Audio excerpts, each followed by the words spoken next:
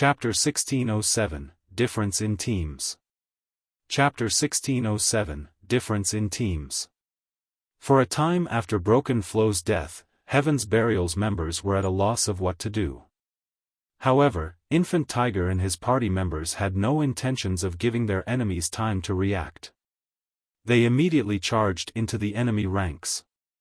They crossed the 30 yards to their targets in a few short seconds. Upon reaching the enemy frontline, the Shield Warrior and Guardian Knight slammed their shields into the enemy melee players, crumbling the battle formation. Meanwhile, Infant Tiger and the other two berserkers nimbly weaved their way into the enemy lines before executing Whirlwind Slash. 3 powerful tornadoes instantly engulfed Heaven's Burial's members. Not only did the attacks push these players back, but they also lost a significant chunk of their HPs. Following which, the Berserker trio approached the nearest enemies and finished off their weakened foes. In the blink of an eye, several members of Heaven's Burial's team died. They're trying to break out of the encirclement. Kill them. Finally, some of Heaven's Burial's members reacted, moving to intercept Infant Tiger and his friends. Those with berserk skills promptly activated them as the healers and ranged DPS channeled and executed one spell and skill after another. However, Infant Tiger and the others paid the healers and ranged DPS no mind as they ruthlessly targeted players without berserk skills. With an overwhelming advantage in basic attributes and superior combat standards, they finished their targets off easily. Even half HP MTs fell after 2 or 3 attacks. By the time Heaven's Burial's healers had launched their healing spells, their team had suffered over a dozen casualties. Moreover, the majority of the players that had died were MTs.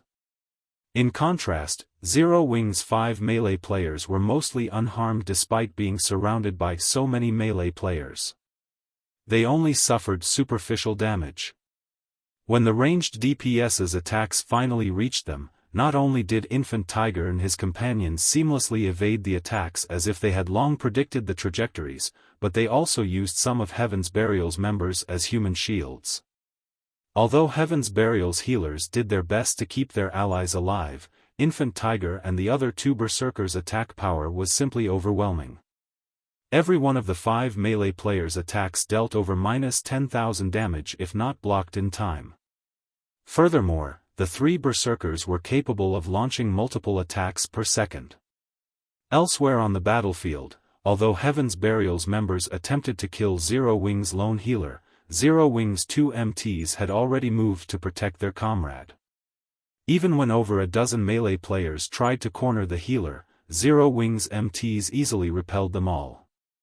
In the end, they could only watch as the healer maintained Infant Tiger and the other Zero Wing berserkers' HP as the human meat grinders slaughtered their allies. As time passed, Heaven's Burial's 100-man team continued to lose members. In the face of Infant Tiger and the other 4 melee players from Zero Wing, Heaven's Burial's numerous experts were a joke. Just who are these people? When did Zero Wing find such experts? The more Heaven's Burial's members fought, the more frightened they became. At this point, the difference in both sides' strength was clear for all to see. No matter what kind of attacks they used, Infant Tiger and his companions effortlessly dodged or blocked them. In contrast, the Zero Wing berserkers' attacks always slipped past their defenses, landing direct hits and causing significant amounts of damage. And the more Infant Tiger and the others fought, the more familiar they became with the battle array. The battle array was too strong. Once they activated the battle array, they basically had a 360-degree view of their surroundings as long as they maintained proper positioning. Moreover, their improved physiques made it easy to cope with incoming attacks. In their eyes, Heaven's Burial's members were little more than children waving toy weapons. They had no problems predicting their enemies' attacks. They finally understood how God's domain's peak experts were so powerful.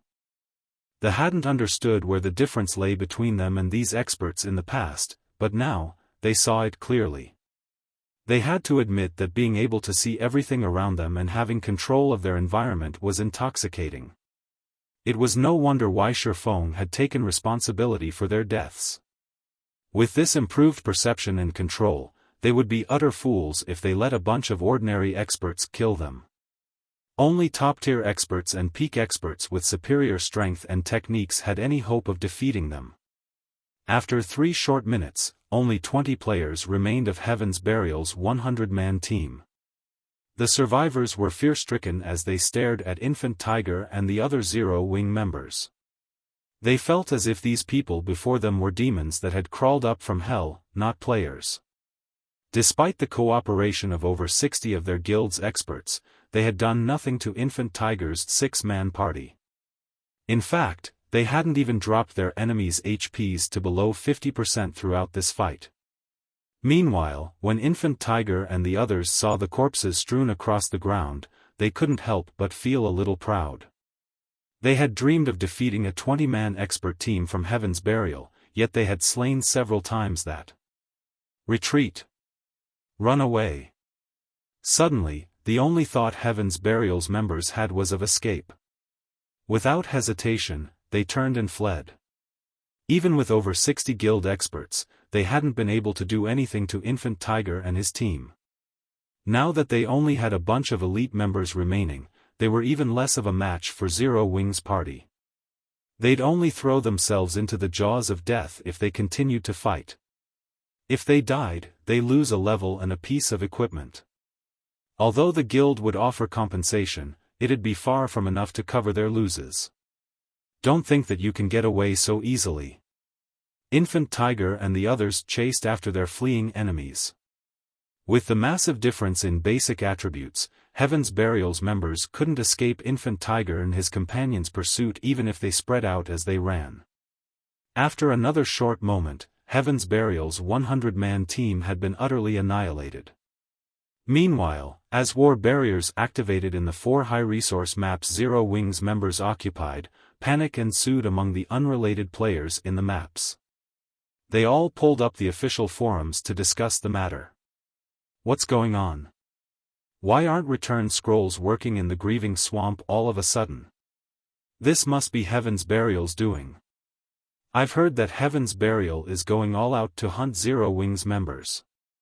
The guild has already dispatched over 8,000 expert members, not to mention the elites. It seems Heaven's Burial is finally getting serious. With 8,000 experts, they'll have no issues eliminating Zero-Wing. Crap. They're really fighting each other. There's a fight between Heaven's Burial and Zero-Wing's teams not too far from me right now. Heaven's Burial's 100-man team is amazing. It's completely overwhelming Zero-Wing's 100-man team. The public had become interested in Heaven's Burial's hunt. No one had expected the guild to dispatch 8,000 experts to slaughter Zero-Wing's members. Even a first-rate guild could, at most, field 3,000 experts. After all, the requirements to be considered an expert player in God's domain had become stricter than ever before. In the past, players would be considered experts once they reached the Trial Tower's 4th floor, but now, players had to reach the 5th floor. Some stricter guilds even required their experts to reach the 5th floor's middle stage. Yet, Heaven's Burial had nearly 3 times more experts than a first-rate guild. Guild leader, we've received a casualty report from Starmoon Kingdom. Daybreak Fog suddenly approached Singular Burial, who commanded the battle before them. Quietly, she said, thus far, we've killed 1,809 Zero-Wing members. That many? Didn't the battle start less than half an hour ago? Singular Burial nodded, satisfied, upon hearing the report. What about our casualties? Although the direct attacks were far more costly, they could deal a more severe blow to their enemy. Hearing Singular Burial's question, Daybreak Fog's expression darkened as she hesitated. Has something happened? When Singular Burial saw Daybreak Fog's reaction, apprehension welled within him. We've lost 3,237 members thus far. Among them, 923 are expert players, Daybreak Fog said. How is that possible? Singular Burial was dumbfounded when he heard these numbers. Immediately, he demanded, "What happened over there?" They had sent over 8,000 experts over to Star Moon Kingdom, and Zero Wing only had around 2,000 experts. Even if Fire Dance and Zero Wing's other peak and top-tier experts took action, they could never make up for the massive difference. Chapter 1608, Indiscernible Zero Wing. Chapter 1608, Indiscernible Zero Wing. Daybreak Fog could only shake her head helplessly in response to Singular Burial's question. Even she had been confused when she received the statistics report, wondering if someone had made a mistake when compiling the information. However, although someone could have miscounted the enemy's casualties, how could they do so with their own death counts? In other words, Zero Wing had indeed killed 3,237 of their members in less than half an hour. Moreover, nearly one-third were the guild's experts. Has no one discovered the reason behind this yet? Singular Burial growled, his brows twitching slightly in anger. Over 10% of their 8,000 experts had died in less than half an hour. If the other major powers learned that they didn't even know the cause of this grievous loss, they'd become a laughingstock. Unlike guild elites, a guild expended all of its precious resources into nurturing its experts. They were incomparably more valuable than the guild's elite members. A loss of one expert was a much larger impact than losing 10 elites. If a first-rate guild suddenly suffered nearly 1,000 expert deaths, the loss would be severe enough to hamper the guild's development. After all, experts were a guild's main combat power when obtaining top-tier equipment and contesting for resource maps. They were also the foundation when competing with other guilds. We still don't have any information, but I've sent people to investigate the matter, Daybreak Fog said as she expressed her frustration over the situation. Just as Singular Burial was about to say something more, he received a call. The caller was none other than Broken Flow, one of the commanders tasked with hunting Zero Wing's members. Has something happened? Singular Burial asked, curious about Broken Flow's anxiety. When Singular Burial noticed Broken Flow's current level, he asked in surprise, "How did you lose a level?" Singular Burial clearly remembered Broken Flow being level 50 before they embarked on the mission, yet now, the Berserker was only level 49. Broken Flow was one of Heaven's Burial's top-ranked experts, and with the level 45 Dark Gold set equipment he wore, he could contend with any of the Super Guild's top-tier experts, yet he had lost a level. Why wouldn't Singular Burial be surprised? I died. Although Broken Flow hesitated, he revealed the truth, and he did so with an incredibly grim expression. You died? Singular Burial was even more shocked. Did you encounter Black Flame or the other experts I warned you about? He had planted over 30 spies in Zero Wing, and although they didn't have access to the guild's core secrets, they could discover its experts' identities. Hence, he knew that only a few people in Zero Wing were capable of killing an expert of Broken Flow's caliber. No, Broken Flow's expression darkened further. No? Then who killed you? Singular Burial demanded. Has Zero Wing received reinforcements from somewhere else? That shouldn't be possible. I haven't heard of any powers lending the guild aid. Zero Wing had formed a close relationship with both the Dragon Phoenix Pavilion's Phoenix Rain and the secret pavilion's Yuan Tianxin. If these two superpowers helped Zero Wing, he doubted that he could do anything to threaten the guild. The difference between Heaven's Burial's background and the two superpowers was just too massive. Moreover, Heaven's Burial lacked the home ground advantage in Star Moon Kingdom. He had paid close attention to the two superpowers, waiting to see if they would aid Zero Wing or not. However, he hadn't heard any news of either organization helping his enemy. This was one of the reasons that he had dared to hunt down Zero Wing's members. One of Zero Wing's expert parties killed me, Broken Flow explained after taking a deep breath. Zero Wing's expert parties? Realization dawned on Singular Burial. There were some capable players among Zero Wing's experts, and if Broken Flow were careless and underestimated them, he might get himself killed. Sighing and shaking his head disapprovingly, he continued, "You are too careless." "Well? Don't tell me that you only contacted me to tell me this?" "Emicham." Broken Flow nodded silently. Seeing Broken Flow's response, Singular Burial felt wrathful flames burn within him. Meanwhile, when Daybreak Fog heard Broken Flow's response from beside her guild leader, she noticed something odd about the berserker's behavior. He had contacted the guild leader about such a small matter. Did he think that leading a guild was a leisurely job?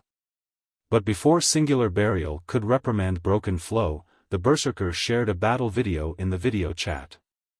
"Guild leader, I was killed by an expert party from Zero Wing. I don't know how it's possible, but 5 of the 6 party members were Refinement Realm experts. Moreover, their basic attributes are extremely high. They were even higher than mine," Broken Flow explained. "Zero Wing still has 5 Refinement Realm experts we don't know about? How?" Singular Burial and Daybreak Fog denied Broken Flow's claims almost simultaneously. Only one out of several hundred players in God's domain could reach the Trial Tower's 5th floor. Among these experts, very few could overcome their limits, achieving extreme control of their bodies and entering the Refinement Realm. Refinement Realm experts were practically VIPs in first-rate guilds right now. Even super guilds struggled to nurture such experts. Whenever a new player reached the Refinement Realm, the various superpowers rushed to recruit them. Yet, Zero Wing had introduced 5 such Refinement Realm experts to the battlefield.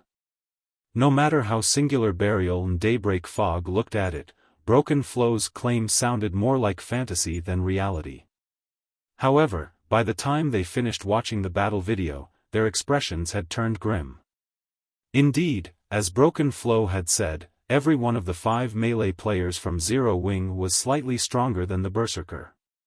If 5 such experts formed a party, said party would wield terrifying killing power. Throughout Heaven's Burial, only Lei Jingyang's forces could likely stand against such a party. As Singular Burial was about to say something, Lightning Blade, the chief MT of Heaven's Burial's main force, contacted him as well. "Guild leader, look at this video. Not long ago, I encountered an expert party from Zero Wing with 5 Refinement Realm experts. My team was no match for them, and in the end, only a few of my brothers and I managed to escape. We need to notify everyone right away and tell them to be careful of this 6-man party," Lightning Blade urgently reported. As they listened to Lightning Blade's report, Singular Burial and Daybreak Fog's expressions darkened further. A trace of shock flashed in their eyes. What is going on? Singular Burial was even more confused after watching the battle video Lightning Blade had sent. Daybreak Fog struggled to comprehend the situation, as well. Both Broken Flow and Lightning Blade led 100-man expert teams, but their teams operated in different maps. Although the Refinement Realm experts Broken Flow and Lightning Blade had encountered wore black cloaks, they hadn't bothered to hide their appearances. The Refinement Realm experts in each party were also different classes. It was certain that Broken Flow and Lightning Blade had encountered different Zero Wing parties. This proved that Zero Wing had gained an additional 10 Refinement Realm experts. If these experts were split and assigned to 100-man teams, they would pose a huge threat to Heaven's Burial's teams. But as Singular Burial tried to think of a countermeasure for these new Refinement Realm experts, the other commanders began to report back. All of these commanders reported the same situation that Broken Flow and Lightning Blade had encountered. Every one of these commanders mentioned a 6-man party from Zero Wing consisting of 5 Refinement Realm experts. Chapter 1609, Heaven's Burial retreats in defeat. Chapter 1609, Heaven's Burial retreats in defeat. Singular Burial's expression when he finished watching the battle videos a subordinate had sent was indescribably grim. It wouldn't be a major issue if Zero Wing had simply acquired a few more Refinement Realm experts. With Zero Wing's capabilities, it wasn't entirely impossible, but based on the latest reports, Zero Wing had collected 100 new Refinement Realm experts. For a moment, Singular Burial wondered if he were in a dream. He couldn't find it in himself to believe this was true, yet with the battle videos and the large number of casualties Heaven's Burial had suffered thus far, he had all the proof he needed. If Zero Wing had unexpectedly acquired 10 additional Refinement Realm experts, while it would give Singular Burial a headache, he could mitigate the problem by warning his subordinates to be careful during their hunt.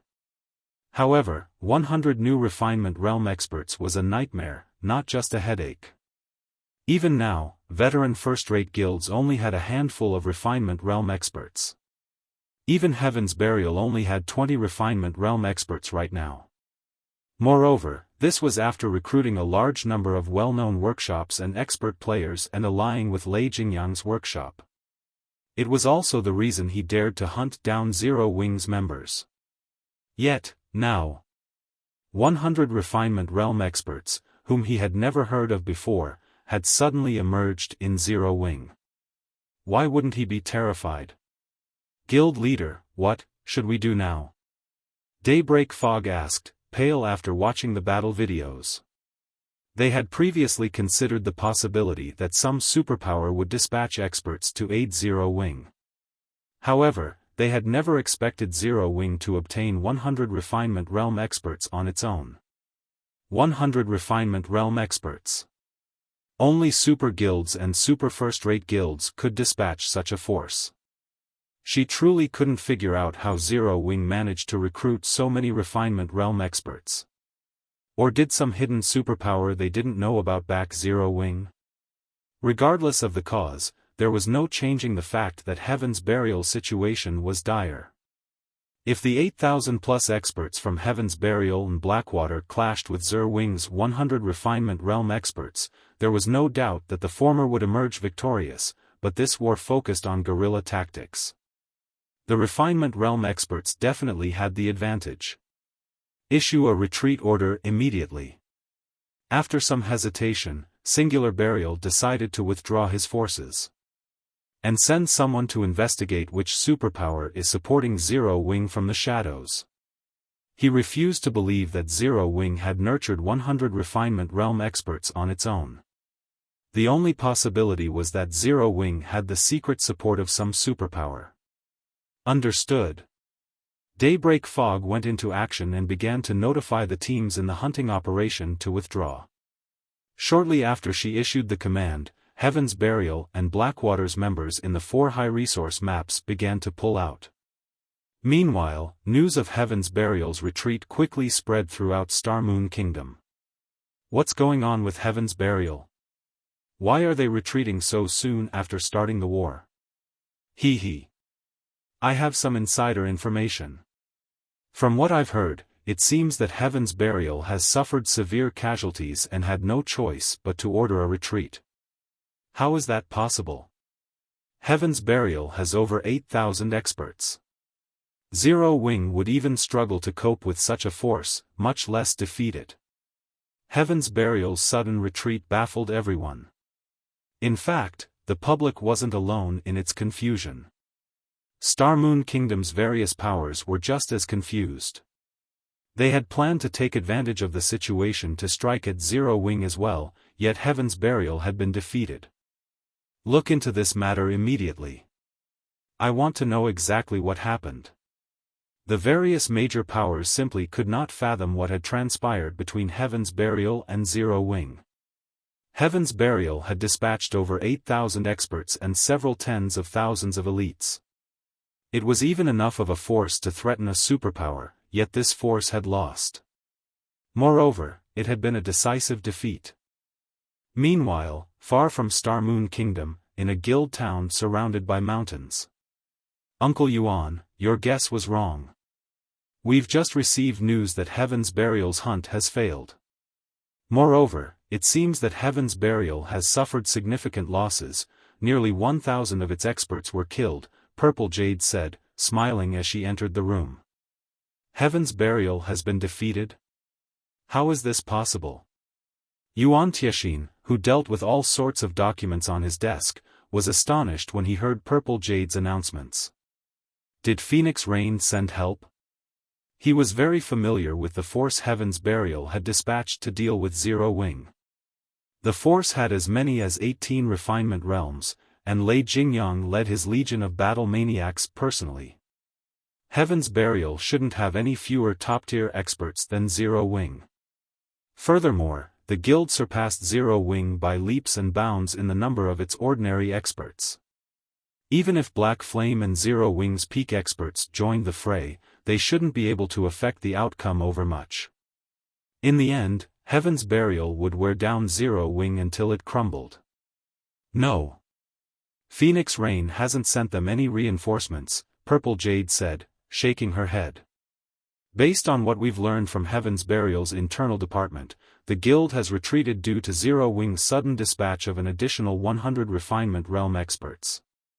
Not only do these refinement realm experts have incredible basic attributes, but their coordination is seamless. These Zero Wing experts have claimed the lives of many of Heaven's Burial's own refinement realm experts. 100 refinement realm experts? Yuan Tiexin abruptly stood. For a moment, he even thought he had heard wrong. Are you sure Zero Wing has obtained 100 refinement realm experts? MHM, very sure. I even have a few battle videos to prove it. Purple Jade then sent the battle videos she had received to Yuan Tiexin. I've already watched all of them. These Zero Wing refinement realm experts are quite powerful. When they work together, they don't even have an issue defeating flowing water realm experts. Have you found out which super guild or super first-rate guild has helped Zero Wing? Yuan Tiexin asked after looking through the battle videos. He could tell that these experts were extraordinary. They had no blind spots whatsoever. They could even block ranged attacks, which was difficult for ordinary refinement realm experts. When they cooperated, they moved as if they shared a single body. Ordinary refinement realm experts couldn't compare to these players. I did. We haven't found any news of a super guild or super first-rate guild mobilizing so many refinement realm experts. It's almost as if these experts had just joined God's domain, Purple Jade reported seriously. I've also had some of our people compare these refinement realm experts' appearances to the images we have of Zero Wing's members. And? Yuan Tiexin asked hurriedly. 100 refinement realm experts were no trivial matter. Even superpowers like the Secret Pavilion would have to take such a force seriously. There's no doubt, these refinement realm experts were already Zero Wing members, Purple Jade said, her voice softening as even she struggled to believe it.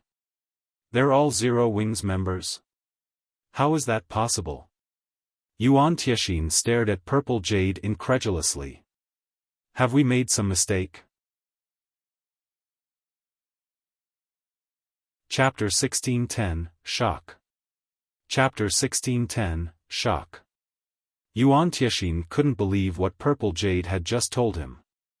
Even the Secret Pavilion struggled to nurture refinement realm experts. Before becoming a refinement realm expert in the Secret Pavilion, the guild's experts had to pass a series of stringent tests and a significant amount of training. Most people in the virtual gaming world couldn't even fathom the effort, talent, and resources required to become a refinement realm expert. Although God's domain's unique nature made it easier for players to reach the refinement realm, these players were still exceedingly rare. They were also considerably famous in God's domain. Zero Wing had only established a few months ago, and even if it had the support of some super guild or major corporation, it wasn't capable of nurturing so many refinement realm experts. There are no mistakes. All of those players are members of the Dark Gods Legion. I also read through the information we have on these players before I came here.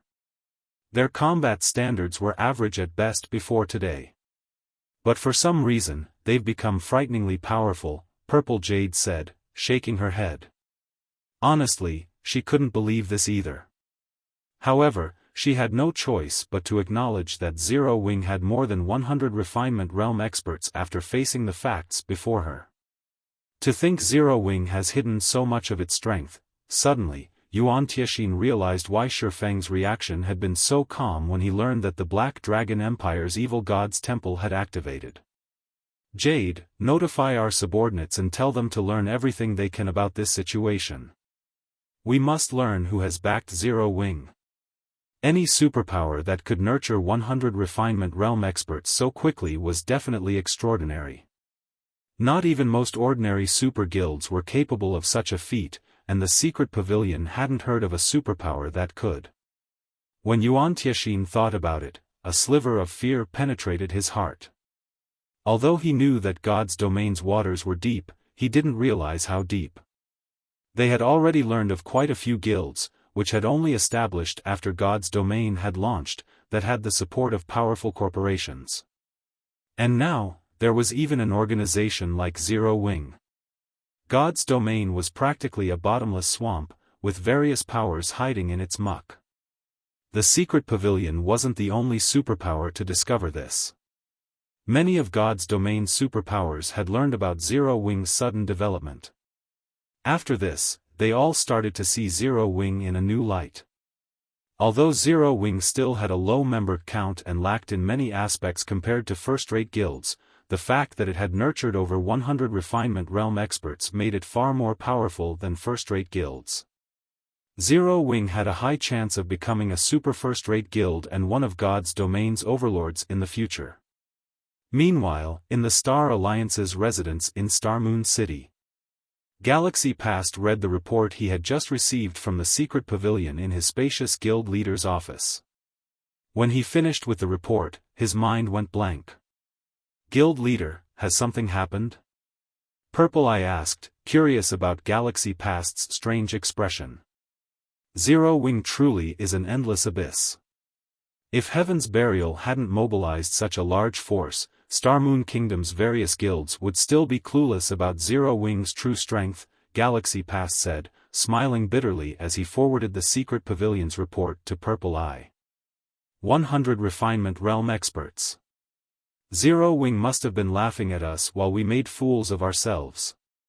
This 100 refinement realm experts? Purple Eye's jaw dropped as she read the report. She wasn't as ignorant as she had been in the past, and she was very familiar with the power of a refinement realm expert. Although she acknowledged her own talent, she still couldn't cross the final threshold and reach the refinement realm, even with the secret pavilion's help. Yet, Zero Wing had just revealed 100 refinement realm experts. And to think that the Star Alliance had actually worked with other guilds to take down Zero Wing in the past. Had Zero Wing utilized its true power back then, the consequences would have been unimaginable. Purple Eye finally realized why her rival, Gentle Snow, had chosen to join an upstart guild like Zero Wing. Sea of Death, Thunder Island. 100 refinement realm experts? Just how many secrets does Zero Wing have? Phoenix Rain was at a loss for words after reading the report. The fact that Xiaofan and Zero Wing's experts had helped her secure a portion of Thunder Island's control was already incredible, and now, the guild had just revealed that it had over 100 refinement realm experts. Although Zero Wing had nowhere near as many refinement realm experts as the Dragon Phoenix Pavilion, a contingent of 100 refinement realm experts could still pose a threat to her and Nine Dragons Emperor. If Nine Dragons Emperor had known that this upstart guild had such a background, he would never have tried to stop it out. Black Dragon Empire, Lakeheart City. What? Heaven's Burial retreated? What happened? Curiosity ravaged Gentle Snow when she heard Zhao Yueru's report.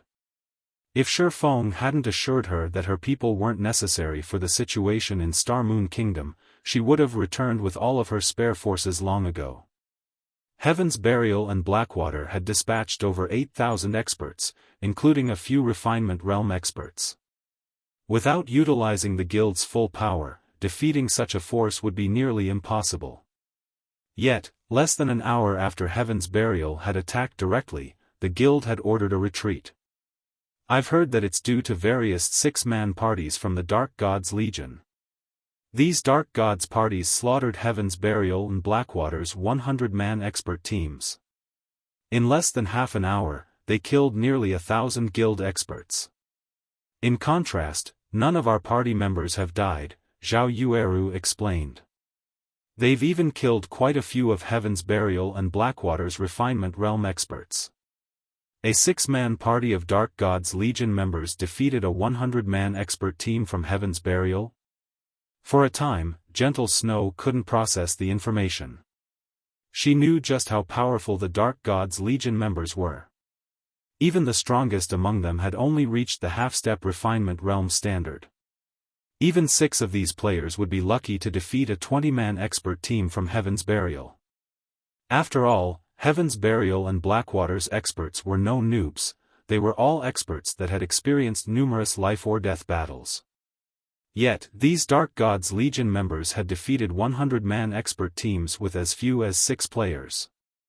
To Gentle Snow, this sounded like a fantasy. That's right.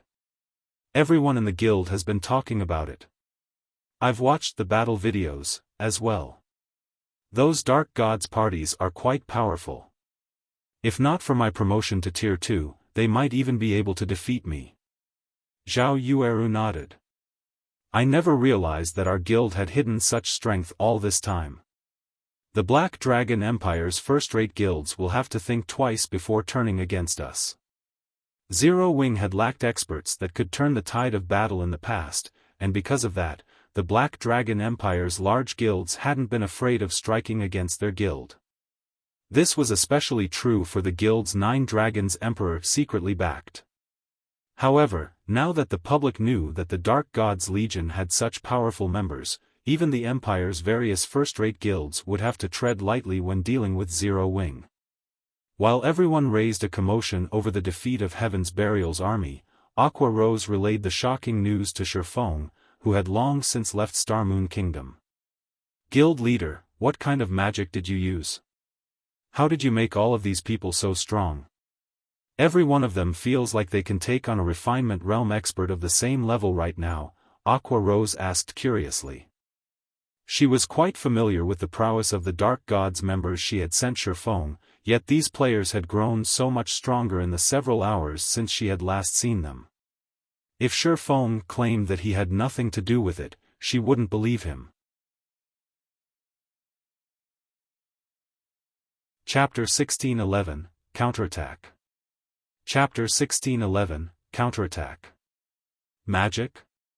When Xiaofan saw Aqua Rose's excitement, he smiled and said, I don't know any magic. I merely gave each of them a piece of equipment.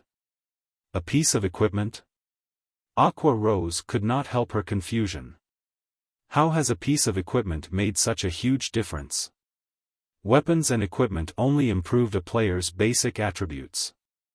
While the Dark Gods party's basic attributes had risen since she had seen them last, the improvement to their combat standards was the key difference. They never would have been able to defeat a 100-man expert team with just a boost to their basic attributes. Here, you'll understand once you take a look. Xiaofan then shared the Conqueror's armor's attributes with Aqua Rose. As Aqua Rose was one of Zero Wing's core upper echelons, he had no reason to hide the armor from her. Besides, as players reached higher levels, it'd only be a matter of time before the various large guilds learned about battle arrays. He had only had the Dark Gods members sign a confidentiality contract to hide the information from the various large guilds for as long as he could, but it was impossible to hide the battle arrays from the public forever. When Aqua Rose read the armor's information, she was dazed. She had never thought that God's domain had equipment like this. Not only did the Conqueror's armor improve its wearer's basic attributes, but it also allowed them to share their perception with other players wearing the armor. It could basically enhance players' perception range by a large margin, allowing these players to reach a simplified version of the Void Realm. Although ordinary experts wearing the Conqueror's armor still wouldn't be able to control their bodies as well as Refinement Realm experts, their overall combat standards wouldn't be any weaker than an actual Refinement Realm expert with the enhanced perception. Guild leader, where did you obtain so many pieces of this armor? Aqua Rose inquired. How could ordinary equipment possibly compare to such powerful battle array equipment? The Conqueror's armor offered even greater benefits than ordinary epic equipment. It had to be incredibly rare, yet Xiaofan had given these chest pieces to 100 Dark God's Legion members. I made them, Xiaofan answered truthfully.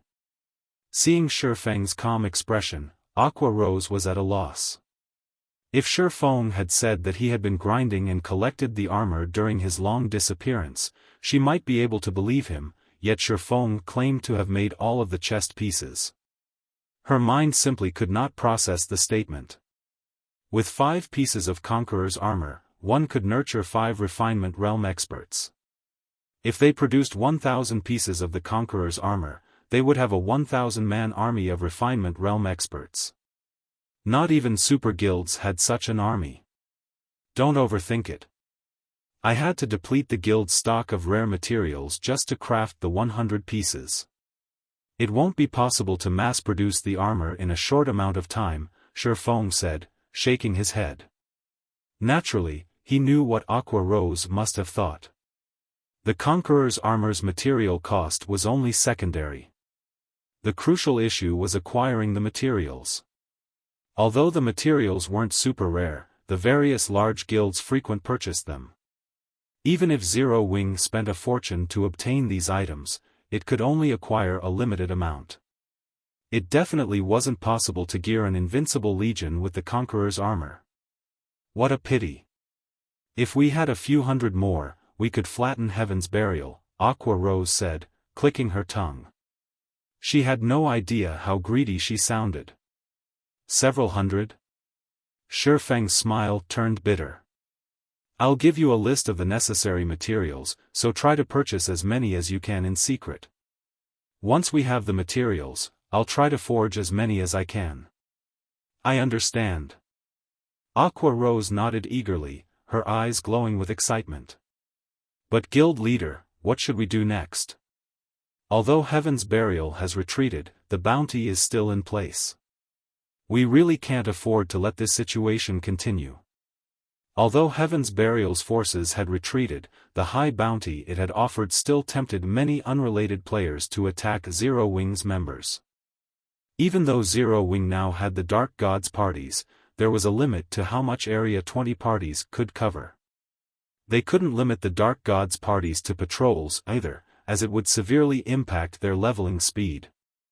Heaven's Burial sure gave up quickly. Xiaofan was slightly disappointed when he read the statistics report Aqua Rose had sent. He had assumed that Heaven's Burial and Blackwater would continue to clash with Zero Wing, relying on their numeric advantage. He hadn't expected Heaven's Burial to retreat so decisively. He had only managed to wear the enemy guild down slightly. However, Xiaofan could understand their decision after giving the matter some thought. If one had sufficient understanding of Refinement Realm experts, they'd realize what kind of prowess 100 Refinement Realm experts could wield in guerrilla warfare. Moreover, these 100 experts were concentrated in a few maps. This was also why the various large guilds were so afraid of super guilds and super first-rate guilds. Ordinary players, elite players, and ordinary expert players. With enough money, a guild could recruit and nurture as many of these players as they wanted, but it was a slightly different story when it came to Refinement Realm experts and those who were stronger. Guilds couldn't necessarily recruit such experts just because it had the money to throw at them. Moreover, there was a qualitative difference between the power of a Refinement Realm expert and the power of an ordinary expert. Even in equipment with similar attributes, there would be a massive difference between the combat power Refinement Realm experts could display and that of ordinary experts. Without an overwhelming basic attribute advantage, several, maybe more than a dozen, ordinary experts would need to work together to take down a Refinement Realm expert. This granted Refinement Realm experts a massive advantage in field battles. Normally, guilds could only cope with these experts' ambushes by dispatching their own Refinement Realm experts or organizing their players into large groups. However, it wasn't feasible to send its members out in teams of hundreds or thousands as it would negatively impact their acquisition of EXP and equipment. Not even well-funded guilds would survive long if 100 experts interfered with thousands of its members' development. This was precisely why super first-rate and super guilds had maintained a solid footing in the virtual gaming world for so many years, finding it beneath them to bully first-rate and below guilds. Their strength was simply on a different level. Of course, refinement realm experts weren't enough to help a guild become an overlord in the virtual gaming world. Guilds also needed a large number of members to help with other tasks, such as occupying territory and harvesting resources. Since Heaven's Burial has retreated, we'll take the fight to them. It's about time we show Heaven's Burial that it's not the only power that can hunt players, Xiaofan decided after giving the matter some thought. Notify Fire Dance and the others. Have them lead the Dark Gods parties to the Orc Empire and teach Heaven's Burial's members what it feels like to be prey. I want to see which of our guilds lasts until the very end. Due to its lack of experts, Zero Wing had only been able to defend against Heaven's Burial's brutal assaults, but now that it had the Dark Gods parties, it had no reason to hold back against its enemy. In his previous life, many super guilds and super first-rate guilds had often used this tactic, hindering a large group's development by sending small parties of refinement realm experts, when they wanted to avoid wasting resources to deal with troublesome guilds. He didn't mind testing this tactic on Heaven's Burial. Alright, I'll let them know. Aqua Rose's excitement built when she heard Xiaofang's order. They had taken a one-sided beating from Heaven's Burial and Blackwater for too long now.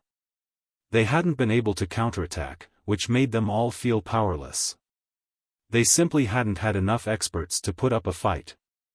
If they had sent ordinary experts into Heaven's Burial's territory, they'd send their people to the slaughter, rather than damage their enemy.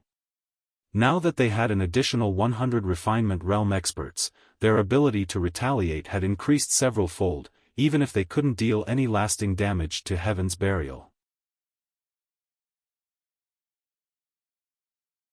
Chapter 1612, Insane Guild. Chapter 1612, Insane Guild. After Xiaofan had given Aqua Rose his commands, he disconnected the call and contacted Melancholic Smile.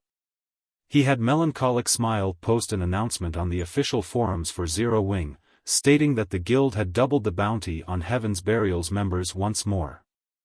The bounty for killing a normal member had already risen to 40 silver, but they had just raised it to 80 silver.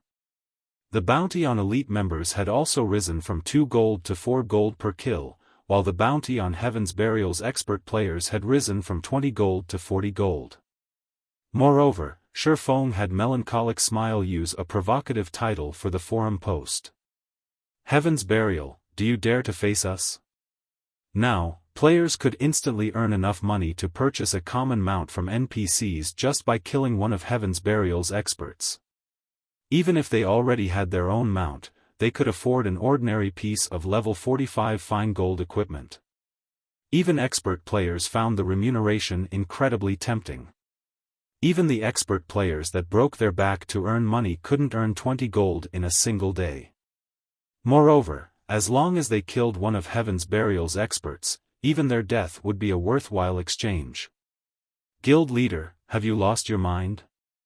Melancholic Smile's eyes nearly fell from their sockets when Xiaofan told her to double their bounties on Heaven's Burial.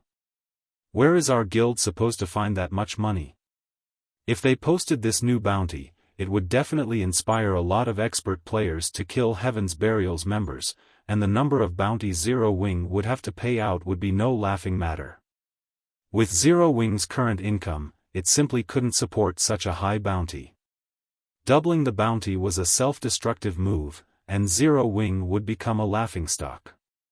Relax. I'll figure out a source. If we really can't afford to pay, sell a portion of the weapons and equipment the Dark Gods party obtained, Xiaofan said. The current bounty was quite a burden on Zero Wing, but it was only a small annoyance to Heaven's Burial. At this rate, Zero Wing's situation would only become more disadvantageous.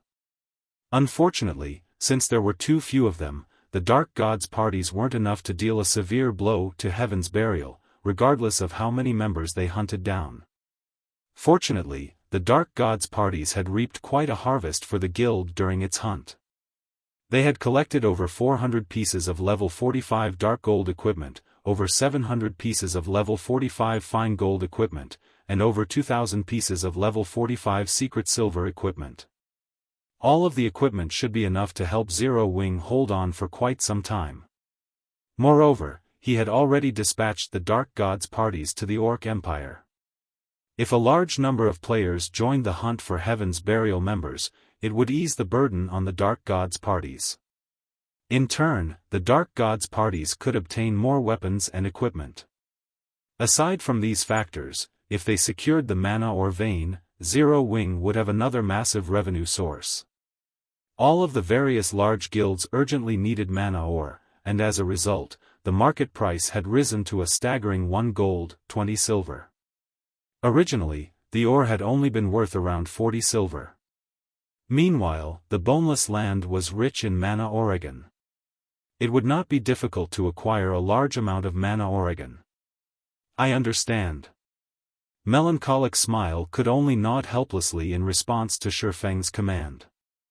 Although she was confident in Shifeng's abilities, she still could not help but feel that his decision was a little too crazy this time. Following which, Melancholic Smile published the new bounties on Star Moon Kingdom's official forums. Star Moon Kingdom's players went mad over the news. All hail Zero Wing. How rich! Is this Zero Wing's true power? Crap! Is Zero Wing for real? 40 gold coins just for killing one of Heaven's Burial's experts? With this much money, Heaven's Burial's experts might kill themselves to claim their own bounties from Zero Wing. This is insane. Zero Wing has truly gone insane. Even top-tier experts would be tempted by this price. This won't do. I need to form a team to grind Heaven's Burial's members. Who wants to team up? Amazing. Zero Wing is really bold to pull such a stunt. Heaven's Burial is in for some pain. Heaven's Burial must have gone too far when it provoked Zero Wing this time. Even if the guild destroys Zero Wing, they're going to suffer for it. When everyone saw that Zero Wing had doubled its bounties, they couldn't help but feel some sympathy for Heaven's Burial's members. At the same time, they were shocked by Zero Wing's generosity. Orc Empire, Ancient Rock City. As the only guild city in the Orc Empire's inner region, a constant stream of players visited the city each day. Not even Kingdom's major NPC cities could compete with Ancient Rock City's player population. Although the city was extremely lively, silence dominated the meeting room in Heaven's Burial's residence. Despite the guild's upper echelons filling the room, no one made a sound as they stared at Singular Burial with somber expressions. Due to the previous hunting war, Heaven's Burial had lost a significant amount of equipment, and a large number of their experts had been killed. However, that wasn't enough to warrant a meeting of this scale. They had gathered in this meeting room due to Zero Wing's latest announcement. Because of that announcement, Heaven's Burial had suffered more casualties than ever before. Lunatics. Everyone from Zero Wing is a lunatic. Singular Burial's brows twitched uncontrollably when he read Heaven's Burial's latest casualty report. Less than half an hour since Zero Wing had doubled its bounties, Heaven's Burial had suffered over 4,000 casualties, far more than it had during the hunting war. Thus far, the guild's loss was already worth roughly 8,000 gold. Of course, Zero Wing hadn't gotten off easy either, since it had to pay at least 10,000 gold in bounties. If this continued, Heaven's Burial wouldn't last long even with Blackwater's investments and Ancient Rock City's income. Guild leader, based on our reports, part of the reason that our casualty count is so high is that Zero Wing's Dark Gods parties have begun to operate in the Orc Empire. Although we've sent our forces to hunt them down, they are moving too quickly. We haven't been able to catch them. Rather, the tables have turned on quite a few of the teams we sent out to hunt down these Dark Gods parties, Daybreak Fog reported. The guild's morale is incredibly low, and some elite members have begun to withdraw from the guild. Zero Wing. Black flame. Singular Burial gnashed his teeth as he glared at the report in his hands. Since that is how you want to play it, I want to see which of us can last until the end. He truly hadn't thought that this war would develop to this point. Zero Wing's actions had also forced Heaven's Burial to raise its bounties correspondingly. The increased bounties added yet another significant expenditure for the guild.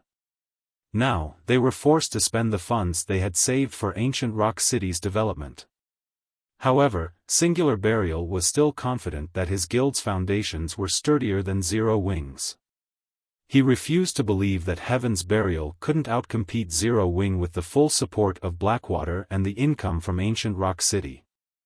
Elsewhere, Xiaofan had finally reached the Boneless land with Zero Wing's internal members and White Tiger Dojo's disciples. As the group arrived, they found themselves in a dusky, foggy area. They also felt an oppressive weight bear down on them, making their thoughts sluggish. Moreover, they felt an indescribably dangerous feeling from their surroundings, as if they'd die if they took a wrong step. Hidden among the fog, these players faintly saw the towering walls of a town some distance away. What's going on? Why is there a town here? Xiaofan was confused when he noticed the distant town. He was very familiar with the Boneless land, clearly remembering that it was home to demonic creatures. No NPC town should be able to survive here, the map should be a barren wasteland. Other creatures shouldn't be able to survive in the Boneless land, not to mention human buildings.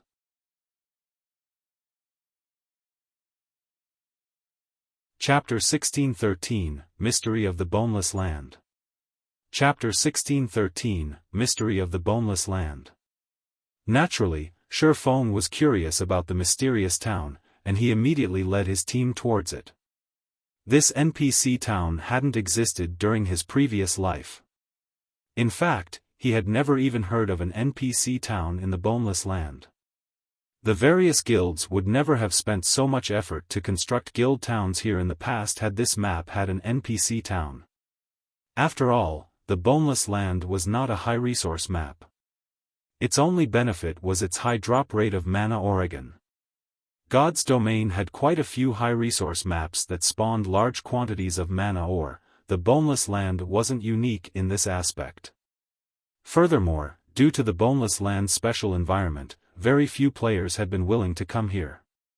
Among the guilds that had set their sights on the Boneless land, none had been a superpower. The strongest guild had only been a first-rate guild. These guilds had only bothered to build a guild town to ensure that their members had somewhere to rest and recover their spent stamina and concentration. A mysterious fog shrouded the Boneless land all year round, and any player that entered the map would have to endure several times the normal stamina and concentration consumption rates. The consumption rates were so high that players' stamina and concentration would decrease even if they stood there and did nothing. Players simply couldn't survive in the Boneless land for long periods. And players could only recover their stamina and concentration by resting in a hotel or guild hall. Moreover, unlike in other locations where players would be immobilized if they ran out of stamina or concentration, players would die if they ran out in the Boneless land. Because of this, Xiaofan had only intended to visit the Boneless land after he acquired the Guild Magic Car. The Guild Magic Car was like a mobile hotel. With it, players could stay and mine mana ore in the Boneless land as long as they needed to. If not for Zero Wing's urgent need for mana ore and its increasing prices, Xiaofan wouldn't have bothered to visit this area. As Xiaofang's group inched closer to the fog-shrouded town, the pressure they felt increased. Their movements became stiff and sluggish, and they could feel a horrific power radiating from the town, their instinct screaming at them to avoid it. What an amazing town! Xiaofan was astonished when he finally got a clear view of the town. He was a level 63, Tier 2 player, and very few things in the Boneless land could threaten his life. The Boneless land was, after all, a level 60 to level 80 map. It might be a dangerous map for other players at this stage of the game, but its difficulty was perfect for him. Moreover, the Boneless land was a barren wasteland, without forests or canyons. Despite the dense fog, visibility in the map was considerably good. One could easily spot roaming monsters from a long distance away. Guild leader, there are a lot of monsters moving outside the town ahead. It looks like there are several thousands of them, a level 32 ranger, who used eagle eyes to scout the town's surroundings, reported. The other team members couldn't help but tense when they heard the ranger. Although they had the combat standards of an expert, they were all still below level 40, yet the monsters here were all level 60 and above. With such a huge level difference, a handful of monsters would be more than enough to annihilate their team of several hundred. If not for Xiaofan's presence, they would have likely turned tail and run by now. Why wouldn't they be worried after learning that thousands of level 60+ monsters awaited them ahead? Although their levels were low, they'd still need a considerable amount of time to recover the lost EXP if they died. Several thousand monsters? Xiaofan was slightly surprised. Why are there so many? Monsters in the Boneless land generally moved in groups of dozens, very rarely would more than 100 gather in a single location. Meanwhile, any group of over 100 demonic creatures would certainly be led by a great lord. Even Tier 2 expert players would try to avoid such a high-ranked monster. As a demonic creature dwelling, all sorts of demonic creatures lived in the Boneless land. Unlike ordinary field monsters, demonic creatures had much higher combat standards. Even the weakest among them would be able to reach the late stage of the Trial Tower's second floor. Ordinary players could only reach the Trial Tower's second and third floor with their combat standards. Meanwhile, demonic creatures also had much higher basic attributes than players of the same level. In other words, a Tier 2 ordinary player would be no match for a Tier 2 Lord-ranked demonic creature of the same level. Only Tier 2 expert players had any hope, yet even these experts would flee from a Tier 3 Great Lord-ranked demonic creature. Tier 2 experts would have to form a party to take one down. And now, thousands of demonic creatures had gathered around the town ahead of them. Guild leader, are we still going to the town? Zipping, who had already reached level 37, asked worriedly. When Zipping saw the screenshot the ranger had shared, littered with HP bars, even he, who had reached the Trial Tower's 6th floor, could not help but break out in a cold sweat. He couldn't fathom why Xiaofan had brought them here. If these demonic creatures accidentally discovered them, Xiaofan might be able to get away, but the rest of them would be slaughtered. Let's head over and take a look, Xiaofan said after giving the matter some more thought. He had found an NPC town he had never heard of in the Boneless land. It'd be a waste not to investigate. If they could use the town as a resting point, it would save him a lot of trouble. Following which, Xiaofan's team members had no choice but to grit their teeth as they followed him to the town. When the team reached a small slope not far from the town and caught sight of the large number of demonic creatures around it, they were dumbfounded. Although they had experienced their fair share of life-or-death battles, their hearts began to pound with fear when they saw the demonic creatures ahead of them. This was especially true when they saw the gigantic, demonic snake, which was over 1,000 meters long, guarding the town's main entrance.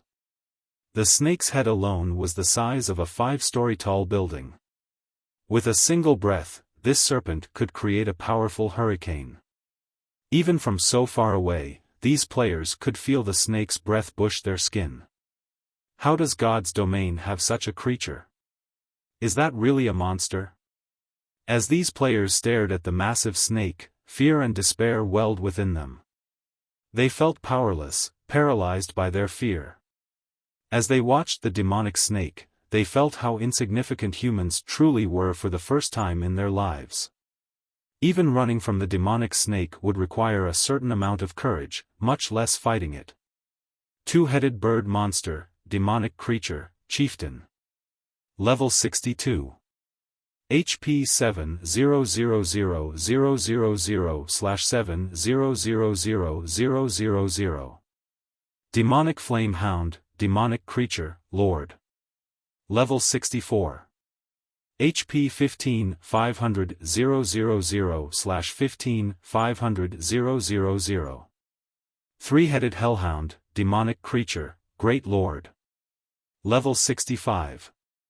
HP 34 000/34 000,000.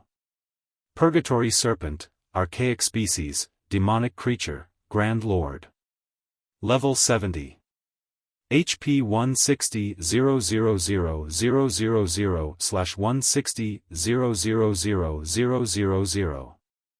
However, unlike his teammates, who were shocked by the Purgatory Serpent and its demonic creature companions, Xiaofan was surprised by the town beyond the Grand Lord. The town wasn't an NPC town at all, it was mining site, operated by demons. A large number of demons patrolled the town's walls, and inside the town, even more demonkin descended into and emerged from a massive hole in the town center. This massive hole seemed like a bottomless abyss, and Xiaofan could feel a heart-wrenching aura radiating from it. Meanwhile, among the various ores the demonkin lifted out of the hole, Xiaofan spotted the precious mana Oregon.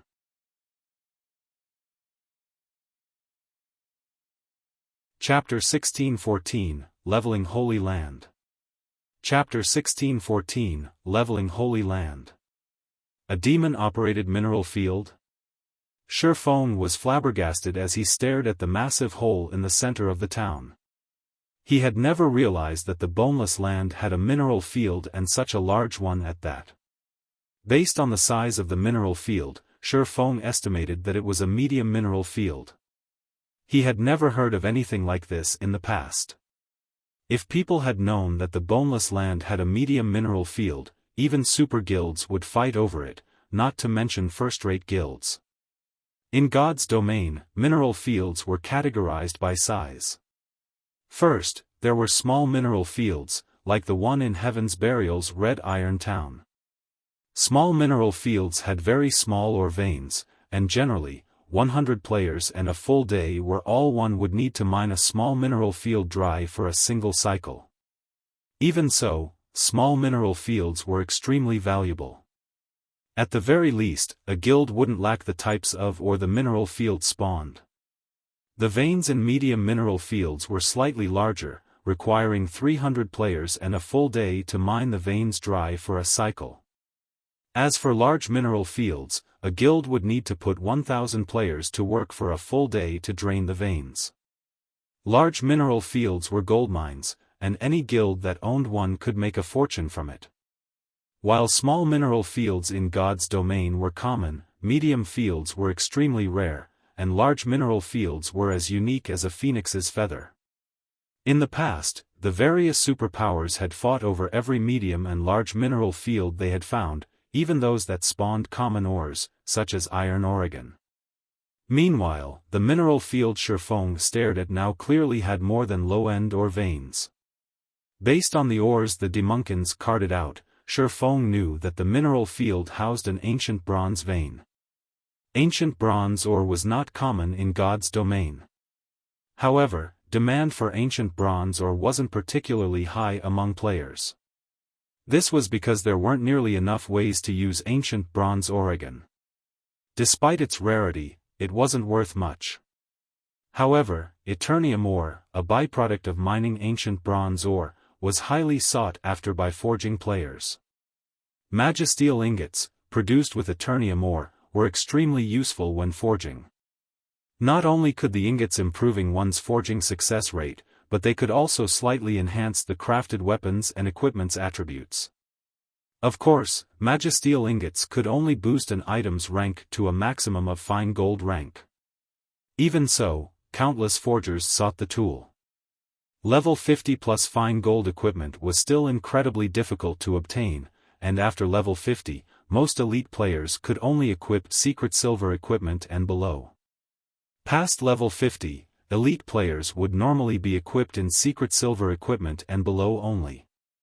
Hence, Magisteel ingots had a considerable market. In the past, Magisteel ingot had sold for 2 gold per piece, yet plenty of players still fought over it. If one could lay claim to this medium mineral field, they could make a fortune with the mined Eternium Oregon. Considering the situation, Xiaofan couldn't help but harbor thoughts of capturing this mineral field. Although he didn't know why a mineral field had suddenly spawned in the Boneless land, he was sure that this was a golden opportunity.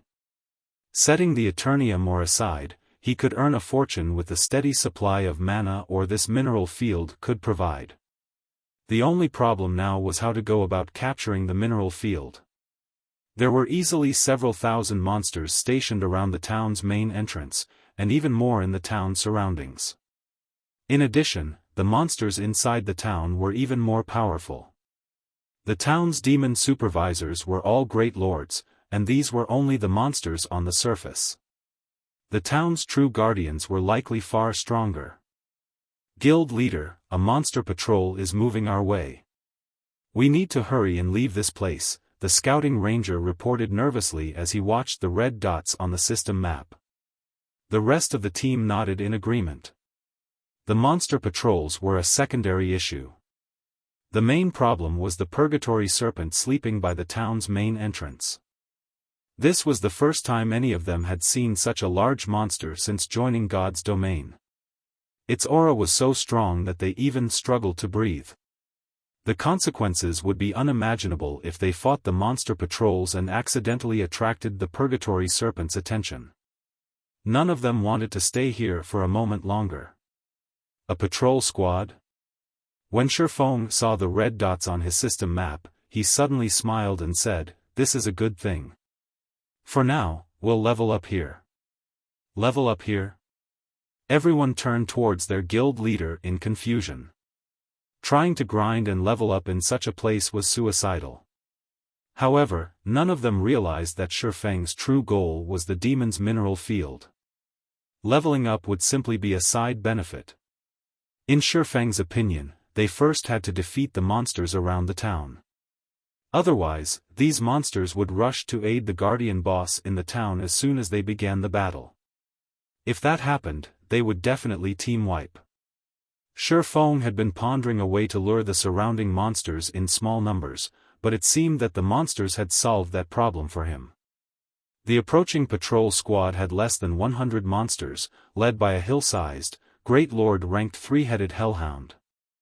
Immediately, Xiaofan retrieved the Bible of Darkness and used demon summoning. Naturally, he had a reason for daring to lead a bunch of low-level players to the Boneless land.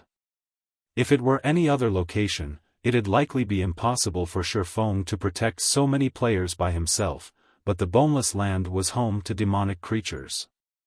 To these monsters, the Bible of Darkness was like an Achilles heel. Here, the Bible of Darkness could display its full potential. After Xiaofan summoned a level 78, Tier 3 Tomahawk demon, he directed the demon to charge at the approaching patrol squad. Although one level 78, Tier 3 demon wasn't enough to take out nearly 100 level 60+ demonic creatures, it could distract them for a short period. Furthermore, Demon Ruler's passive effect increased demonic creatures' attributes under Xiaofang's command by 30%, while also weakening enemy demonic creatures' basic attributes by 30%. In moments, the Tomahawk demon slaughtered the patrol squad's weaker monsters. At the same time, its HP continued to decrease. In the meantime, Xiaofan wasn't idle as he tried to use the Demon Ruler's active effect, granting him temporary control of up to 3 demonic creatures, on the three-headed hellhound. Failure. Failure. Sure enough, it won't be that easy. The outcome of his attempts to control the hellhound didn't particularly surprise Xiaofan. After all, the skill only had a low success rate of 10%. Fortunately, he had the Tomahawk demon to occupy the patrol squad. Demon Ruler's active effect could only be used once every 5 minutes. A congratulatory prompt only popped up in his notification window after Xiaofang's 6th attempt. System, congratulations. You have taken control of the three-headed hellhound. You have 2 hours of control. As Xiaofan took control of the three-headed hellhound, thanks to Demon Ruler's passive effect, the hellhound's basic attributes rose by 30%. Its HP also increased from 34 million to 44,200,000. With control of the three-headed hellhound, Xiaofan had a much easier time defeating the remaining monsters in the patrol squad. When the hellhound and tomahawk demon worked together, they made quick work of the Lord-ranked demonic flame hounds. After the first level 64 demonic flame hound died, Xiaofan noticed that his experience bar had risen by a small, but noticeable amount. He hadn't expected the abundant EXP. The demonic flame hound had granted at least 3 times more EXP than a Lord-ranked monster of the same level.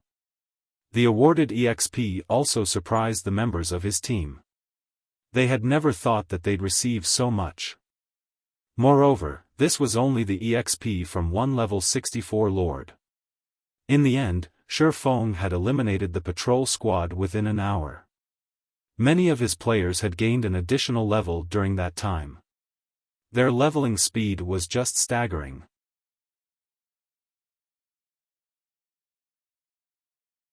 Chapter 1615, Primordial Divine Ruin. Chapter 1615, Primordial Divine Ruin. Our guild leader is so awesome. The players from Zero Wing gazed at the monster corpses before them and the abundant EXP they had received with glowing, excited eyes. At this point, they had completely forgotten about their prior fear and worry. When they had first noticed the approaching patrol squad, they had thought that they were dead for sure. Not only were the squad's demonic creatures above level 60, but the weakest among them was a chieftain. However, as they watched Xiaofan summon a level 73, Tier 3 Tomahawk Demon and take control of the level 65 Great Lord ranked three-headed Hellhound, they were dumbfounded. They had never heard of any player being capable of such a feat. Great Lord ranked monsters generally served as final bosses in team dungeons. They were extremely difficult to defeat, not to mention control. With 2 Great Lord ranked monsters to assist Xiaofan in battle, eliminating all of the level 60+ chieftains and lords became child's play. Furthermore, any of the demonic creatures that came close to Xiaofan suffered a decrease to their basic attributes. From time to time, Xiaofan had even used powerful AoEs to assist the 2 Great Lords. Xiaofan likely wiped this patrol squad out faster than the guild's main force could. However, their leveling speed was even more astonishing. They had never dreamed that it was possible to level up so quickly. They had leveled fast enough when the guild's main force had taken them out to power level, but compared to traveling with Xiaofan, the difference was like heaven and earth. In a single hour, they had gained a full level. If other players heard about this, they'd laugh it off as a joke. As expected of the Bible of Darkness. It really is amazing against demonic creatures. Xiaofan was somewhat astounded as he glanced at the monster corpses littering the ground before him.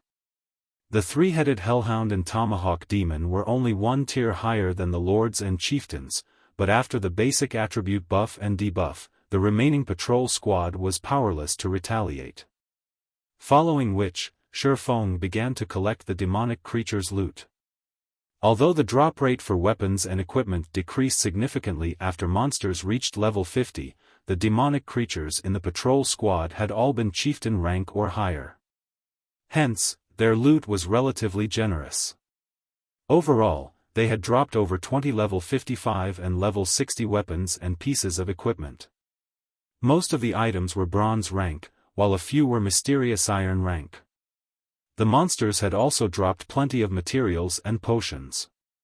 As Xiaofan picked up an aqua blue potion bottle, his eyes began to glow. Death potion. The monsters here actually dropped this? Xiaofan was elated as he examined the potion. After players reached level 50, they needed a tremendous amount of EXP to level up, and combat against monsters in the fields became increasingly difficult, making it easier to lose one's life. The various large guilds in the past had struggled to cope with the increased difficulty, and dealing with it gave them all massive headaches. The death potion had been a solution to their problem.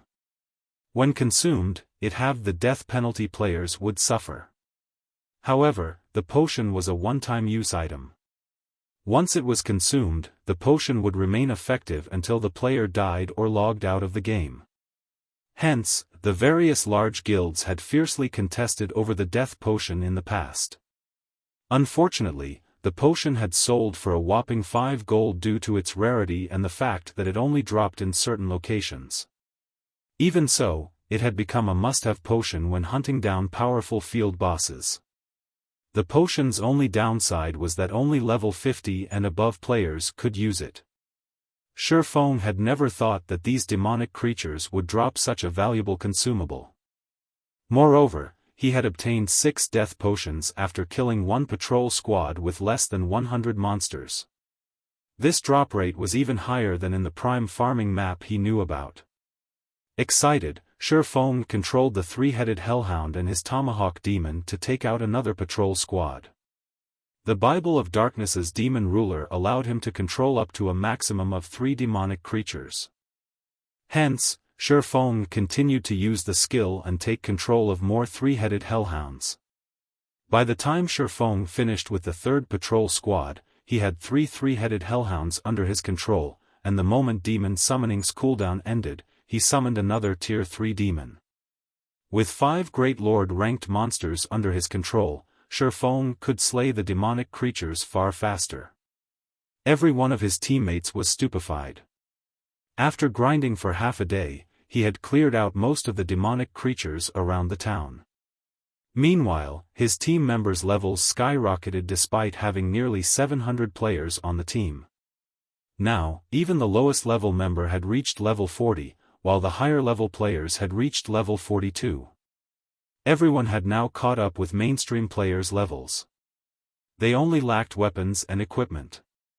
Since Xiaofan was the main DPS and his companions' levels were much lower, he received the majority of the EXP from the monsters he had killed. However, Xiaofan did not rush to level up. Instead, he used the EXP to upgrade the 7 Luminaries Ring's auras. Ever since evolving the 7 Luminaries Ring to fragmented legendary rank, the upgrading each aura required an astonishing amount of EXP. Even he didn't dare to upgrade the carelessly. However, now that his level had exceeded frontline players by a large margin, he wouldn't fall behind if he spent some of his EXP to upgrade the 7 Luminaries Ring. Without hesitation, Xiaofan upgraded the auras of fire, time, and space by 1 level. Now, instead of dealing 1500% flame damage in a 60-yard radius, the aura of fire's flame domain inflicted 1800% damage in a 70-yard radius. The skill's cooldown hadn't changed, remaining at 5 minutes. As for the aura of time's forbidden domain, its AoE had increased from a 500-yard radius to a 600-yard radius. Its duration was still 30 seconds. The aura of time-space movement had increased from a teleportation distance of 600,000 yards to 700,000 yards, and Spatial Gate's teleportation distance had increased from 300,000 yards to 350,000 yards. Both skills' cooldowns hadn't changed, though Spatial Gate's duration had increased from 1 minute to 1 minute, 20 seconds. Although the skills hadn't undergone qualitative transformations, they had improved various aspects for Xiaofan. While he had killed the demonic creatures surrounding the town, Xiaofan had also acquired over 600 pieces of equipment. Unfortunately, the majority was bronze equipment, with only 50+ pieces of mysterious iron equipment. In addition, he had obtained 3 pieces of level 55 secret silver equipment and 1 piece of level 60 secret silver equipment after he had lost control of the 3-headed hellhounds and killed them. Although Xiaofan had secured a lot of equipment, he didn't pay the items much mind. Rather, he was most interested in the 124 bottles of death potion he had obtained. He could either use them for the guild or sell them, and either way, he'd benefit. After spending most of the day killing demonic creatures, Xiaofan opened a spatial gate and teleported his team to another map to rest. Despite the fact that his team members had simply followed him around the entire time, their stamina and concentration were nearly gone. If they did not leave the Boneless land now, they'd all die here. As Xiaofan moved everyone to another map, Aqua Rose contacted excitement and anxiety written across her face. Guild leader, something new has happened in the Orc Empire. I don't know who triggered it, but a massive tower has suddenly risen in the Empire's outer region. And elves are guarding it. Based on what we've learned thus far, it seems the tower is a primordial divine ruin. Apparently, it contains plenty of treasure and level 50+, top-tier equipment. Some players have even spotted epic treasure chests. Moreover, we've learned from the NPCs there that if we clear the tower, we'll receive a ticket to travel to the primordial battlefield. Players can learn advanced combat techniques there. Starmoon Kingdom's various large guilds and those from other countries are frantically gathering at the Divine Ruin. Should we send some of our people over? As Aqua Rose spoke about the primordial Divine Ruin, her eyes sparkled. Just the fact that players could earn a ticket to the primordial battlefield was enough to tempt any guild or player, not to mention the various treasure and top-tier equipment one could earn in the primordial Divine Ruin. After all, combat techniques were extremely rare, and players created most of them. Even if a guild had a combat technique, it wouldn't teach its members the technique lightly. Furthermore, the primordial battlefield offered advanced combat techniques. Even if players failed to grasp an advanced combat technique in its entirety, the knowledge they gained during the attempt to learn it would still help them strengthen their combat standards. If Zero Wing missed this opportunity, it would fall behind the other guilds in its development. Furthermore, thanks to Zero Wing's new addition of 100 refinement realm experts, the various large guilds had learned how valuable top-tier experts were.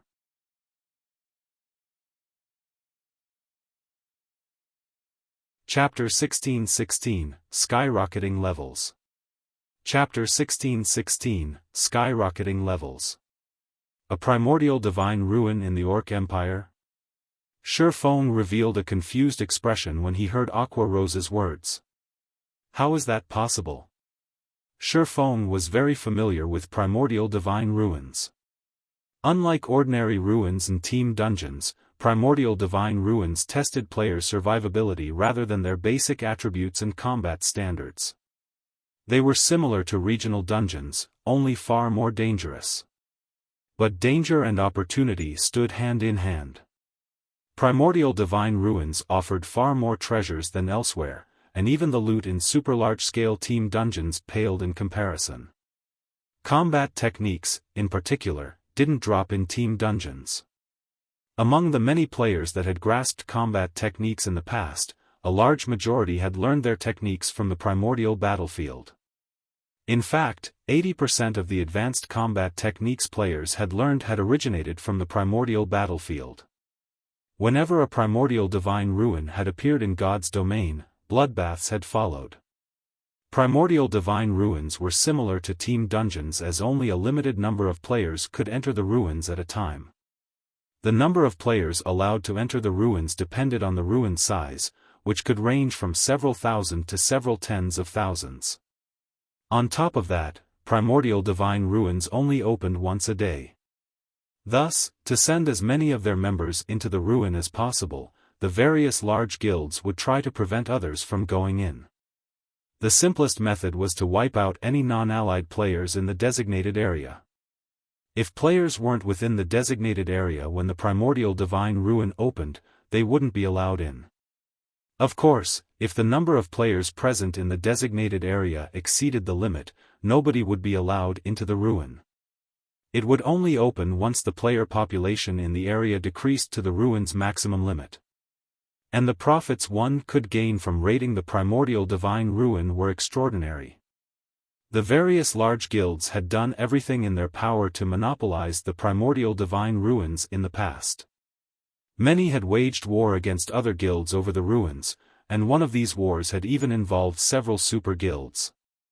The primordial divine ruins had only begun to spawn after the various large guilds had cleared level 50 super large-scale team dungeons in Xiaofang's previous life. He had never expected to find one so soon. Guild leader, based on our current information, Heaven's Burial has turned its focus to this primordial divine ruin. Singular Burial has even led Heaven's Burial's main force and a large number of experts to the ruin personally. By the looks of it, he seems adamant that he will secure the ruin. If we let Heaven's Burials take advantage of this opportunity to learn combat techniques, they'll become a much larger problem for us, Aqua Rose said worriedly. Currently, Zero Wing had an advantage over Heaven's Burial in field combat due to the Conqueror's armor. Although the guild exhausted a lot of its resources each day, Heaven's Burial didn't fare much better. However, if Heaven's Burial obtained a large number of combat techniques and successfully nurtured Refinement Realm Expert, the situation between their guilds would change very quickly. Moreover, one could obtain plenty of level 50 plus top-tier equipment from the Primordial Divine Ruin, with no lack of level 50 fine gold equipment. Usually, these items only dropped in 100-man Hell Mode team dungeons, yet they were common in the Primordial Divine Ruins. In fact, the ruin would even drop level 50 dark gold equipment. Although many Superpowers members had already reached level 50, most of them wore a combination of level 45 and level 50 equipment. Zero Wing was no exception. If a guild could gear its level 50 members in sets of level 50 top-tier equipment, it could increase its overall combat strength. No. Ignore the Primordial Divine Ruin for now. Instead, start raiding level 50, 100-man team dungeons and improve everyone's equipment. Also, have our members challenge their Tier 2 promotion quests if they can, Xiaofan said, shaking his head and rejecting Aqua Rose's suggestion. We're not going to take part in the competition. Aqua Rose frowned, confused about Xiaofan's decision. The Primordial Divine Ruin was a shortcut that allowed players to obtain level 50 top-tier equipment quickly, yet Xiaofan had decided to forego this opportunity, focusing on raiding level 50, 100-man team dungeons for the equipment instead. If they did this, Heaven's Burial's members would definitely have better equipment than theirs. Relax, we're talking about a Primordial Divine Ruin. How could it possibly be that easy to raid? Even if we get inside, we'll have to fight off the other guilds. It's more practical to grind for weapons and equipment in team dungeons. Moreover, securing level 50 equipment is our priority right now. Without proper weapons and equipment, Uzipping and the others will be useless to the guild even after they reach level 50, Xiaofan explained, chuckling. Raiding a Primordial Divine Ruin was no less difficult than raiding a super large-scale team dungeon of the same level. These sites focused on adventures for Tier 2 players specifically, and right now, the various large guilds only had a small number of level 50 players. Trying to raid a Primordial Divine Ruin with that level of power was a joke. When they reach level 50, Aqua Rose was somewhat astonished. But they're only a little over level 30 right now. Isn't it too early to prepare for this? As far as she knew, Uzipping and Zero Wing's other internal members had yet to reach level 40. They'd still need a considerable amount of time before they reached level 50. Meanwhile, even if Heaven's Burial failed to clear the Primordial Divine Ruin, it would still reap an impressive harvest. No. Although they can't compare to our elite members yet, they're all past level 40 now. By the time you finish preparing the necessary level 50 equipment, their levels should be high enough, Xiaofan said. He then sent Aqua Rose the latest information on Uzipping and the other trainees. Level 40? No, this is. They've reached level 42. Aqua Rose's jaw dropped when she saw the latest statistics on Zero Wing's internal members and the White Tiger Dojo's disciples. She simply could not believe it. Guild leader, what did you feed them? How have their levels increased so quickly? She was very aware of Xiaofang's capabilities. No other guild member could compare to his leveling speed. Even so, it'd be an impressive feat if Xiaofan could help Uzipping and his companions gain 2 levels in a day, yet, now. She remembered that these players had been far from level 40 the last time she had seen them. In fact, the lowest level players among them had only been level 31 and 32, yet every one of these 600 plus players had reached level 40 and beyond after following Xiaofan. It's nothing. I just found a good grinding spot. I doubt that it'll be long before they're level 50.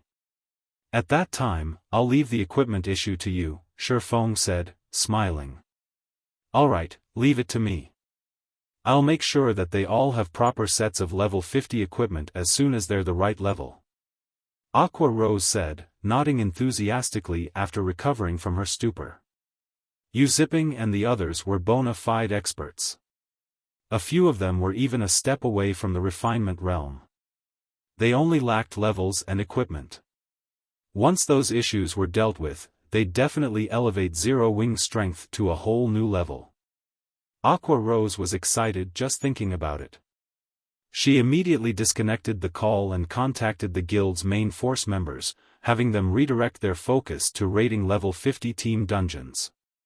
A sense of urgency squirmed within Xiaofan as well due to the Primordial Divine Ruin's appearance.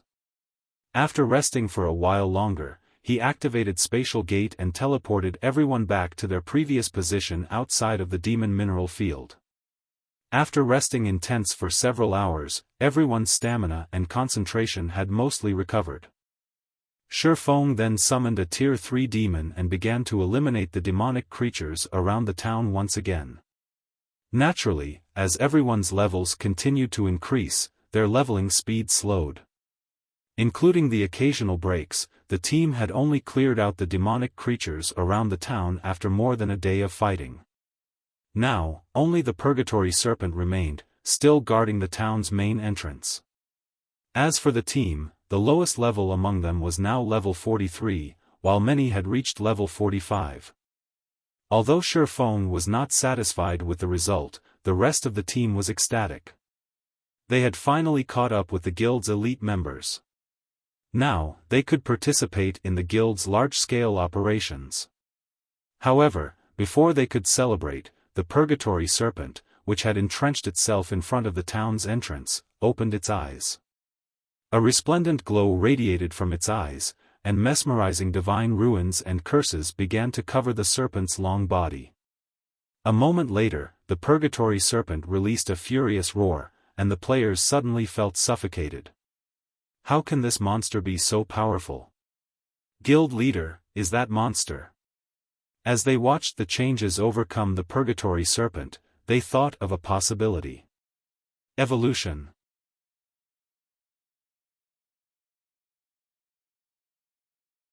Chapter 16-17, Initial Display of Might. Chapter 16-17, Initial Display of Might. The Purgatory Serpent's body was starting to glow as well, its aura growing more intense. Even from over 1,000 yards away, the players from Zero Wing could feel the power of the snake's aura, and they couldn't help but shudder. At this moment, it felt as if the Purgatory Serpent was this realm's overlord. Everyone gulped nervously as they watched the serpent, fear flashing in their eyes. The confidence they had gained while leveling up had drowned in the Purgatory Serpent's terrifying aura. It's evolving? Xiaofang's eyes twitched as he watched the 1,000-meter-long Purgatory Serpent before him. Monster evolution was common in God's domain, particularly in field maps. In fact, players oftentimes considered themselves lucky if they ran across a monster during its evolution. Normally, the various large guilds monopolized field bosses, not giving other players the chance to raid them. However, evolved monsters were a different story. Monster evolutions were random, and when a monster evolved and its tier increased, it would become the equivalent of a field boss. Moreover, when players killed a recently evolved monster, it would drop better loot than usual. However, an evolving Grand Lord ranked archaic species was no laughing matter. The Purgatory Serpent's combat standards had already been quite high originally. It was likely one of the strongest bosses in the Boneless land. Even a team of Tier 2 experts of the same level would struggle to defeat it, and they might even team wipe. If the Purgatory Serpent evolved into a Tier 4 mythic monster, it would definitely be the strongest boss in the Boneless land. It would become a taboo monstrosity, something that most players would avoid. As an archaic species, if the Purgatory Serpent reached mythic rank, its combat power would even surpass an ordinary mythic monster. One such incident had occurred in Xiaofan's previous life. A level 80 Grand Lord ranked archaic species had suddenly evolved, and with its evolution, its map had become a forbidden land to players. The map had only been liberated from the level 80 boss's tyranny after a super guild had sent a team of 1,000, level 100 experts in to raid it. The team had also included over a dozen tier 3 experts. The super guild had only killed the tier 4 mythic ranked archaic species after sacrificing over 70% of the 1,000-man team and nearly half of the team's tier 3 experts. Although this purgatory serpent was only level 70, if it evolved into a tier 4 mythic monster, it'd likely be impossible to defeat until players reached level 100. Guild leader, should we retreat? Once this monster finishes its evolution, its perception range will definitely increase.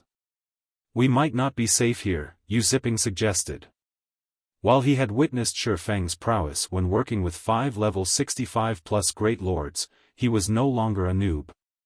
He knew that the most a great lord of the same level could do against a tier 4 mythic monster was by some time.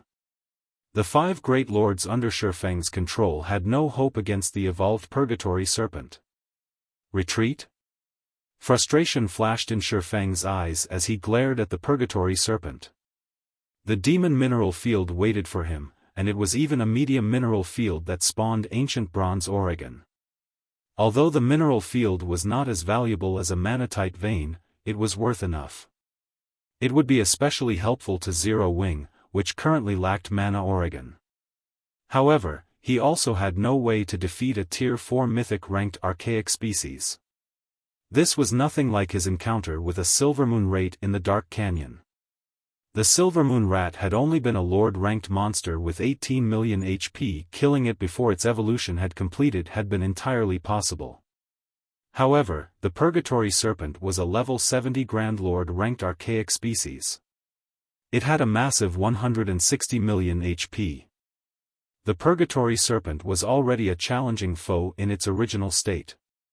Now that it was evolving, it had become far stronger. Guild leader? Zipping asked again after Xiaofang's long silence. No. We still have a chance. After watching the Purgatory Serpent for some time, Xiaofan noticed that runes on the serpent's body progressed very slowly. Immediately, he commanded, "Everyone, get ready and follow me." Nothing ventured, nothing gained. When he had cleared out the monsters around the town, he had felt that his mission was too easy. The monsters hadn't been nearly as difficult as he had expected. However, now that he thought about it, the Purgatory Serpent's evolution might not involve luck at all. Rather, it may have been organized by the system.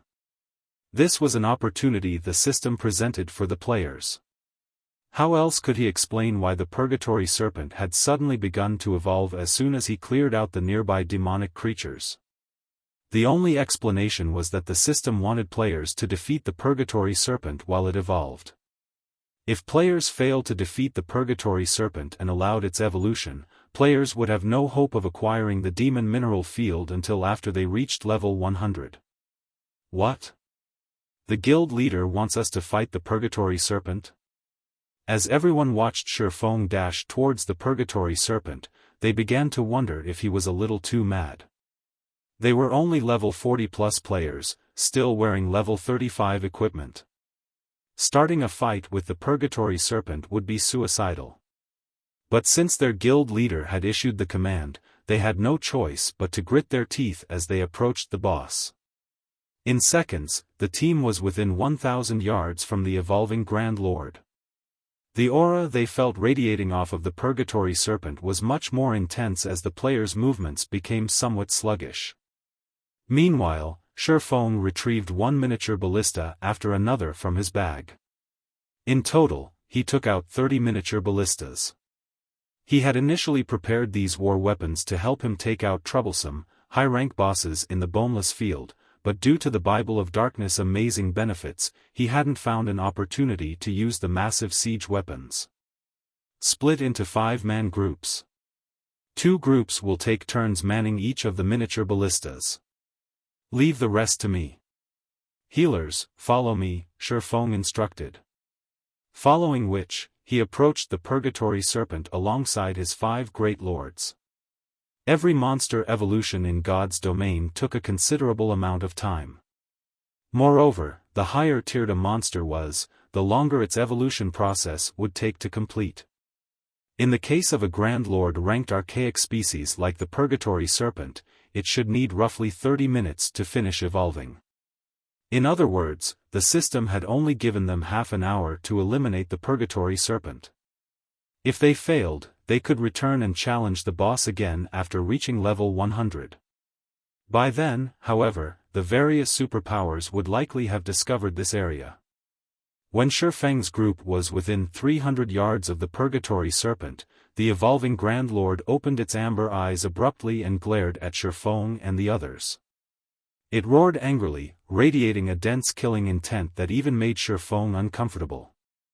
However, despite its show of aggression, the serpent showed no intention of attacking. Instead, it diligently absorbed mana from its surroundings as it continued to evolve. It seems to be focusing on its evolution. Xiaofan smiled, feeling that their chance of success had risen. Monsters could not move while they evolved. If they moved, their evolution would require more time. The process might even fail. Meanwhile, between dealing with them and continuing with its evolution, the Purgatory Serpent had obviously chosen the latter option. This gave Xiaofan enough time to prepare. In a moment, I want every healer to focus on healing the Tomahawk Demon and pay attention to your positioning, Xiaofan commanded. Following which, he and his 5 great lords charged at the Purgatory Serpent. As the rest of the team watched the swordsman charge towards the boss, they couldn't help but gape. They wouldn't have been overly surprised if Xiaofan had used the great lords under his control as meat shields, but he had actually joined the assault. Moreover, he led the charge himself. He was simply insane. They were dealing with a level 70 Grand Lord ranked archaic species here. Even the strongest MT at this stage of the game would die after 2 or 3 hits. What they didn't know was that Demon Ruler's passive effect only had a 200-yard range. If Xiaofan weren't within range of the Grand Lord, he wouldn't be able to weaken it. However, Xiaofan didn't lead the charge due to Demon Ruler's range. Rather, he did so because he wanted to use Disintegration Field, which only had a pitiful range of 100 yards. The Disintegration Field was also why Xiaofan thought that they had a chance of victory. He hadn't truly witnessed the Disintegration Field's power after recasting the Disintegration armor. He did not know how much the skill could suppress the Purgatory Serpent. Xiaofan stood within 100 yards of his target in the blink of an eye. At the same time, the Purgatory Serpent opened its mouth, and mana began to gather within. It then fired a beam at Xiaofan. "It's time for you to show me your true power." Xiaofan then took the Disintegration armor from his bag and activated Disintegration Field. Immediately, a dark gray energy rippled from the Disintegration armor, quickly reaching the Purgatory Serpent. Wherever the energy passed, space loosened, and mana vanished. The ground 100 yards around Xiaofan even began to dry up and crack.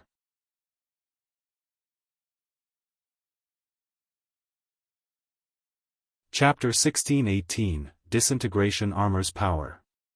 Chapter 16:18, Disintegration Armor's Power. As the Disintegration Field activated, the gathering mana in the Purgatory Serpent's mouth disintegrated. The serpent's basic attributes also began to decrease rapidly. So strong. Xiaofan couldn't help his surprise as he watched the Disintegration Field form. The Demon Ruler's passive effect already weakened demonic creatures by 30%. Although Disintegration Field hadn't significantly weakened the Purgatory Serpent, it had further decreased the Grand Lord's basic attributes to 50% of their original values. As a result, the Purgatory Serpent's HP had fallen from 160 million to 80 million. The effects of Disintegration Field were even more powerful than World Projection, which cost 5,000 magic crystals to activate. However, the Disintegration Field special effect was far more frightening than the basic attribute decrease. It was easy to silence someone in God's domain, but thinning the environmental mana was incredibly difficult. This was something the old Disintegration Field was not capable of doing.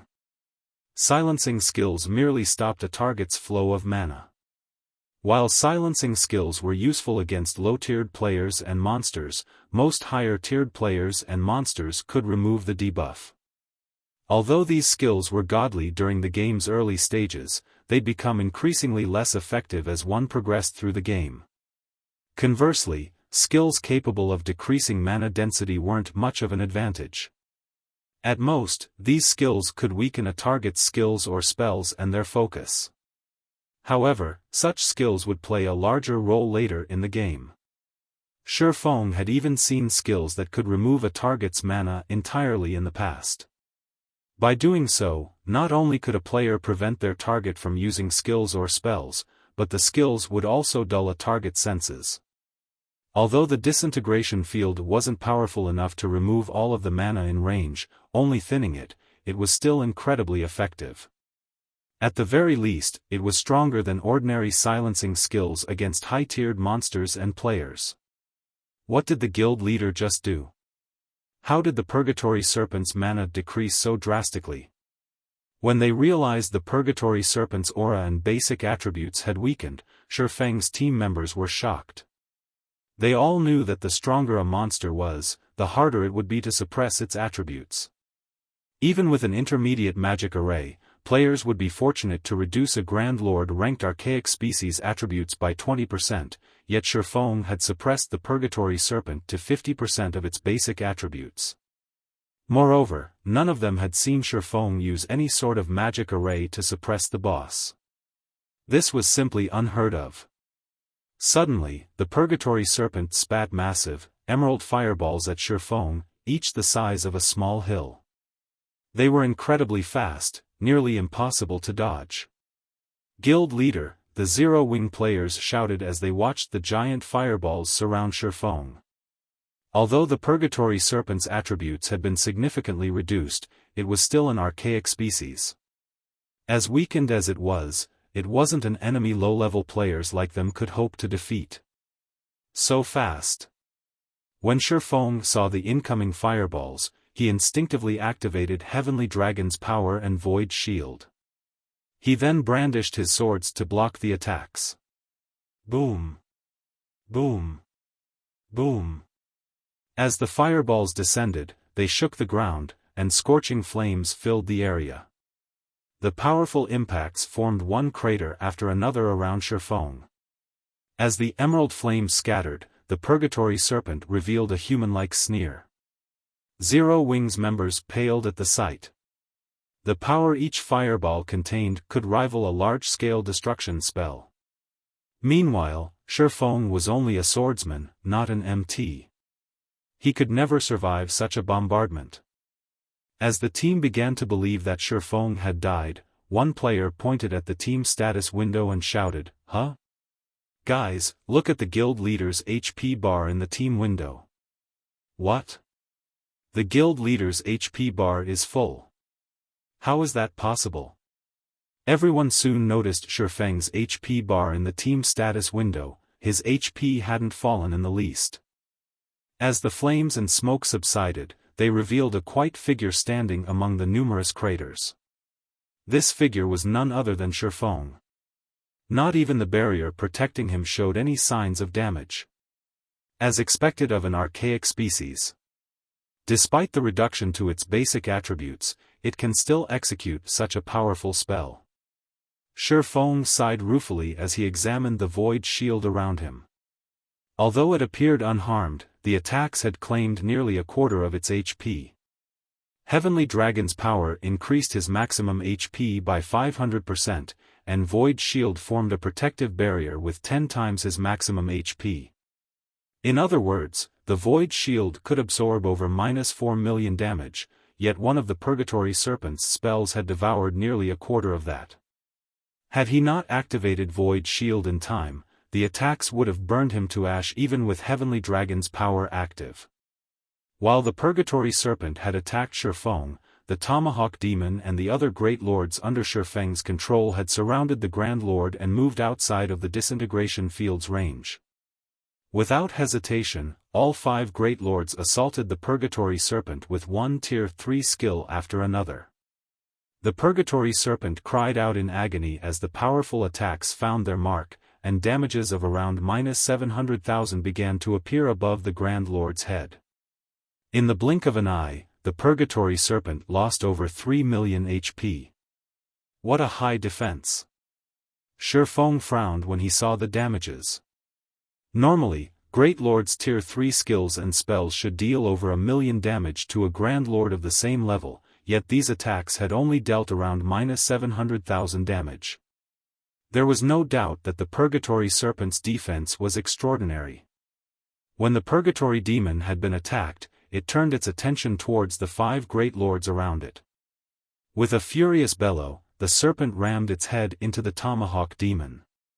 Due to the Purgatory Serpent's massive size, the Tomahawk Demon didn't have any time to dodge. It had no choice but to defend itself with its battle axe, and upon collision, it was sent flying over several dozen yards away, losing over 300,000 HP in the process.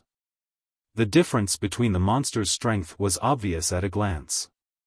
The Grand Lord's shifting body also struck the other Great Lords, though they didn't receive as much damage as the Tomahawk Demon. For a time, the Purgatory Serpent overwhelmed the 5 Great Lords, and they continuously lost HP. This snake's strength is really something. It can practically rival a mythic monster of the same level. The Purgatory Serpent's strength astonished Xiaofan. Fortunately, not only had the Grand Lord's basic attributes decreased by 50%, but it was also stuck in its position. Otherwise, defeating the 5 Great Lords would be child's play with the Purgatory Serpent's combat power. Once his 5 Great Lords had secured the Purgatory Serpent's aggro, Xiaofan gave the command to the distant Zero Wing members to begin their attacks with the miniature ballistas. Immediately, the 30 miniature ballistas surrounded the Grand Lord and fired. When the exploding arrows, which rivaled Tier 2 spells in power, struck the Purgatory Serpent, the Grand Lord's HP swiftly decreased. Each exploding arrow dealt between -50,000 to -60,000 damage, one volley dealt over -1,500,000 damage. Xiaofan wasn't idle either. After commanding the attack, he charged forward and assailed the Purgatory Serpent.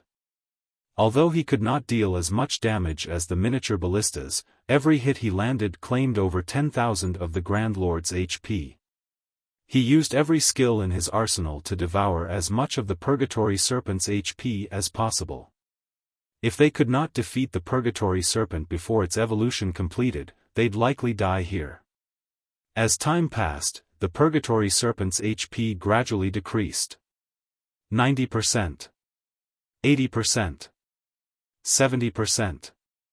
When the Purgatory Serpent's HP fell to 20%, it could no longer sit still. It gave up on absorbing mana to complete its evolution and whipped around its colossal tail, sending powerful attacks at Xiaofan and the 5 Great Lords.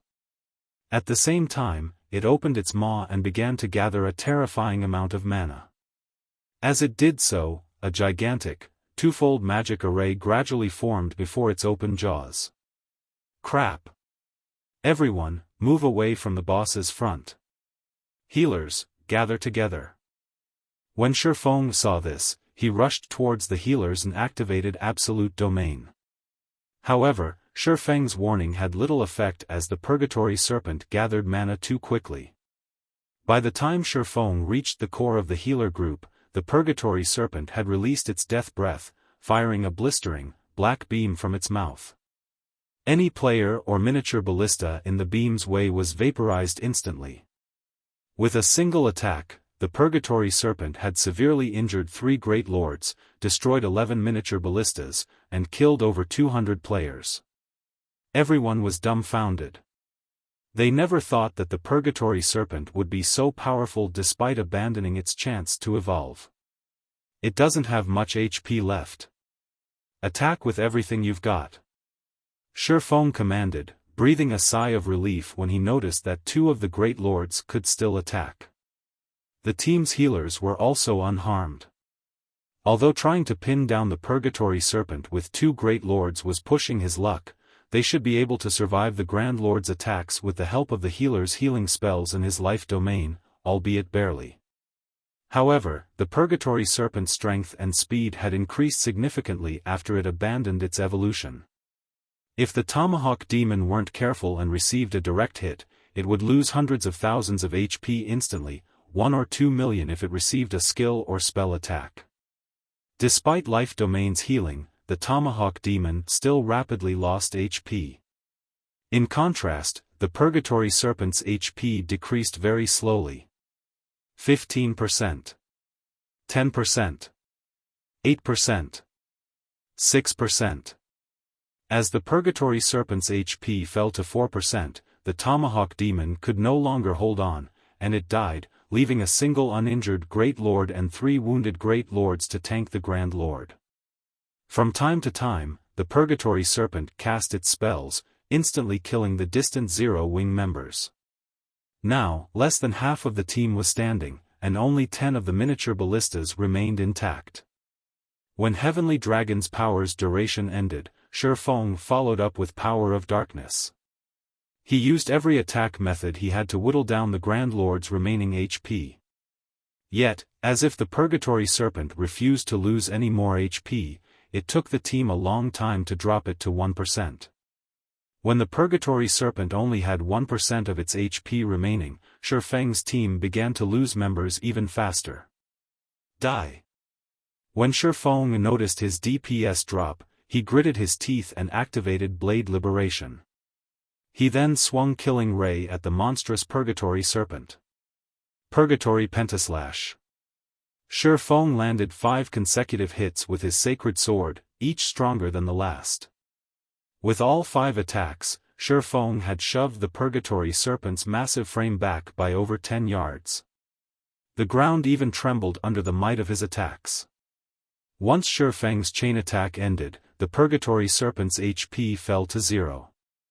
Like a puppet with cut strings, the Grand Lord collapsed to the ground, shattering the earth beneath it.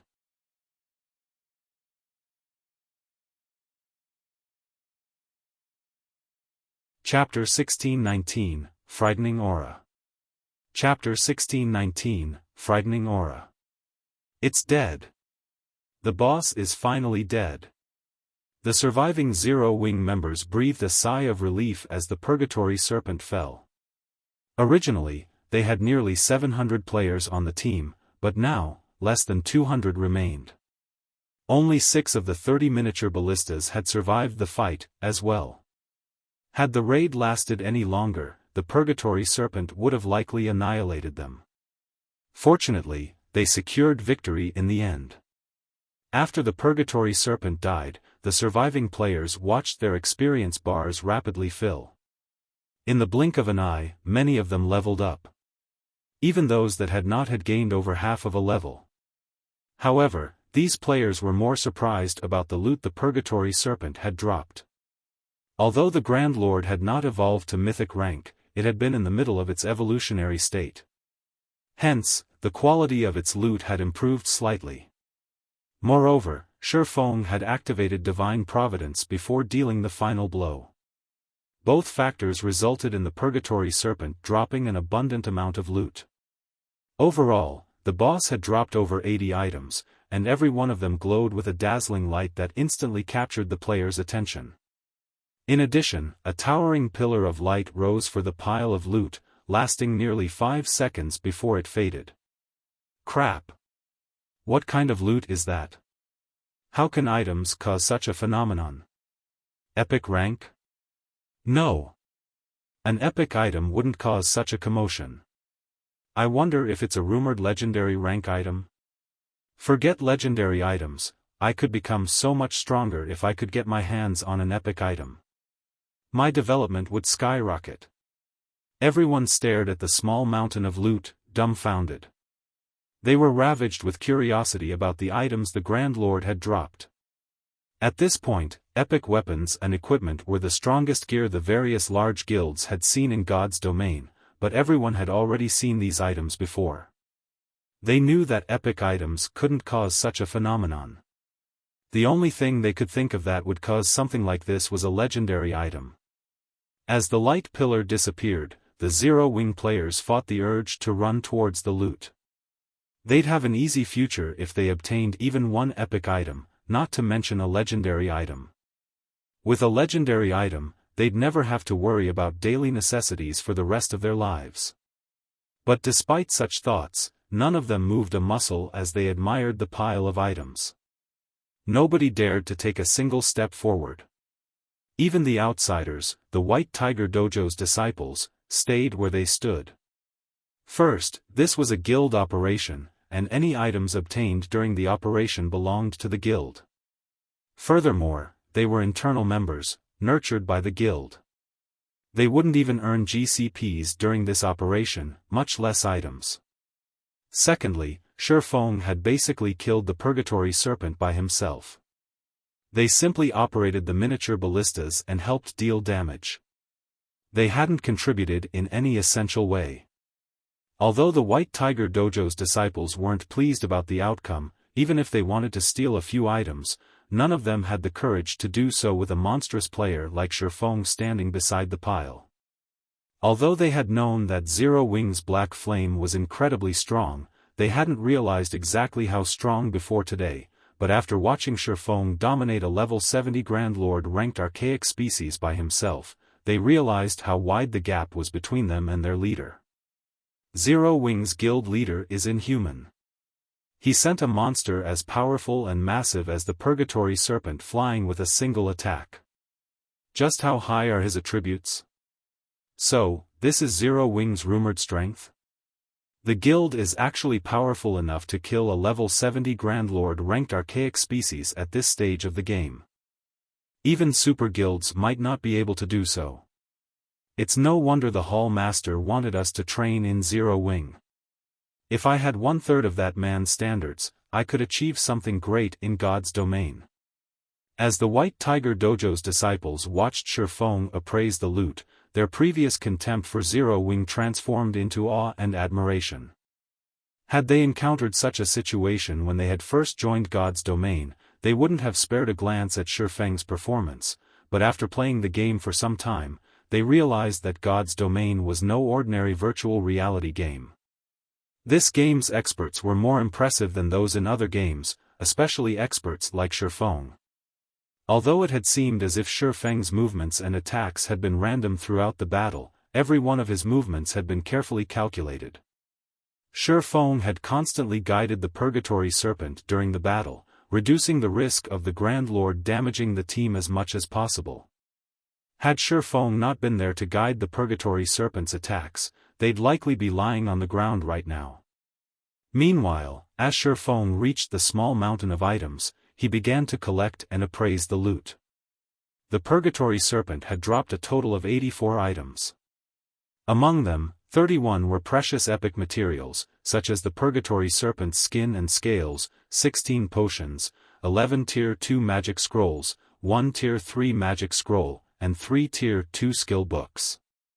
All 3 skill books contained considerably rare Tier 2 skills. One offered the Tier 2 skill, Divine Shield, for Guardian Knights, one offered the Tier 2 skill, Fire Snake Dance, for Elementalists, and one contained the Tier 2 skill, Titan's Hand, for Berserkers. Titan's Hand was the rarest of the 3 skills, one which all Berserkers dreamed of wielding. The skill was neither a damage skill nor did it over some heaven-defying defensive ability. Instead, it allowed players to wield 2 two-handed weapons for a short time, significantly improving Berserkers' DPS and combat abilities. An additional weapon also meant an additional boost to a player's attributes. Moreover, wielding 2 weapons allowed players to use more complex attack patterns. In addition, Berserkers didn't have to worry about a lack of strength in their attacks like dual-wielding swordsmen due to the nature of two-handed weapons. Hence, Titan's Hand was a highly sought-after skill for Berserkers. In fact, the skill's market value was on par with Tier 3 skills. Of the remaining loot, there were 9 pieces of level 60 secret silver equipment, 4 pieces of level 60 fine gold equipment, 2 pieces of level 60 dark gold equipment, 1 pair of epic ranked cloth shoes, 2 mana stones, 1 engineering design, 1 alchemy recipe, and 1 forging design. The last item, however, was a blood-red stone engraved with glowing, golden divine runes. Sure enough, the Demon Mineral Field's guardian boss was quite extraordinary. Xiaofan was clearly ecstatic when he saw the blood-red stone. Even he had wondered what kind of item would cause such a phenomenon, releasing such a powerful aura. But even after appraising most of the loot, he hadn't found any particularly special items. The most powerful item was the epic ranked cloth shoes, but no epic item could cause such a dazzling event. Upon appraising the blood-red stone, however, Xiaofan realized that this stone had been the cause of the commotion. The stone was none other than the bloodline every player in God's domain dreamed of obtaining. However, this bloodline wasn't like those he had obtained in the past. The dark iron bloodline he had obtained during his visit to the divine staircase had been personally crafted by a god, but the bloodline in his hand had formed naturally. Hence, it had taken the form of a stone rather than a gentle liquid.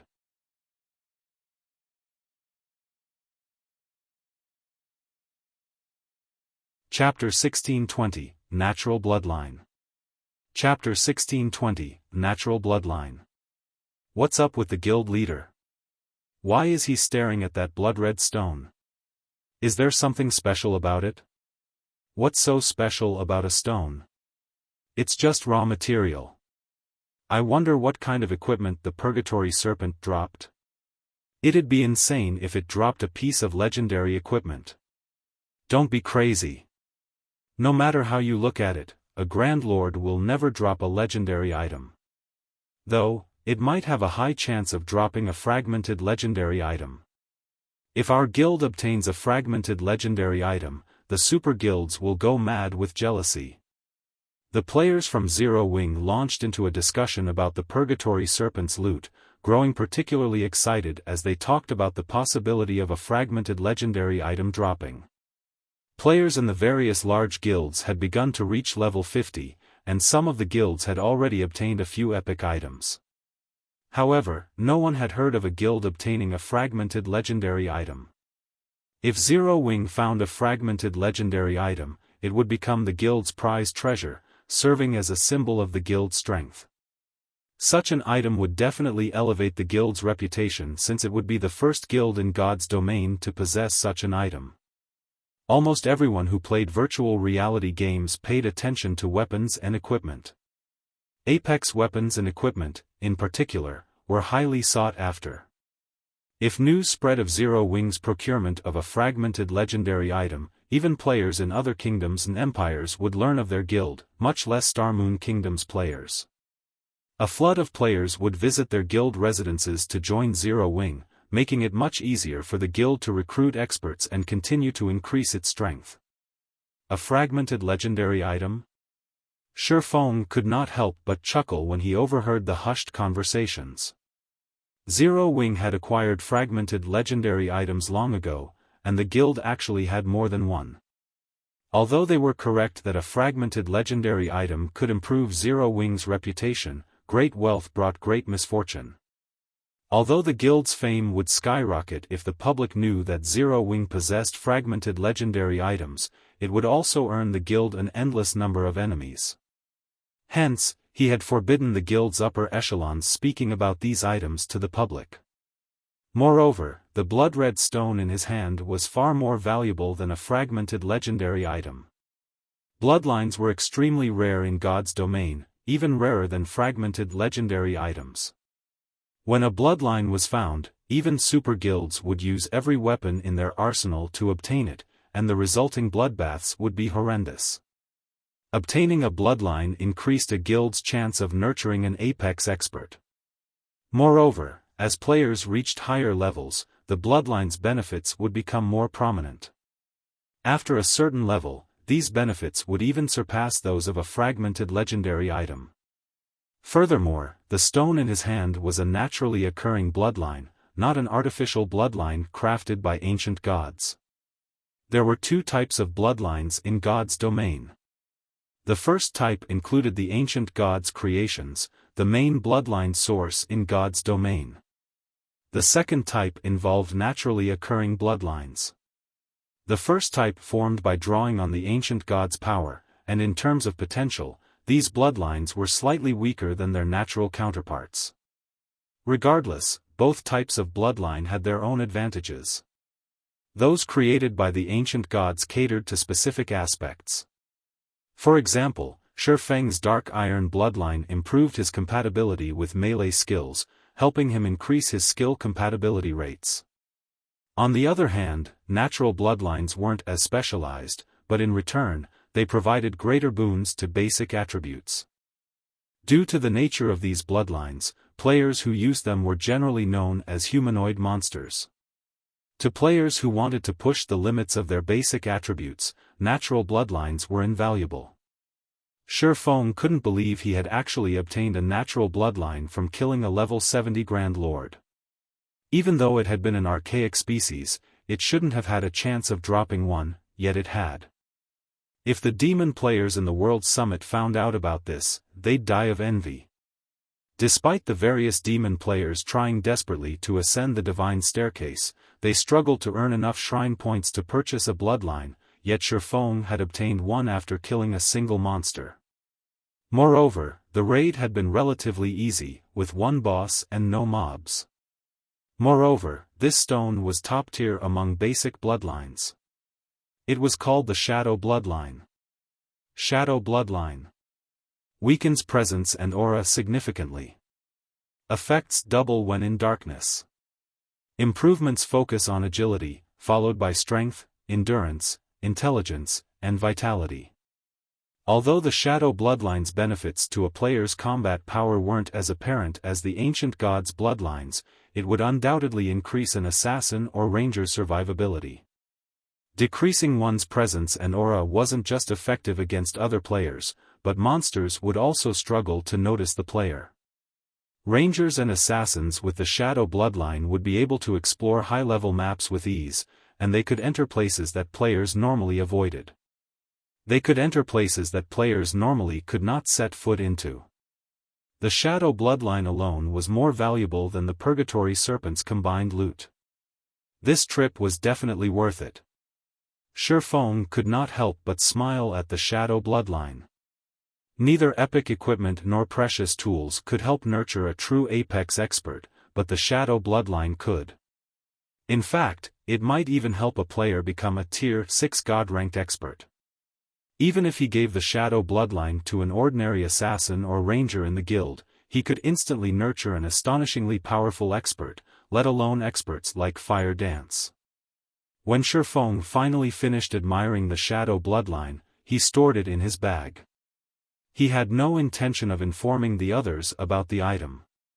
After he finished with the remaining loot, he instructed his team to rest up and prepare to enter the town. No one gave Xiaofan's decision much thought. They simply did as they were told while the healers resurrected the dead. Meanwhile, the magic barrier around the town had vanished after the Purgatory Serpent's death. Players could now enter the town without hindrance. Of course, chaos ensued in the town. The demon kin, who had been mining the ores, ran around in a panic while the demon supervisors angrily suppressed the undisciplined demon kin.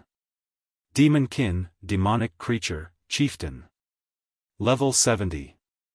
HP 9000000/9000000.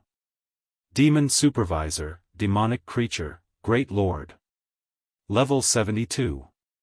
HP 38,500,000/38,500,000. To Xiaofan, this chaos was an opportunity. There were easily more than 10,000 monsters in the town, and if they moved like an organized army, capturing the town's mineral field would likely be impossible. However, he could take advantage of the fight between the demon kin and the demon supervisors, slowly clearing out the monsters in the town. Xiaofan didn't hurry to enter the town after his slain team members resurrected. Instead, he activated a spatial gate and sent them out of the Boneless land to rest and recover. His team's stamina and concentration had almost depleted during the previous battle, and there was no doubt that they were in for a long, arduous battle once they entered the town. They had to recover their stamina and concentration first. Time passed quickly. Once everyone had recovered, Xiaofan led them back to the town's perimeter. "Everyone, get ready. Once my great lords secure the monster's aggro, you'll attack with the remaining miniature ballistas. Do not let any of the demon kin or demon supervisors get close," Xiaofan ordered. He then took a deep breath before pushing open the town's steel gates. The instant Xiaofan entered the town, a horrific killing intent washed over him, shocking him awake. A series of system notifications then bombarded his ears.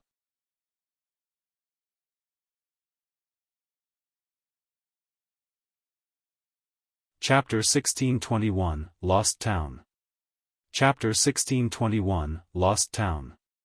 When the demon town's rune-covered gates opened, it felt as if some seal on the town had been removed as a chilling aura of killing intent surged out of the town's gate. What kind of town is this? Why does it have such a powerful aura? Crap. My attributes are decreasing.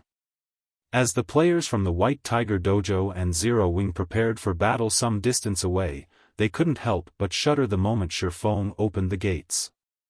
There was a massive difference between the aura they felt as the gates opened and the aura they had felt while looking at the demon town from the distant hillside. If the aura they had felt before was air, the aura they felt now was as heavy and dense as sea water. Not only did the powerful aura bring with it an intense mental pressure, making it hard for them to think, but their attributes had also begun to spiral downward. In the blink of an eye, their basic attributes had decreased by 30%.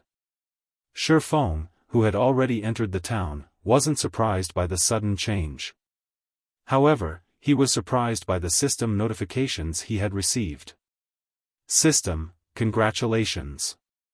You have discovered a lost town. System, congratulations. You have triggered the epic-ranked main storyline quest, Demon's Nest. System, do you wish to accept this quest? If you abandon this quest, the lost town will disappear due to its broken seal. You have 1 hour to consider. If you do not make a decision within the hour, the quest will automatically be abandoned. Why is there a lost town here? Xiaofan looked at the system notifications in confusion. Aside from its kingdoms, empires, and neutral towns and cities, God's domain had towns that had been left behind by ancient civilizations. Unfortunately, these towns didn't have official names since their history had been lost, leaving them with the title of Lost Town. Lost towns weren't like ordinary towns. All of the lost towns contained power and abilities, which other towns didn't have, that their ancient civilization had left behind. These abilities had different levels of strength. Some could even help a first-rate guild develop into a super first-rate guild in a short amount of time, although even lost towns with weaker abilities could tempt a superpower into action. This was due to the ability's unique nature in God's domain. In the past, many wars had been waged between God's domain's superpowers over these lost towns. There had even been one instance involving over 10 superpowers. Xiaofan had never expected to find a lost town in the Boneless land. The mineral field was nothing compared to the town itself. It's no wonder why I hadn't heard of a town in the Boneless land in the past. This restriction is likely the reason that no one ever found it. Xiaofan could not help but smile bitterly at the system notification. Regardless of how powerful a lost town was, they were all incredibly difficult to claim. There was no turning back if one missed the opportunity. Once a lost town disappeared, it was gone forever. The players that had found the Boneless Land's lost town had likely failed the quest, causing its disappearance. If that were the case, it was only natural that no one had ever heard of it. Of course, Xiaofan accepted the quest. Although he did not know what this lost town's function was, Zero Wing would miss out on a golden opportunity to grow stronger if he abandoned it. System, congratulations. You have accepted the epic ranked main storyline quest, Demon's Nest. Quest content: you are required to collect 100 darkness stones to reseal the anchor within 10 natural days.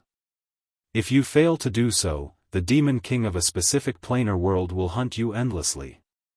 You will also permanently lose 100 points from all attributes and 10 levels. Quest reward unknown. Crap. Xiaofan nearly spat blood when he read the quest content. He finally understood why the players who had discovered the Boneless Land's lost town had failed the quest to acquire it. This quest was beyond difficult. It was a joke. Darkness stones were like mana stones. They contained a frightening amount of power of darkness, which demon players could use to improve the power of darkness within. In the past, demon players had even spent up to 500 gold per darkness stone. Yet, this quest required him to gather 100 darkness stones within 10 natural days. This quest was asking for the impossible. Darkness stones were immensely rare, and normally, on mythic-ranked dark creatures had a chance of dropping them. Even if he were extremely lucky, and every mythic dark creature he killed dropped one, he'd still have to kill 100 of them. With his current standards, killing one mythic dark creature would be impossible, let alone 100. Not even super guilds could accomplish such a feat. Mythic monsters weren't easy to find, and mythic-ranked dark creatures were an even rarer sight. Hunting down 100 mythic-ranked dark creatures in 10 days would be nearly impossible. When Xiaofan saw the penalty for failing the quest, he was speechless. The penalty was extraordinarily ruthless. While he could accept losing 10 levels and 100 points in every attribute, dealing with a Tier 5 Demon King's tenacious hunt was no laughing matter. Meanwhile, he wasn't nearly powerful enough to kill a Demon King. Every Demon King had the power to engulf a kingdom in flames. Even Tier 4 players would be little more than ants before a Tier 5 Demon King, much less a Tier 2 player like Xiaofan. Guild leader, has something happened? Zero Wing's members asked curiously when they realized that Xiaofan hadn't moved for some time. Forget it. Let's just secure the town and get the mana Oregon. Xiaofan shook his head to clear his mind. There was no point in pondering the quest since he didn't have a solution for obtaining the 100 darkness stones. Following which, he commanded, everyone, prepare for battle. As Xiaofan gave the command, the team members began to push the miniature ballistas forward, following after their leader. At the same time, Xiaofan controlled his 4 remaining Great Lords to lure some of the battling Demon Kin and Demon Supervisors. Unlike the players, whose basic attributes had been suppressed when the town's gates had opened, the demonic creatures within were unaffected. Fortunately, Xiaofan had the Bible of Darkness, and with the demon ruler suppression, dealing with the chieftain-ranked Demon King and Great Lord-ranked Demon Supervisors became easy. After Xiaofang's Great Lords gathered some demonic creatures, Xiaofan activated Flame Domain while Zero Wing's members attacked with the remaining siege weapons. After around 20 minutes, the team had cleared out a wave of Demon Kin and Demon Supervisors. When the monsters died, the players' experience bars rose by a sizable chunk. However, these monsters granted considerably less EXP than the demonic creatures they had killed outside of the town. In fact, they had awarded even less EXP than ordinary monsters of the same rank and level. Even so, these players' leveling speed was multiple times faster than peak experts. As for the Demon Kin and Demon Supervisors' loot, it simply couldn't compare to the loot the demonic creatures had dropped. Despite killing over 100 Demon Kin and several Demon Supervisors, the team had only obtained 6 pieces of bronze equipment and 1 piece of mysterious iron equipment. As Xiaofan collected the loot, however, he discovered several black crystals beside the demonic monsters' corpses. What? This is mana ore. Xiaofan had nearly thought his eyes had played a trick on him when he saw the black crystals on the ground. Everyone in God's domain knew that the monsters didn't drop mana ore, but it was nearly impossible that Xiaofan, who was both a master forger and extremely familiar with the metal, would mistake the item. After carefully examining the corpses, Xiaofan found 17 ingots of mana ore, over 100 ingots of ancient bronze ore, and 3 ingots of Eternium Oregon. Even if one mined an ancient bronze vein, they likely wouldn't obtain a single ingot for every 30 ingots of ancient bronze Oregon. And players would be very lucky to gain a single ingot of Eternium ore for every 100 ingots of ancient bronze ore, yet Xiaofan had obtained so much after killing a few demon kin and demon supervisors. This was inconceivable.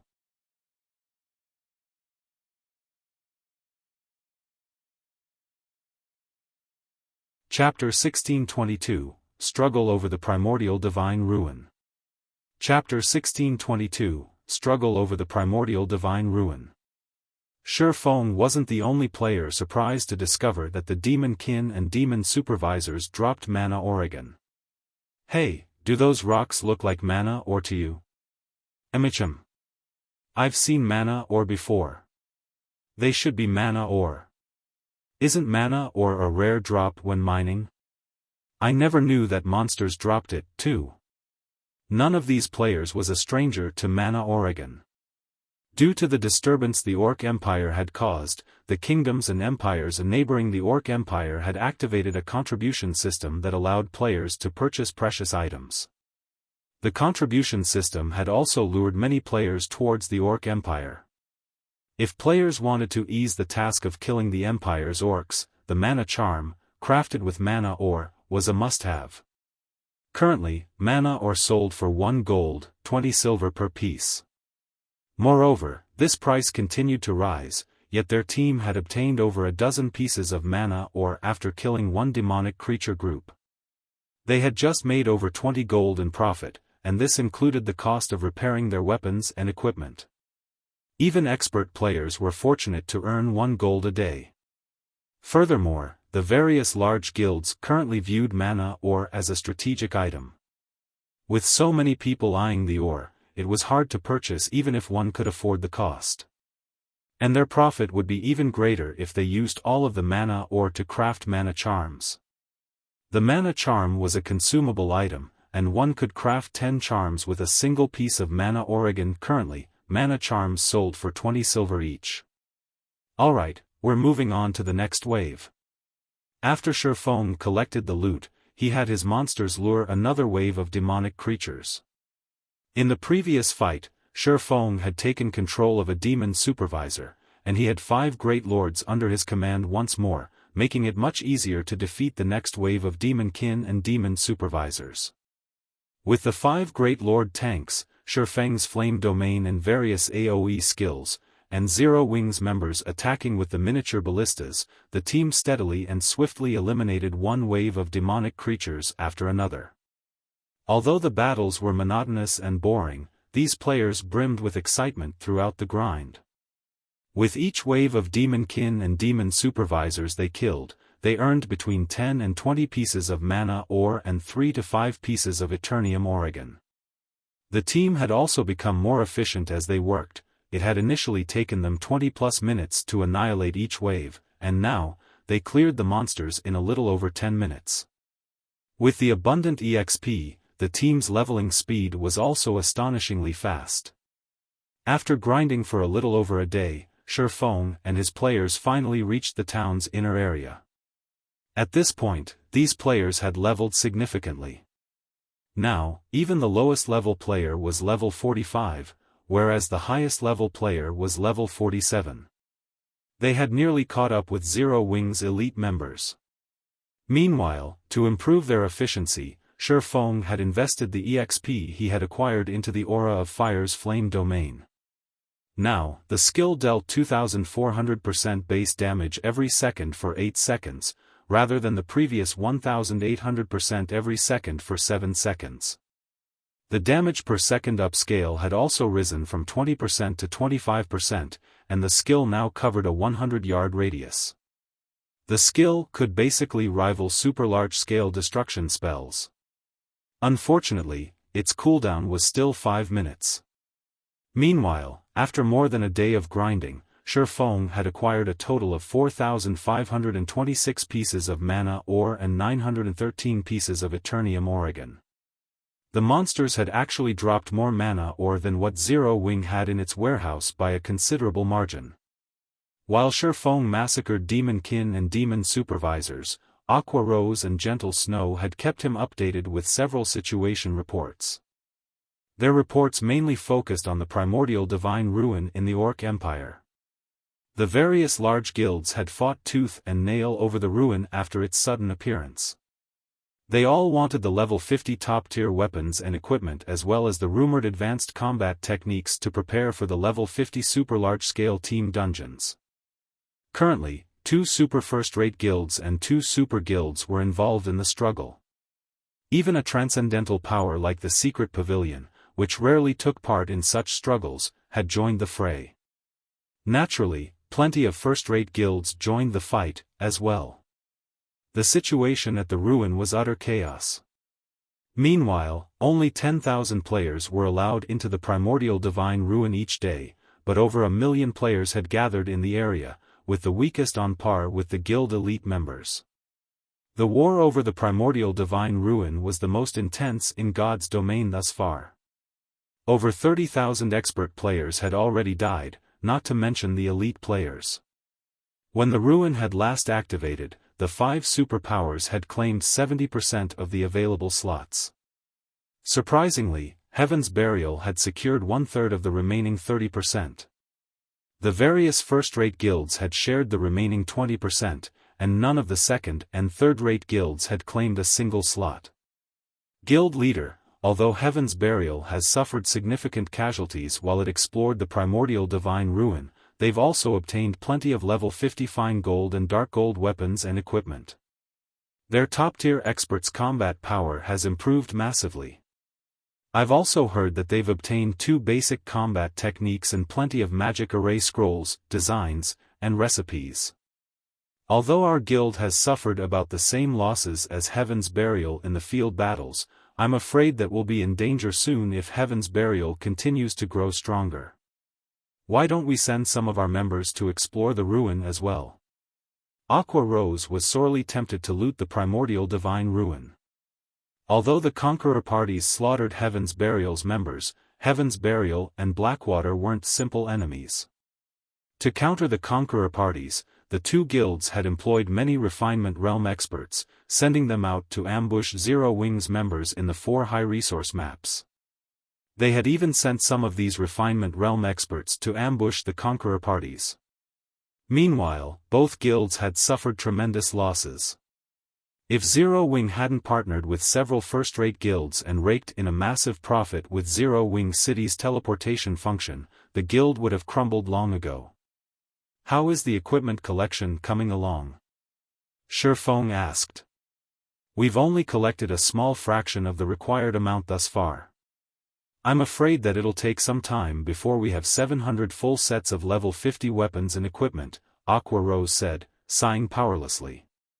The guild's consumption of weapons and equipment was severely high right now. Trying to set aside level 50 elite weapons and equipment for 700 players under such circumstances was incredibly difficult. She had even involved Gentle Snow's main force in the task.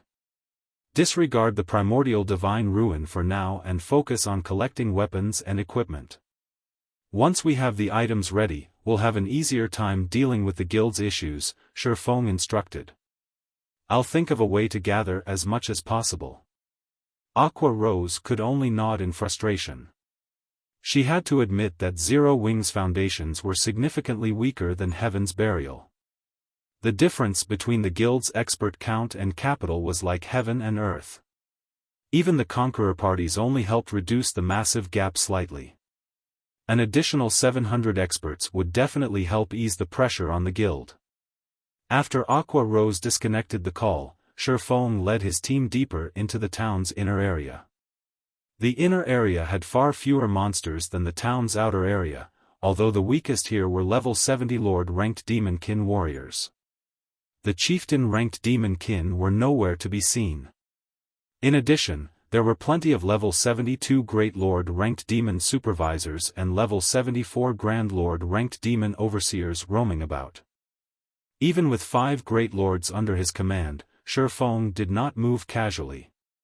He needed a strategic position before he took action. Guild leader, I discovered a tower behind a magic barrier, one of the assassins sent to scout the town reported. Stuttering, the assassin continued, I also spotted a large treasure chest made entirely of magic crystals.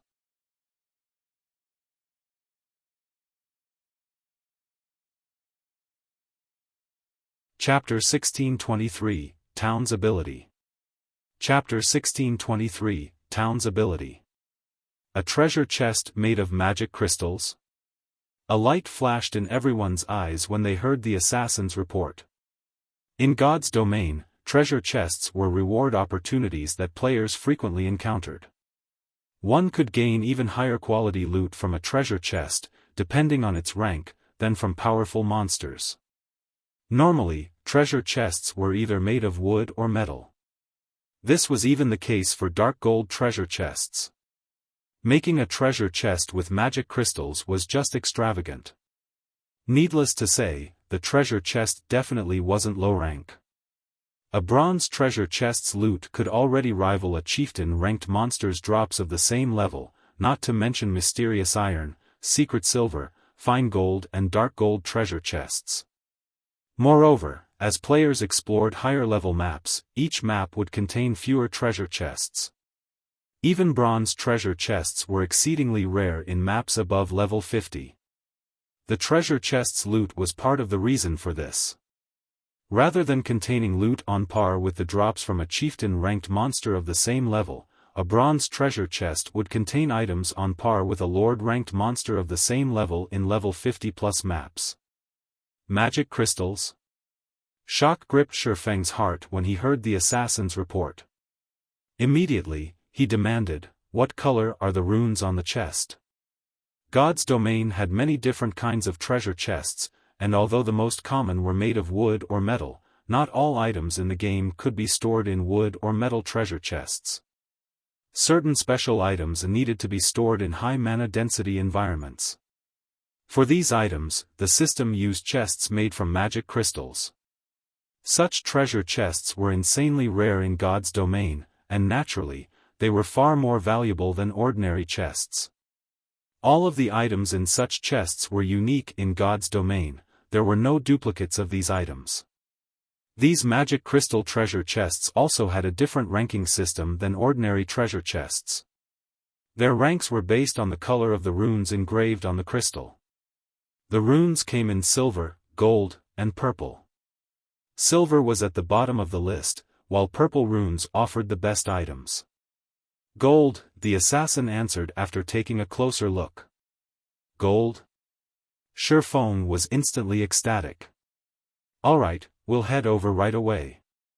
In God's domain, a silver magic crystal treasure chest was the equivalent of a fine gold or dark gold treasure chest, a gold magic crystal treasure chest was on par with an epic treasure chest, and a purple magic crystal treasure chest was the equivalent of an inferior legendary treasure chest or higher. Xiaofan had only ever seen silver magic crystal treasure chests in the past, never gold, but he had heard rumors that Chaos Star, one of God's domain's 12 sacred elementalists, had opened a gold magic crystal treasure chest. This was also precisely the reason that he had secured his position as one of the 12 sacred elementalists. Moreover, unlike the other 11, who had been replaced from time to time, Chaos Star had held his position. Unfortunately, nobody knew what he had obtained from the gold magic crystal treasure chest. Xiaofan and the rest of his team quickly arrived before the White Tower. The tower was only 5 stories tall, and a pitch-black pearl that radiated a frightening aura occupied the tip of the tower. When this aura washed over the team, they felt as if some monster was watching them. Even the mana around the pitch-black pearl seemed frozen. There was no flow of mana around the pearl whatsoever. Numerous divine runes had been carved along the tower's walls, and they created a light blue defensive barrier around the tower, which seemed impenetrable. However, unlike most people, Xiaofan knew that the barrier wasn't an ordinary defensive magic array.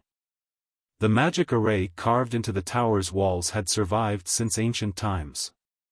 Current magic arrays simply couldn't compare.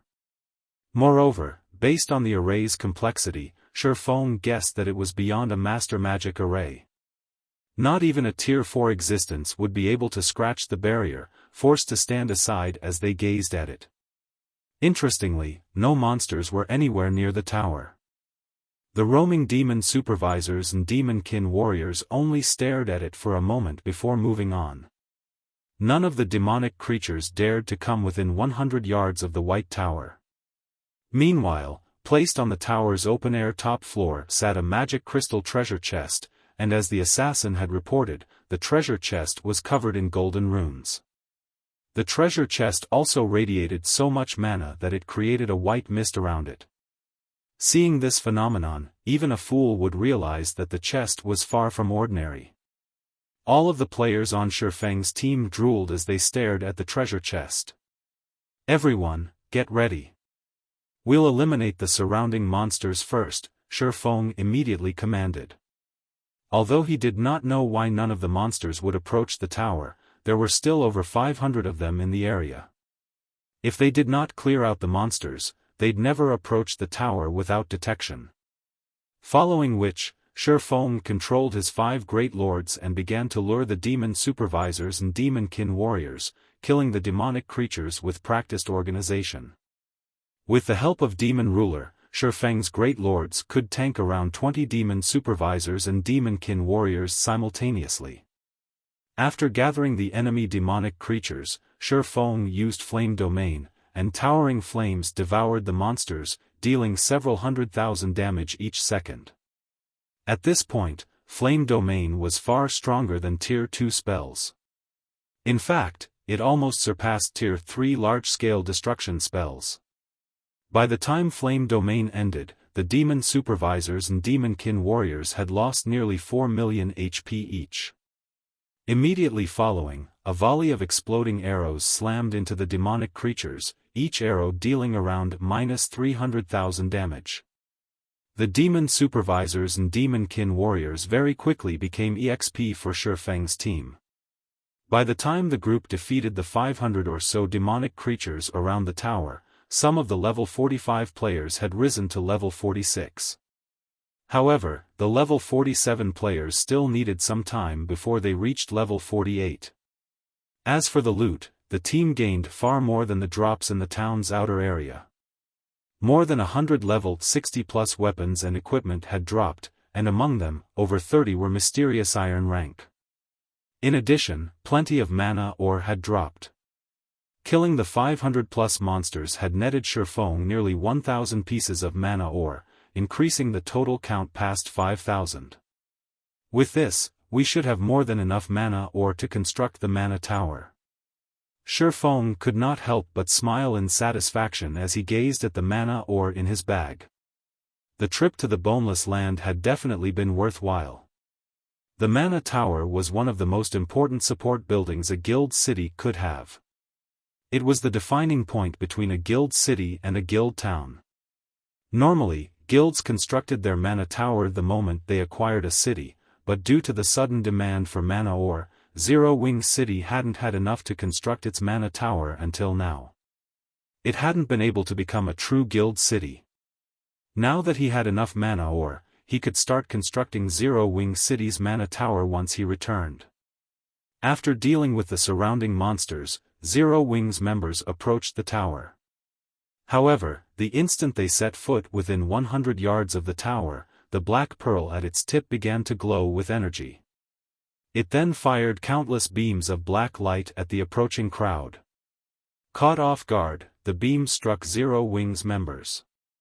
Not only were they thrown out of the 100-yard perimeter, but they had also lost 20% of their HPs. Although some experts, like Yu Zipping, had reacted quickly and defended themselves with their weapons, the impact still forced them to retreat by 3 steps. On the bright side, they hadn't received any damage. After the first wave of black beams, only 100 or so players remained within 100 yards of the tower. the rest of the team had been thrown back. An instant later, the pitch-black pearl launched another wave of beam attacks. This time, the more beams targeted each player. During the first wave, each player only had to deal with 3 beams, but now, they had to face 4. Furthermore, each player had to deal with an additional beam each time the black pearl attacked. The longer the crowd remained inside the 100-yard range, the fiercer the attacks became. When the black pearl launched more than 10 beams at each player, even the experts of U-zipping standards were thrown out of range. It's no wonder why the monsters avoided the tower. This defensive feature is really amazing. Realization dawned on Xiaofan as he watched his teammates fly backward. At the same time, he was overwhelmed by ecstasy. Every lost town had its own unique ability in God's domain. Clearly, this defensive feature was this lost town's ability. Although Xiaofan had only watched the defensive feature for a few moments, he had grasped the feature's true purpose. In reality, the defensive feature wasn't meant to keep enemies away. Rather, it was a training device to help players improve their combat standards. This was an extremely rare ability, even among God's domain's various lost towns.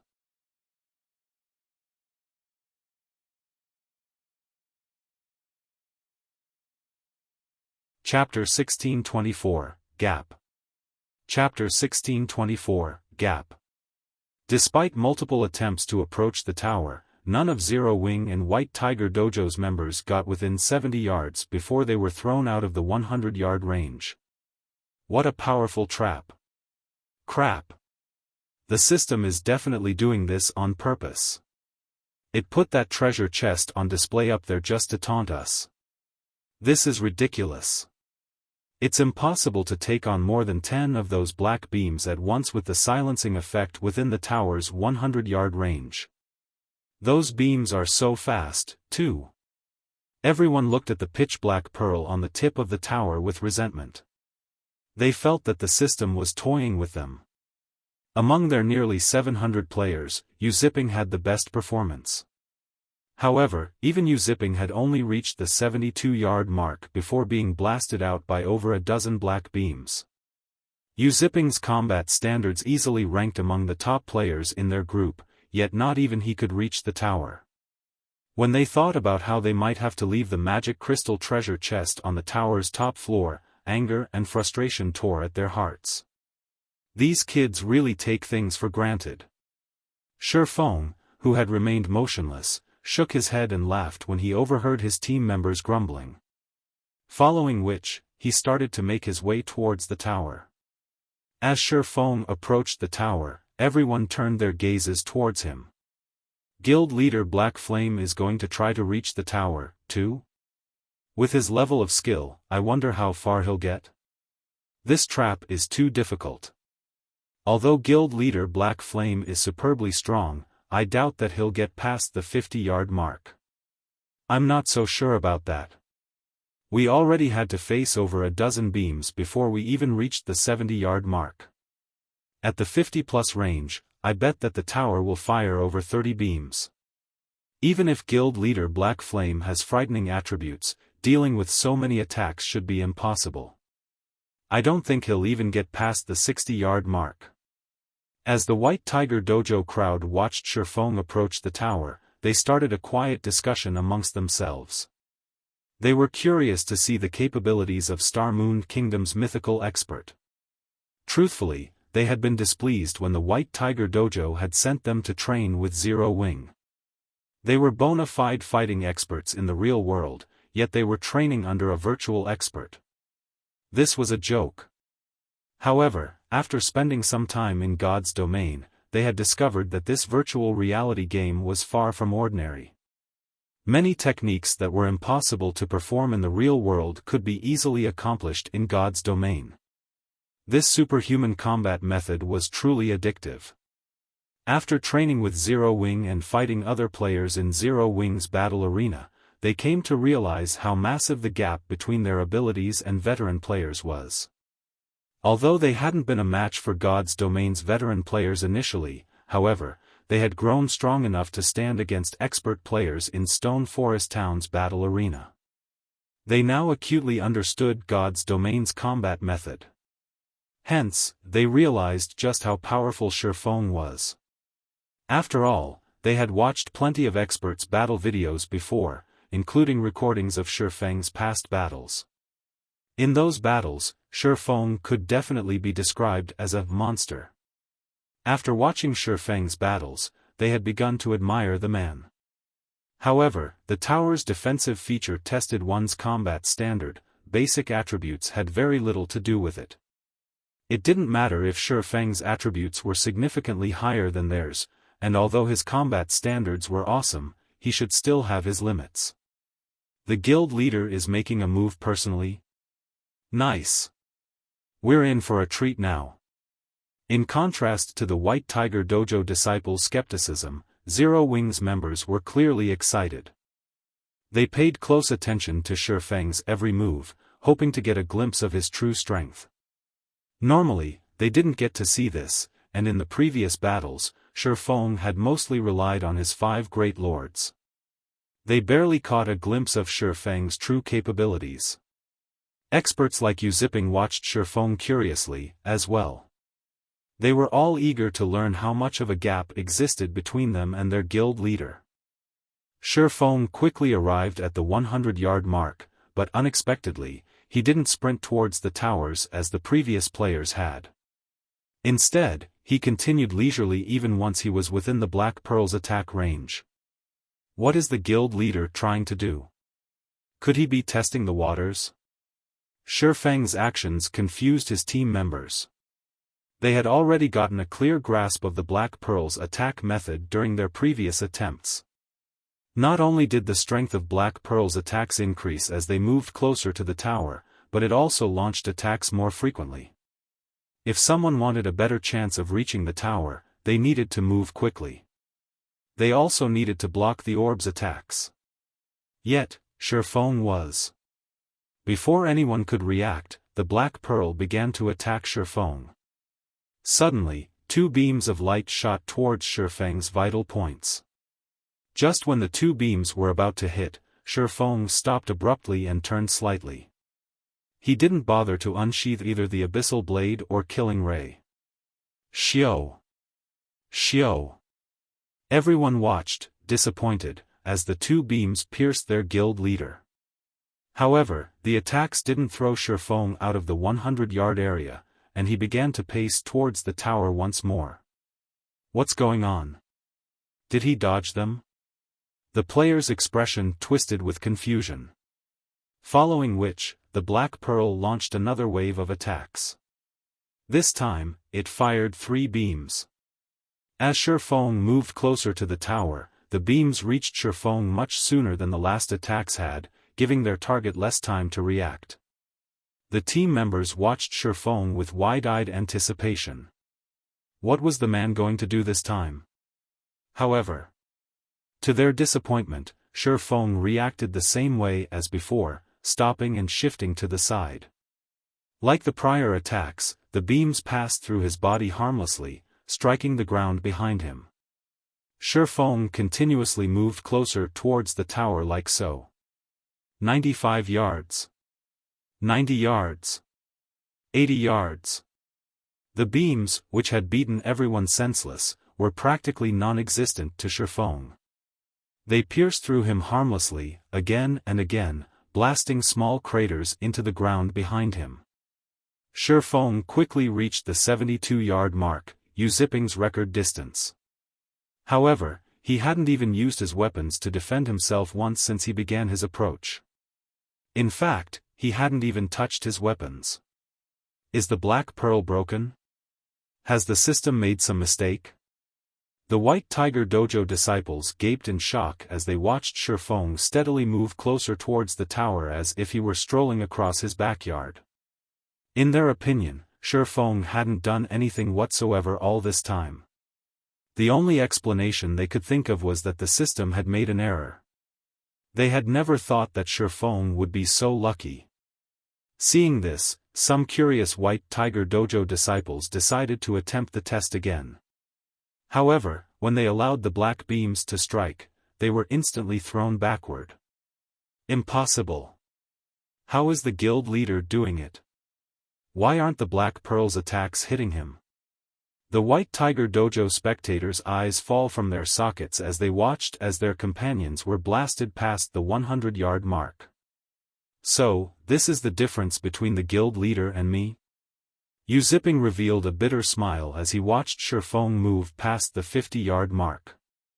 Although he had been aware of the huge gap between him and Zero Wing's peak experts, he hadn't realized that the gap between them was so fast, let alone the difference between his abilities and that of Zero Wing's mythical expert. In less than a minute, Xiaofan had reached the base of the tower, at which point the tower's defensive magic array deactivated.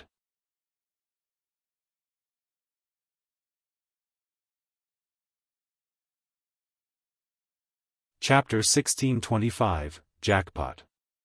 Chapter 1625, Jackpot. As the White Tower's defensive magic array transformed into particles of light and vanished, time seemed to have frozen around the tower. Both Zero Wing's members and the White Tiger Dojo's disciples stared with blank faces. He passed it.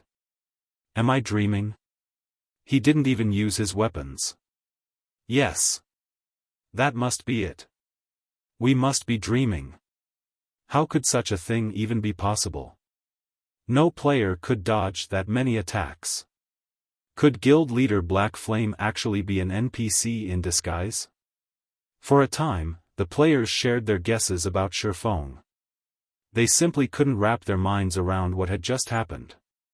They hadn't even made it to the 70-yard mark before they had been sent flying back to the starting point, yet Xiaofan had walked through the area as if strolling through his backyard. Even when he had neared the 50-yard mark and faced over 30 beams, he slowly and steadily continued forward. Regardless of how fast the Pitch Black Pearl's attack rate had become, Xiaofang's speed was unaffected. When Xiaofan crossed the 50-yard mark, the beams had changed their attack trajectories in the middle of the attacks. After reaching the 30-yard mark, they had even begun to curve to attack Xiaofan from the sides and rear. Zero Wing and White Tiger Dojo's members had watched the attacks in anguish. Not only did players have to worry about the Black Pearl changing its attack trajectories, but they also had to worry about attacks from their sides and behind them. Moreover, every attack struck simultaneously. Blocking the attacks from a single direction was already impossible, not to mention dodging or blocking every one of them. The creepier thing was that the Pitch Black Pearl seemed to fear Xiaofan.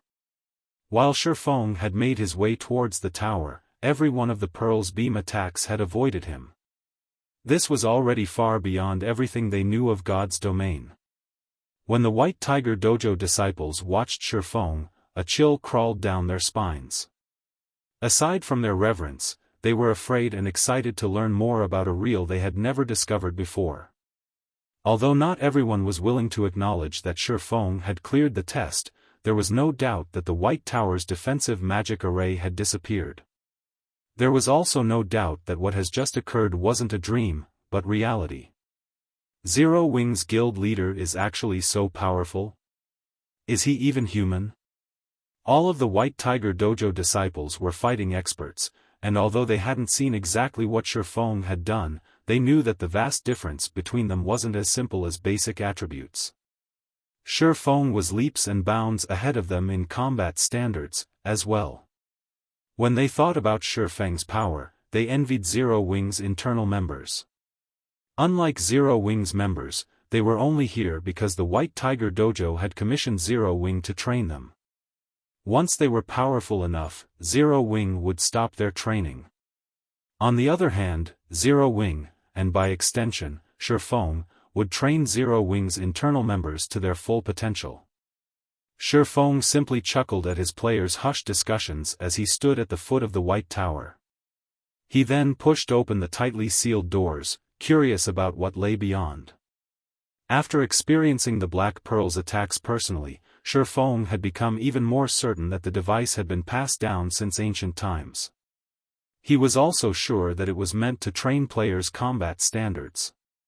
Players had to have reached the half-step refinement realm and be able to observe their surroundings constantly to pass the 50-yard mark. To cross the 30-yard mark, players had to reach the refinement realm. Without precise control of their own movements, players wouldn't be able to dodge or block the varying attacks at the same time. Aside from physical control, players had to have accurate judgment of movement within their environment to continue past the 30-yard mark. The players who could reach the foot of the tower had reached the limit of the refinement realm. It wouldn't be an exaggeration to call them half-step flowing water realm experts. For the White Tiger Dojo disciples and Zero Wing internal members, who had yet to reach the half-step refinement realm, reaching the tower was simply too difficult. Even Gentle Snow, Fire Dance, and Zero Wing's other refinement realm experts would likely struggle to reach the tower. Xiaofan had to admit that the tower was an excellent tool to help players reach the refinement realm. The Black Pearl didn't use the same attack method as monsters, which wouldn't constantly target players' weak points. Not even a group of refinement realm experts could elicit a similar result. The only downside was that the Black Pearl's attacks were monotonous and couldn't adapt to change. Even when the beams adjusted their trajectories or curved, they had fixed patterns, unlike expert players, which changed their attack patterns to fit their situation. It was also why Xiaofan had managed to reach the bottom of the tower without using his weapons. However, Xiaofan was satisfied with this result. After all, he had never heard of such a training device in God's domain before. If he could use this device, nurturing a batch of experts would be easy. Although, whether or not these experts reached the refinement realm would depend on their individual talent. At most, the training device could offer support, reducing the twists and turns players had to face as they journeyed towards the refinement realm. It didn't guarantee that players would reach a certain standard. Of course, if the various superpowers learned of this training device, Xiaofan didn't doubt that they would do everything they could to acquire this lost town. Although the various super first-rate guilds and super guilds had their own training systems and devices, with most having higher quality methods than the White Tower, those systems and devices cost massive amounts of resources to maintain. They could also only nurture a small number of players at once. In contrast, the White Tower could bombard nearly 700 players simultaneously and without strain. This alone would be more than enough to tempt the various superpowers into action. Xiaofan didn't bother to explain how he had reached the tower. It was still too soon for Zero Wing current internal members and White Tiger Dojo disciples to take on this training device. They still hadn't grasped many of the basics. Trying to take on so many clever attacks simultaneously was impossible for them. The system would simply beat them, not train them. Meanwhile, as Xiaofan entered the tower, a spacious, ancient hall appeared before him. From outside, the White Tower didn't look particularly large. However, its interior resembled that of a stadium that could accommodate over 10,000 people. Various ancient weapons had been put on display in the hall, and it resembled an armory. Xiaofan was in awe as he gazed at the weapons around him. Every single weapon in this hall radiated a dense amount of mana. At a glance, it was obvious that these weapons were far superior to the ordinary weapons most players used at this stage of the game. This is an armory? Xiaofan was confused as he gazed at the weapons on display. He then approached one of the weapon racks, picking up a spear to inspect. When he read the spear's attribute panel, Xiaofan was instantly ecstatic. He was so excited that goosebumps began to cover his skin. Mana weapons. Is every weapon here a mana weapon? Xiaofan surveyed his surroundings in shock. There were easily over 10,000 weapons in the hall. God's domain had many different kinds of weapons and equipment, most of which fell into three main categories. The first was the common type. It referred to the weapons and equipment most players currently used. Players of the same class could trade and use weapons and equipment of this type. In battle, their durability would decrease, but they could be repaired out of combat. The second type was the unique type. Specific players could use these weapons and equipment. Even if another player picked one up, the item would be useless to them. Similar to the common type, these weapons and pieces of equipment would lose durability in combat but could be repaired and used indefinitely. The third type was the expendable type. Like the common type, those of the same class could trade and use expendable type weapons. While they wouldn't lose durability in battle, they couldn't be repaired. Once their durability was exhausted, they would be useless. The majority of God's Domain's players and NPCs used common type weapons and equipment. Most expendable type weapons and pieces of equipment had been lost in the passing of time. This was due to the uncertainties these items created in battle. However, expendable type weapons and equipment had one massive benefit: absolute power. When the various races had competed for dominance over the God's Domain continent during ancient times, the human race had been weak and insignificant. To survive their powerful enemies, humans had discovered a method to improve their strength drastically. This was how expendable type weapons and equipment had come to be.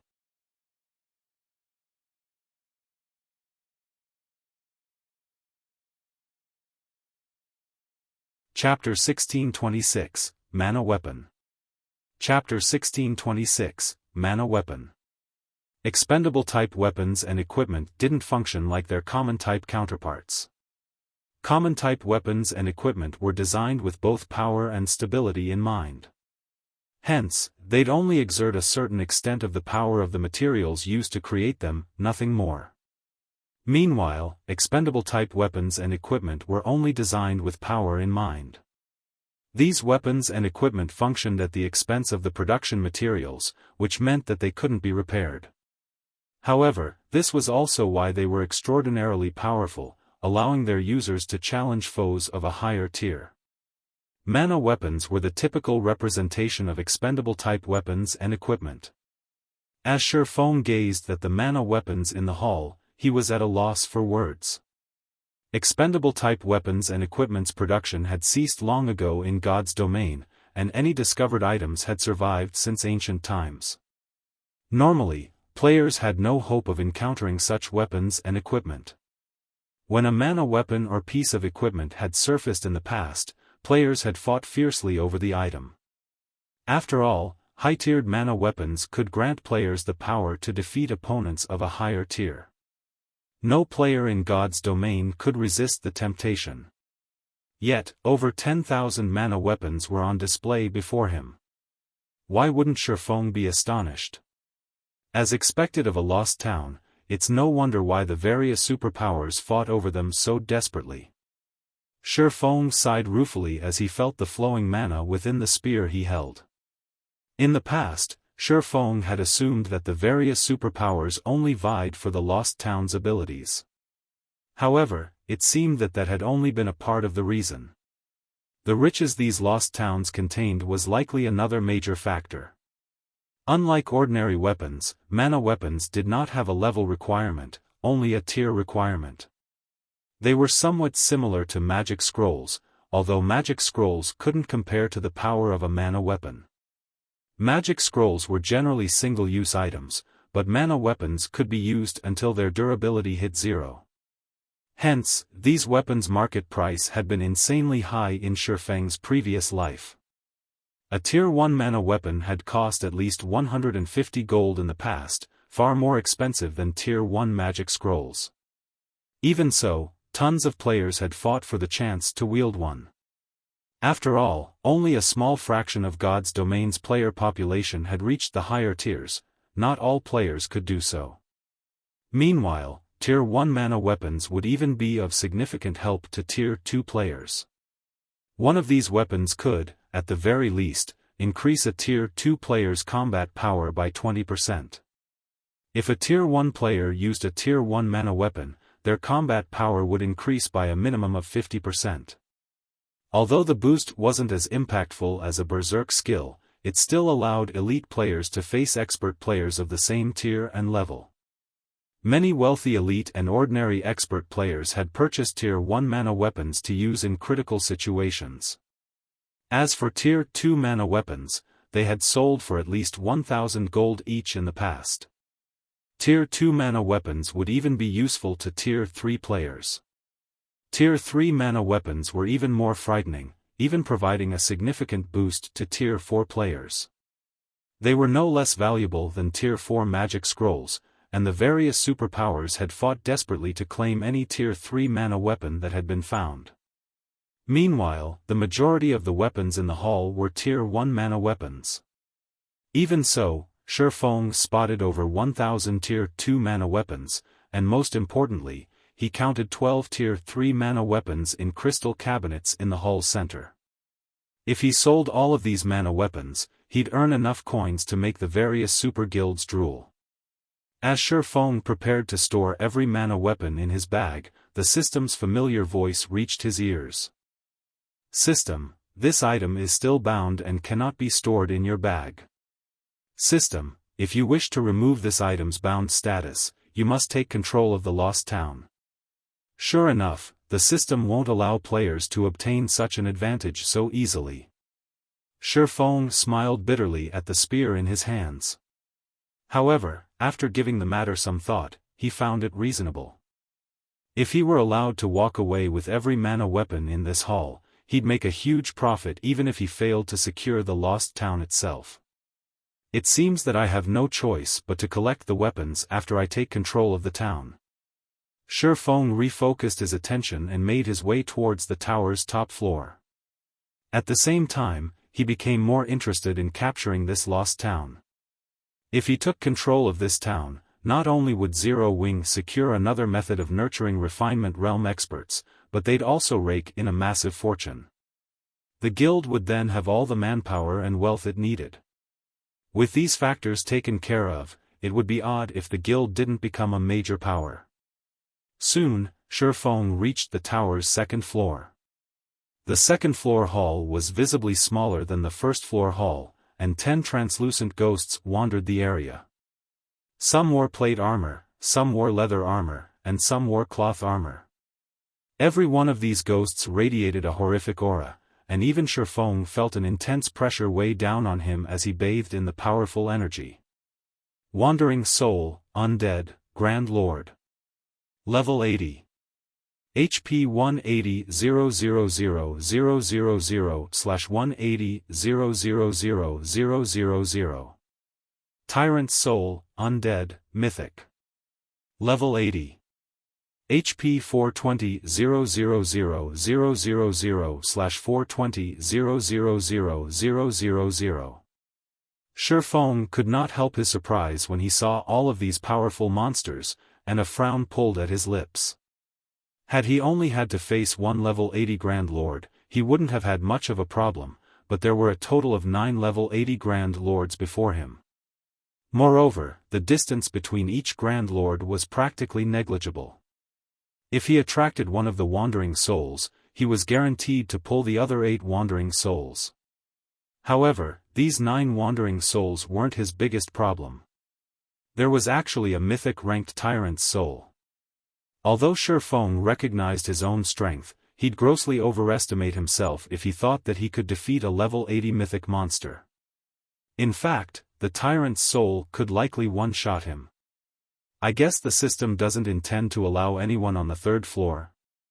Xiaofan felt his head ache as he looked at the Tyrant's Soul, who remained motionless in the center of the hall.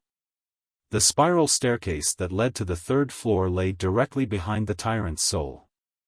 Xiaofan had assumed that he would be able to walk up to the tower's top floor effortlessly, but it seemed that obtaining the magic crystal treasure chest would be more difficult than he had thought. If he had faced such a situation outside of the tower, he could likely rely on Zero Wing and the White Tiger Dojo's members to sneak past the Tyrant's Soul and Wandering Souls. However, they were still stuck outside of the tower, as were the 5 Great Lords under his control. Without his Great Lords and the other players, dodging the Wandering Soul's attacks would be extremely difficult. If the Tyrant's Soul joined the fray, he'd likely die in an instant. Although he had an invulnerability skill, Absolute Domain had a short duration of 10 seconds. Dashing from the edge of the second-floor hall to the staircase and ascending to the third floor to open the magic crystal treasure chest in 10 seconds was impossible. Once Absolute Domain's duration ended, the Tyrant's soul would slap him down.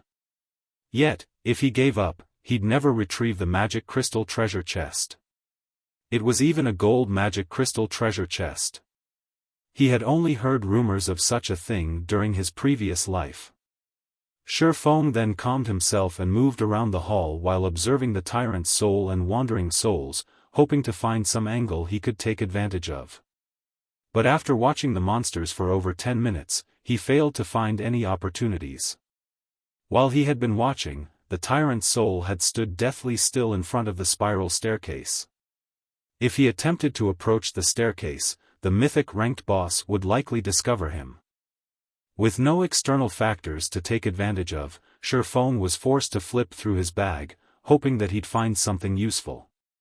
As Xiaofan began to consider giving up, he noticed that he still had a Tier 3 defensive magic scroll. He had obtained the scroll from the Purgatory Serpent.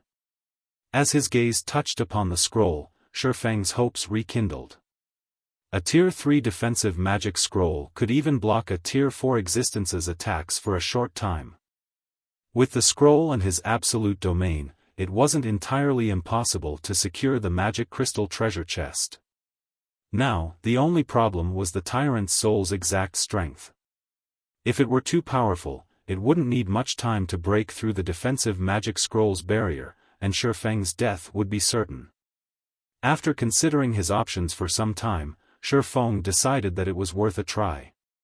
If he died, he'd lose 1 level at most. 1 level was a small price to pay for a gold magic crystal treasure chest. Following which, Xiaofan used Phantom Kill and had his doppelganger carefully crossed to the opposite side of the hall. Meanwhile, Xiaofan readied the Tier 3 defensive magic scroll before activating the Aura of Wind's Gale domain and charging forward. When Xiaofan was within 100 yards of the Tyrant's soul and wandering souls, a cold glint flashed in the 10 monsters' eyes. They charged at Xiaofan like ferocious beasts. The Tyrant's soul moved like lightning. Before Xiaofan had even crossed 5 yards, the mythic monster had appeared before him. The Gossamer boss had already conjured a blue lightning blade in its right hand and swung it down toward Xiaofan.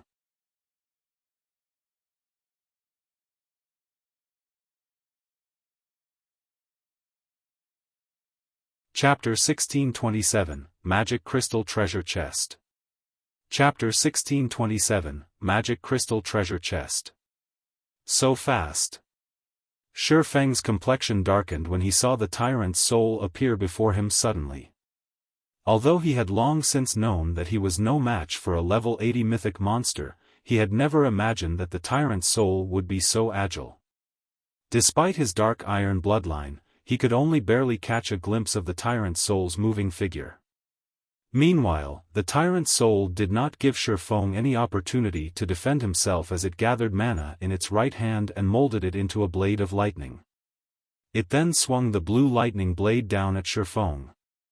The lightning blade tore through the air effortlessly, producing not a single sound as it descended on Xiaofan.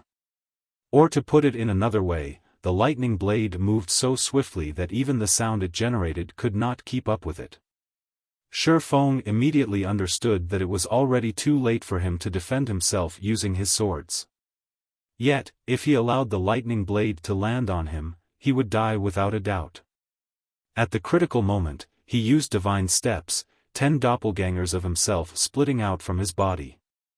Then, he promptly switched positions with one of his doppelgangers. The moment Xiaofan was done switching positions, the doppelganger he had swapped with got split in half by the Tyrant's soul. The lightning blade also left a thin crack beneath the doppelganger's feet, the crack extending 50 yards. Only a brief moment later did the sound of air being torn apart enter his ears. For a moment, Xiaofan was even under the illusion that the Tyrant's soul's attack had split the entire second floor in half. Right then, when Xiaofan looked at the Tyrant's soul, which was clad in a set of dark gold-colored runic armor with a pitch-black crown on its head, he could not help but doubt it was actually a mythic monster. Mythic monsters were indeed powerful and possessed superb basic attributes.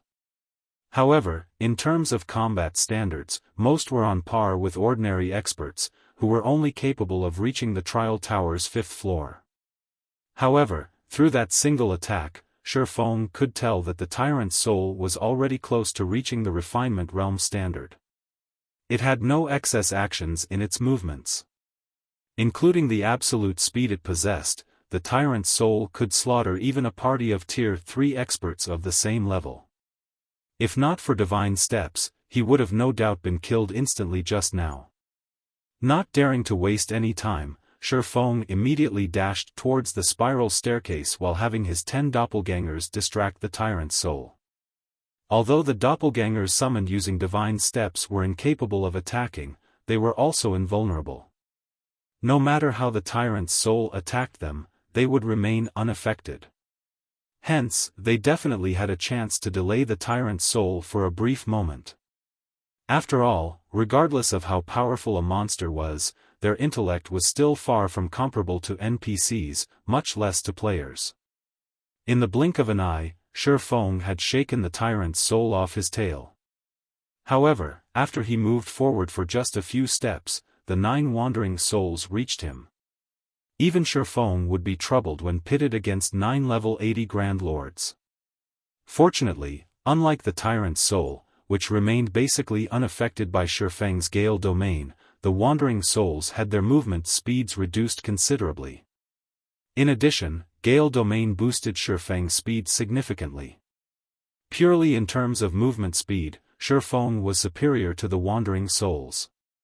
Hence, he could evade the attack trajectories of the wandering souls relatively easily. For safety's sake, though, he still activated Defensive Blade. Although the combat standards of the 9 wandering souls were far from comparable to the Tyrant's souls, these were still at the trial tower's 4th floor. Ordinary experts would still get killed instantly if they went up against the Grand Lords. Xiaofan was only relying on his advantage in speed and his grasp of his surroundings to just barely dodge the attacks of the wandering souls.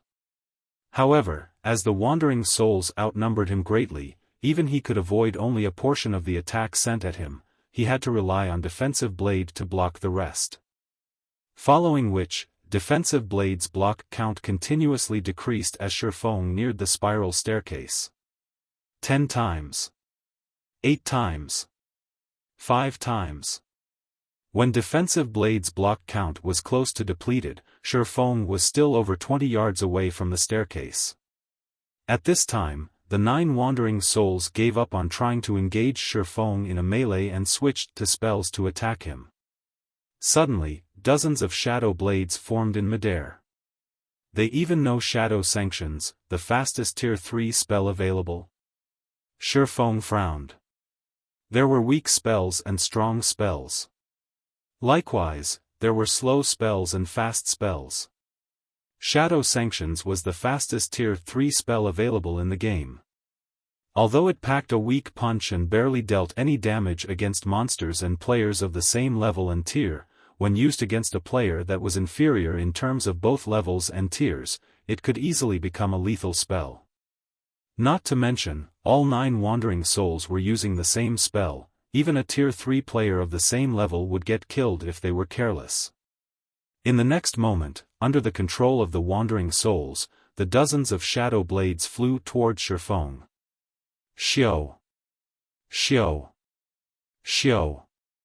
Just when the shadow blades were about to reach Xiaofan, he switched positions with the doppelganger he summoned using Phantom Kill and appeared on the other side of the spiral staircase. As for his doppelganger, the numerous shadow blades instantly annihilated it. Close 1. Xiaofan felt extremely fortunate that he had not tried to defend against those shadow blades. The only way he could have blocked all those attacks just now was with Absolute Domain. However, if he wasted Absolute Domain here, even if he managed to reach the magic crystal treasure chest later, he would be powerless to do anything about it. After killing his doppelganger, the wandering souls charged at Xiaofang's real body once again. However, they were too far away. By the time the wandering souls arrived at the spiral staircase, he was already halfway up. Since Shifeng's movement speed originally surpassed that of the Wandering Souls, despite the Grand Lords giving their all into chasing him, the distance between them only widened. Shortly after, Shifeng arrived at the top floor of the tower. Sure enough, it isn't locked. Shifeng grew ecstatic when he saw the magic crystal treasure chest placed in the middle of the top floor. Previously, he couldn't determine whether the treasure chest was locked or not. From what he knew of magic crystal treasure chests, they were never locked. However, those treasure chests all had silver runes carved on them. Hence, he had not been certain that gold magic crystal treasure chests wouldn't have locks. By the time Shifeng got to the treasure chest, the 9 wandering souls had just arrived on the top floor. When the Grand Lords noticed Shifeng's location, they let loose an angry outcry that echoed throughout the entire tower. Even the Zero Wing members and White Tiger Dojo disciples resting over 100 yards away from the tower could not help but shudder at the Grand Lord's powerful roars. What's going on? Quick, look! The guild leader has already arrived before the treasure chest. Wait, there seem to be monsters. What? Those are 9 level 80 Grand Lords. Everyone's eyes widened when they looked at the wandering souls chasing after Shifeng. Initially, they had felt excited at his obtaining the magic crystal treasure chest. Now, they only felt sympathy for him. Even if their entire team of nearly 700 players went up against one wandering soul, they would not be able to make the Grand Lord break a sweat. Yet, now, 9 of these level 80 Grand Lords had actually appeared at the same time. Who could possibly stop them? When the wandering souls were less than 10 yards away from Shifeng, his lips suddenly curled up in a smile. Activate. Triple Flame Barrier. In the next moment, Shifeng unfurled the Tier 3 magic scroll in his hand and completed the activation chant. Suddenly, emerald flames emerged from the ground around Shifeng and formed a pyramid that enveloped him completely. When the 9 wandering souls bombarded Shifeng with spells, their spells were all burnt into oblivion by the emerald flames. When the weapons the wandering souls wielded clashed against the flame pyramid, they immediately melted under the high temperatures of the flames. The might of the triple flame barrier exceeded Shifeng's expectations entirely. Following which, Shifeng started opening the magic crystal treasure chest. The triple flame barrier lasted 30 seconds. Normally, that should be just enough time to activate a treasure chest. When Shifeng clicked on the magic crystal treasure chest, the loading bar that appeared before him showed that it would take 30 seconds to open the treasure chest. Upon seeing this, he breathed out a sigh of relief.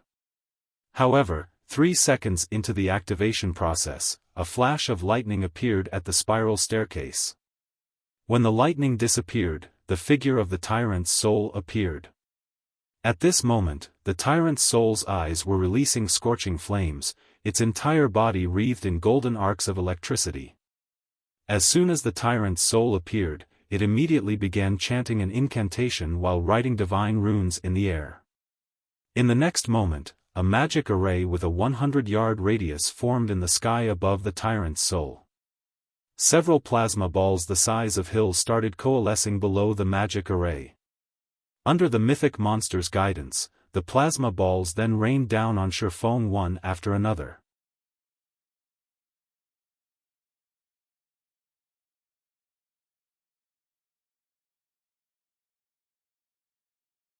Chapter 1628, Tyrant. Chapter 1628, Tyrant. What with the appearance of the massive magic array and the hill-sized plasma balls that blotted out the sky above the tower, it felt as if Armageddon had descended. Loud crackling sounds echoed throughout the space around the White Tower. The frightening pressure from the massive magic array made the hearts of the players standing below the tower palpitate, their breathing becoming somewhat stifled. When the crowd below the tower saw the Tyrant's soul, which hovered in midair, their mouths gaped in shock. A mythic. That's a mythic monster. We're doomed. Why is there such a powerful monster here? Whether it was Zero Wing's internal members or the White Tiger Dojo's disciples, they rarely ever raided dungeons, much less fought against incomparably powerful bosses. The strongest monster they'd fought against thus far was the Purgatory Serpent. Meanwhile, just the Purgatory Serpent alone had already made them despair. Their reaction to the mythic monster before them went without saying. Looking at the Tyrant's soul, although everyone knew that the mythic monster's target wasn't them, their mind still could not help but conceive the thought of turning around and fleeing. Meanwhile, when Xiaofan looked at the descending plasma balls, his complexion darkened significantly. Although he had long since known that his doppelgangers could only delay the Tyrant's soul for a short time, he had not expected the mythic monster to be ruthless enough to use Thunder Plasma, a Tier 4 spell, as soon as it appeared. Tier 4 spells originally already possessed frightening destructive power, but Thunder Plasma was even one of the top-ranking Tier 4 spells available in the game.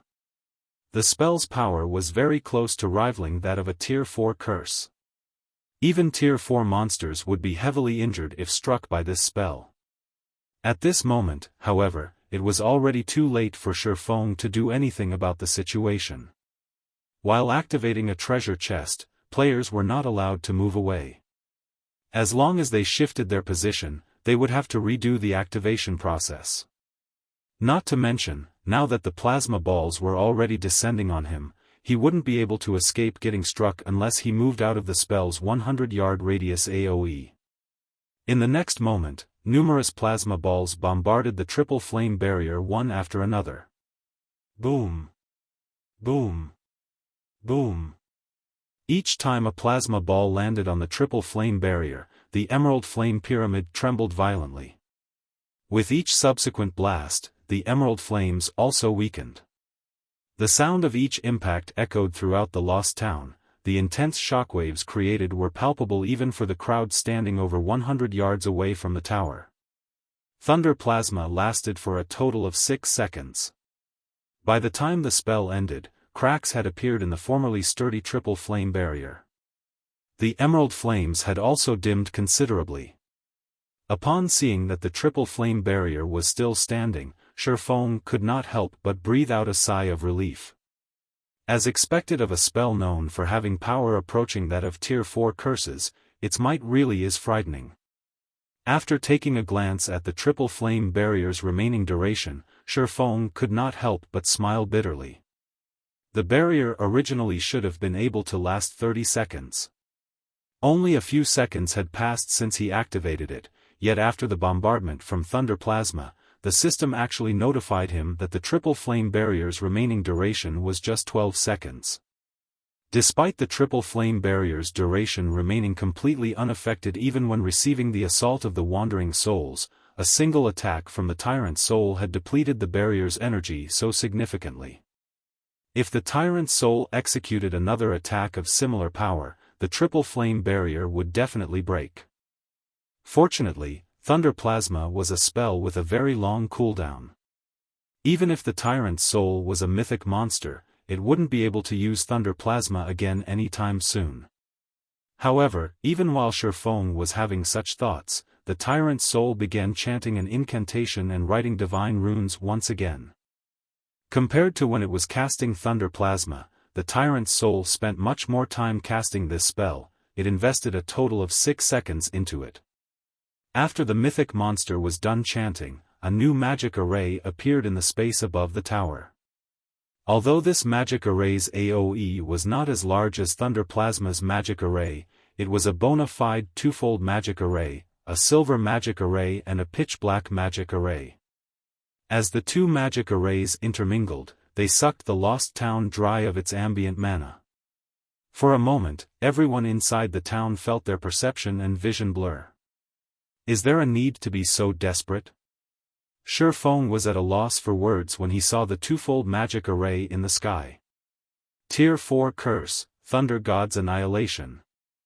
Although the curse's AoE was much smaller, in terms of power, it was much stronger than even ordinary Tier 5 spells.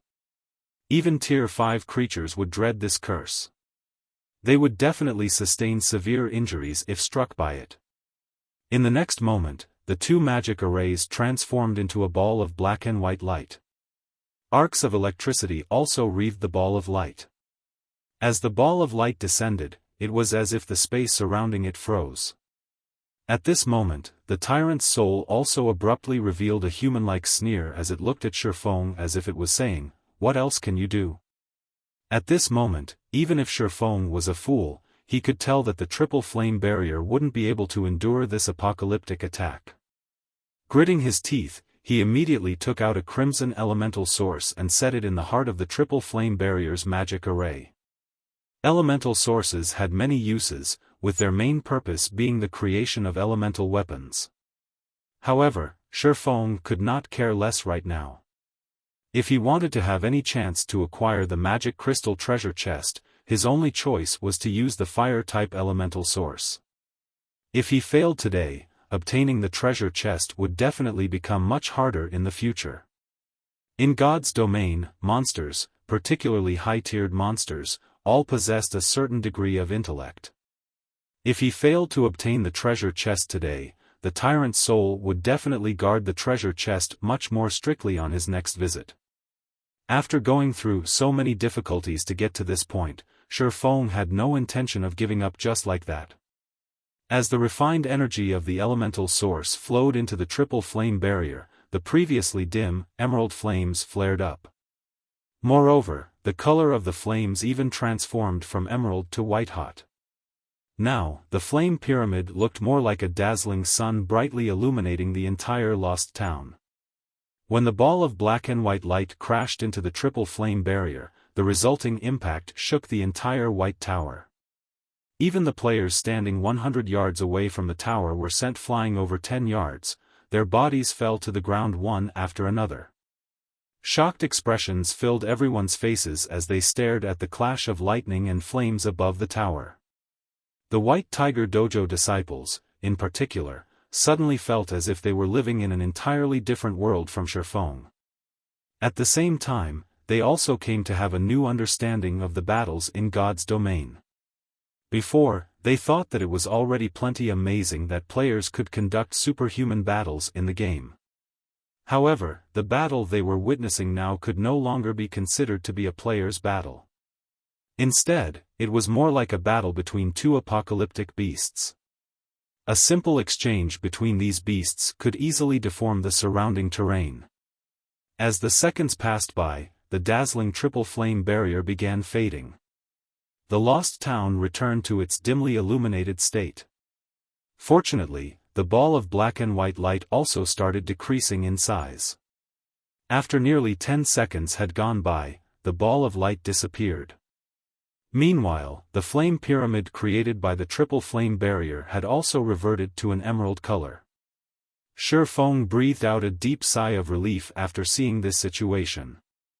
Fortunately, he had brought along elemental sources with him, which allowed him to strengthen the Tier 3 triple flame barrier, letting it possess the might of a Tier 4 defensive spell.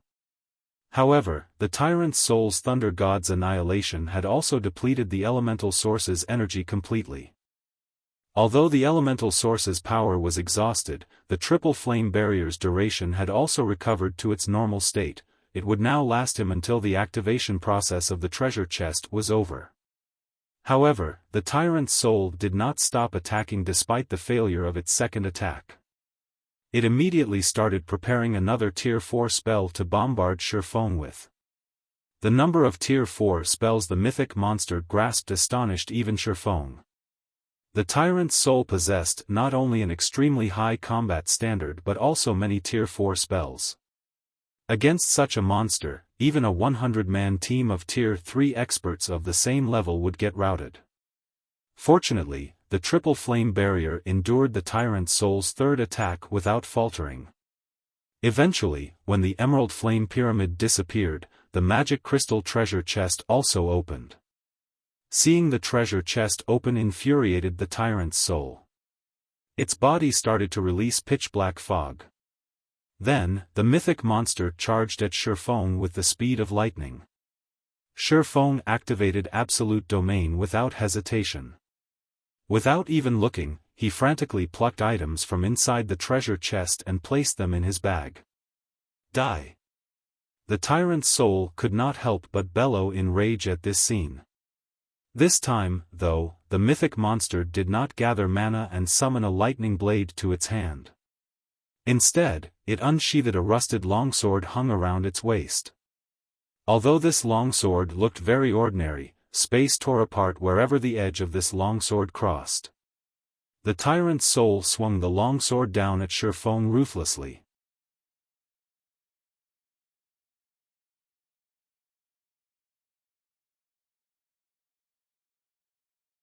Chapter 1629, Saint Weapon.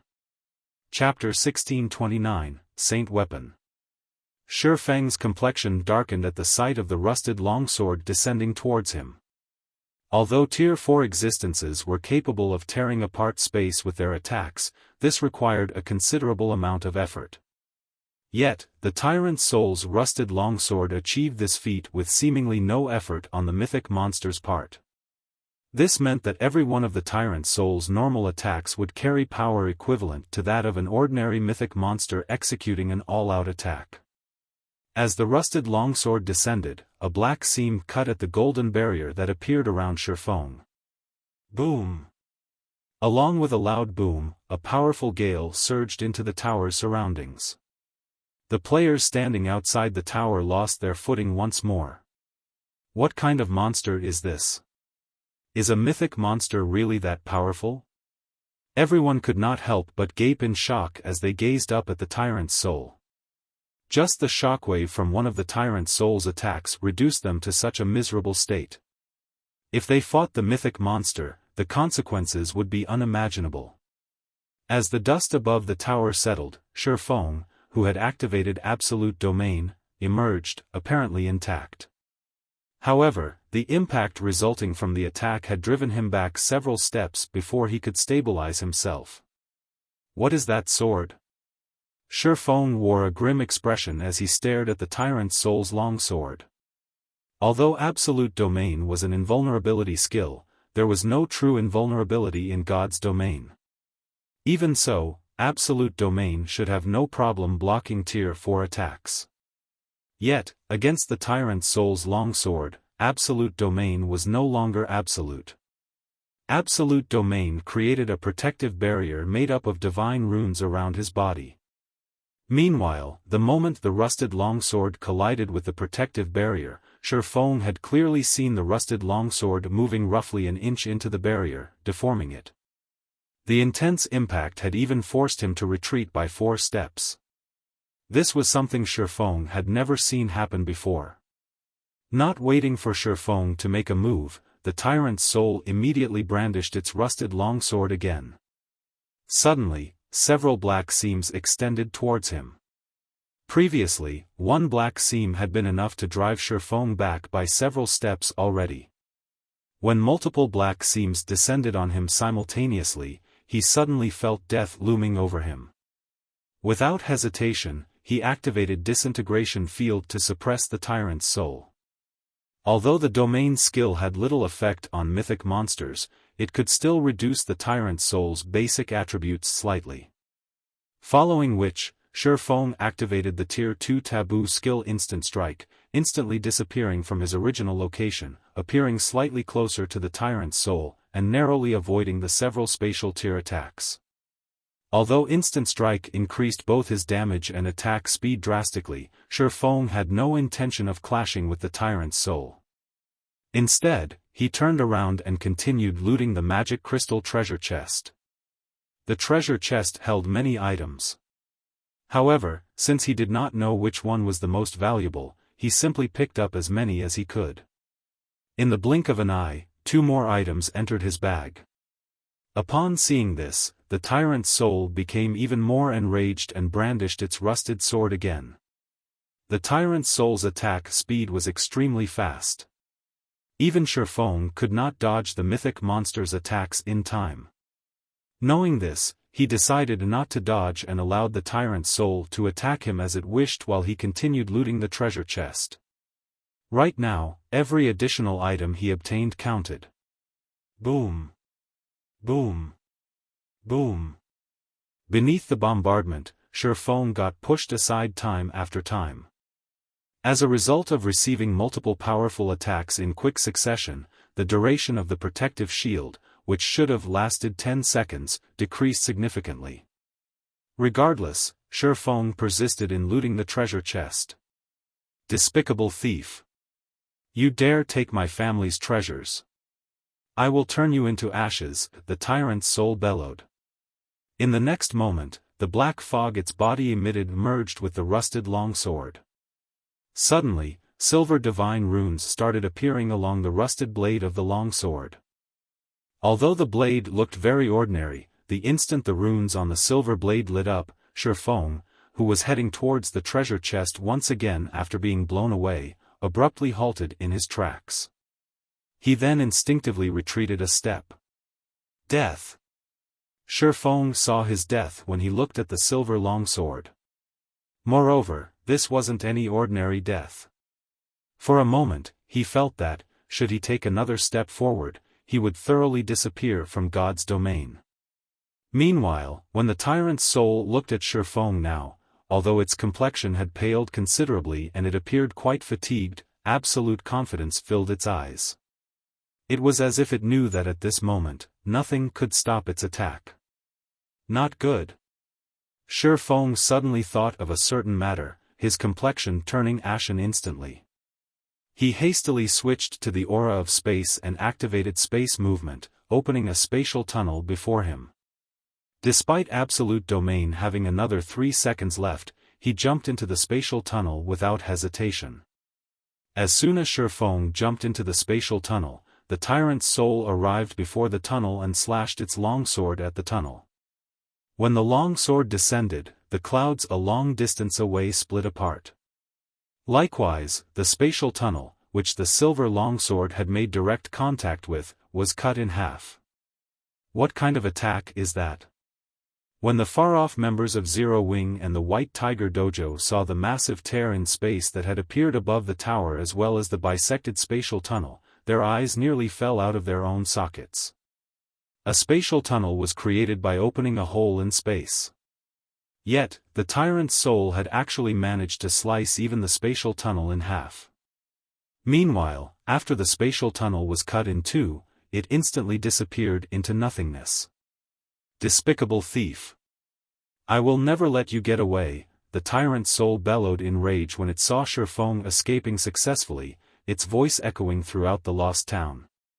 When the members of Zero Wing and White Tiger Dojo, who stood at a distance, felt the killing intent the tyrant's soul radiated, they felt as if their bodies had petrified, they did not dare to move even in the slightest.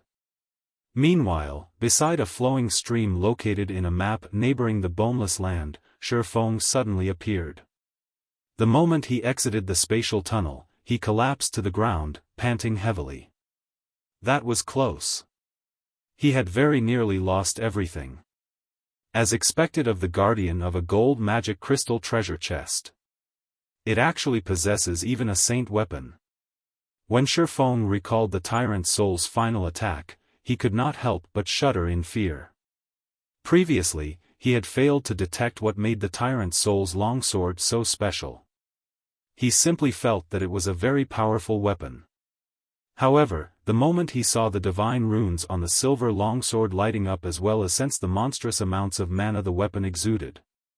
Aside from a tier 5 mana weapon, he really could not figure out what other weapons could replicate such a feat. Mana weapons were originally meant to suck dry the potential of their raw materials and exhibit power beyond one's imagination. However, the higher tiered a mana weapon was, the more difficult it was to produce it. Among them, Tier 3 mana weapons were labeled as higher order mana weapons, while Tier 5 mana weapons were labeled as saint weapons.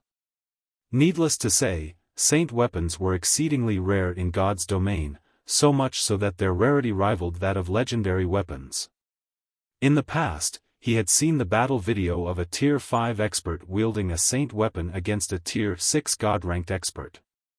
When the Tier 5 expert invested all his power into his saint weapon for an all-out attack, silver divine runes had appeared on the saint weapon. Back then, even the Tier 6 God-ranked expert had to go full bore to repulse the saint weapon's attack. One could just imagine how powerful saint weapons were. Had he been killed by the Tyrant Soul's attack just now, he definitely wouldn't have lost only a single level. Most likely, even his immortal soul would have been annihilated. Fortunately, he had reacted quickly and left in time. Meanwhile, just as Xiaofan was about to celebrate, the sound of a system notification entered his ears. System, you have angered the Tyrant's soul. The Tyrant's soul has used soul pursuit on you and will send a soul doppelganger after you once every day.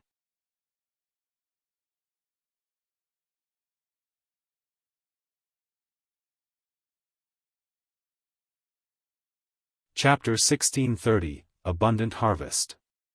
Chapter 1630, Abundant Harvest. Xiaofan could not help but frown as he read the system notification.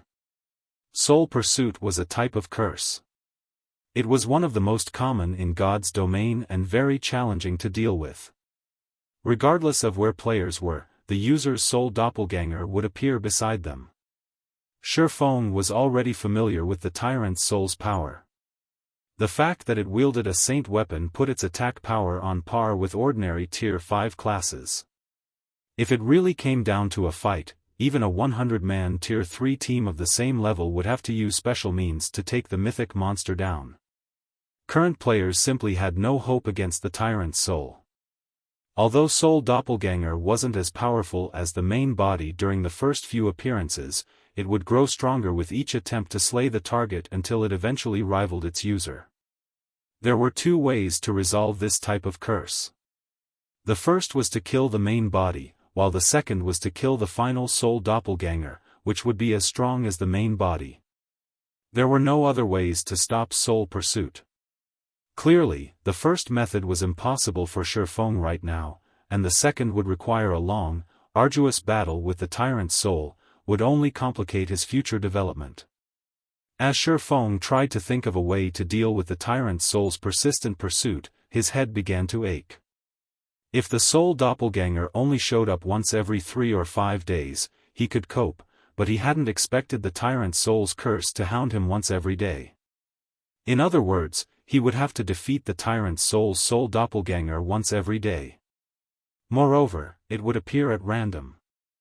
Although he could hide in an NPC city and let the city's guards deal with the Tyrant's soul's doppelganger, he wouldn't accomplish anything if he did.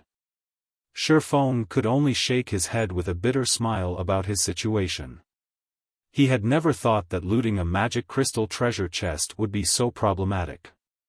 The most frustrating part was that he had only managed to grab 5 items from the magic crystal treasure chest. The chest contained at least another 5 or 6 items. Had he collected all of the items, he wouldn't have minded the Tyrant's soul's hunt, yet he had to avoid the Soul Doppelganger despite only claiming half of the treasure chest's items. But Xiaofan didn't give the matter too much thought. Instead, he instructed Zero Wing's internal members and the White Tiger Dojo's disciples to leave the lost town and wait for his arrival.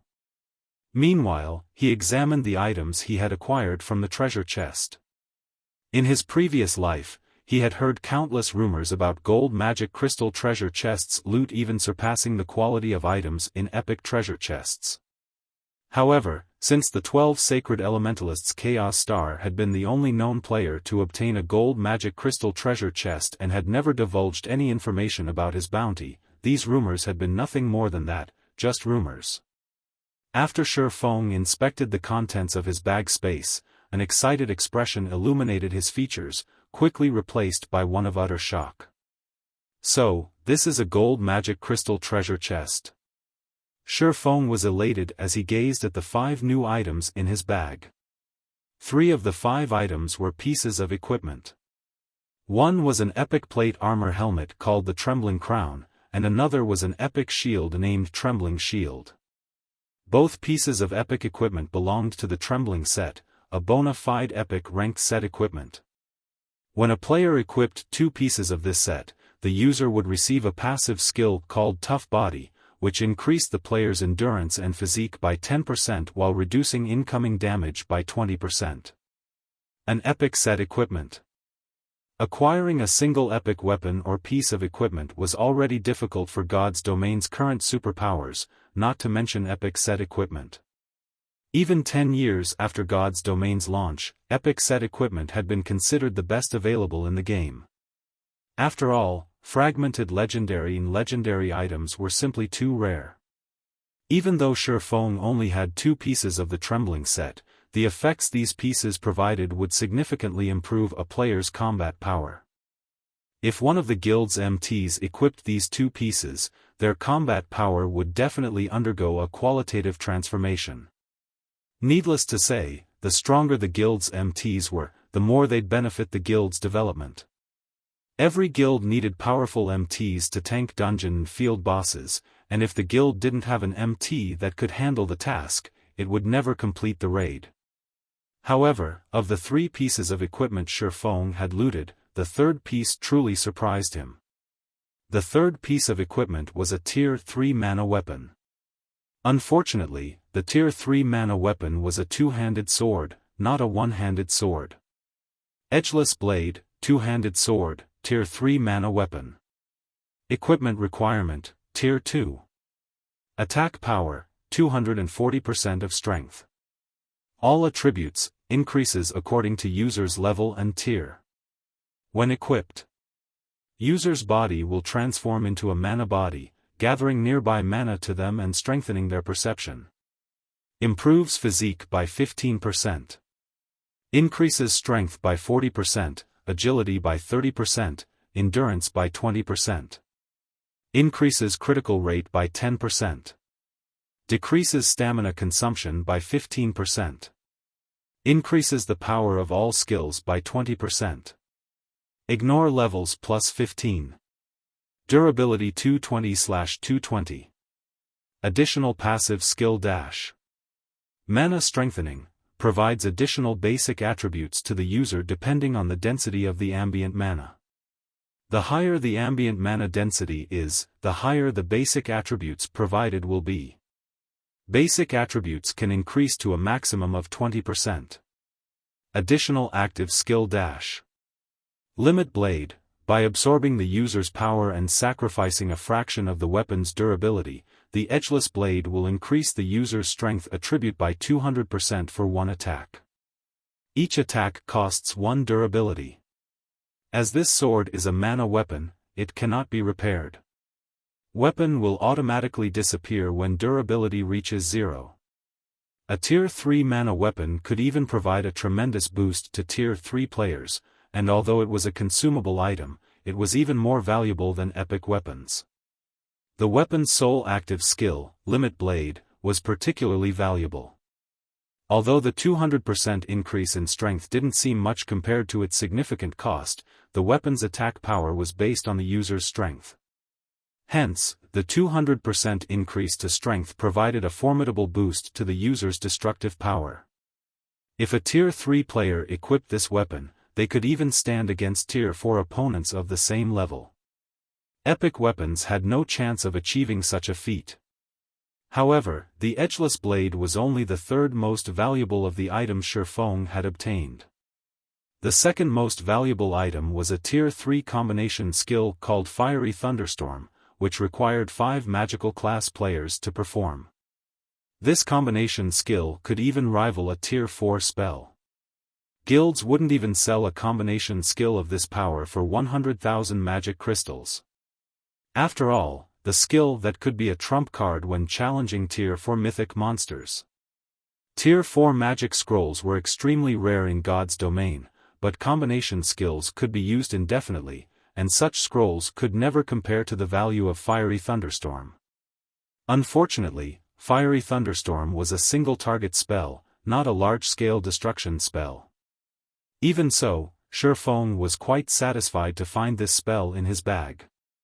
At the very least, he now had a weapon to deal with Tier 4 mythic monsters. The last of the 5 items was a unique crystal. It was also what shocked Xiaofan the most. A burning, purple flame danced within this crystal, and arcs of golden electricity flickered around the flame. The purple flame radiated an intensely tyrannical aura, and Xiaofan shuddered as he gazed at it. This flame was also an item Xiaofan had been looking for a long time now.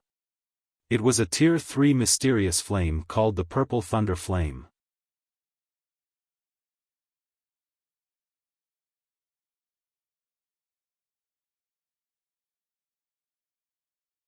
Chapter 1631, Tier 3 Mysterious Flame. Chapter 1631, Tier 3 Mysterious Flame. The crystal-encased, dark purple flame was extremely eye-catching in Xiaofan's bag space.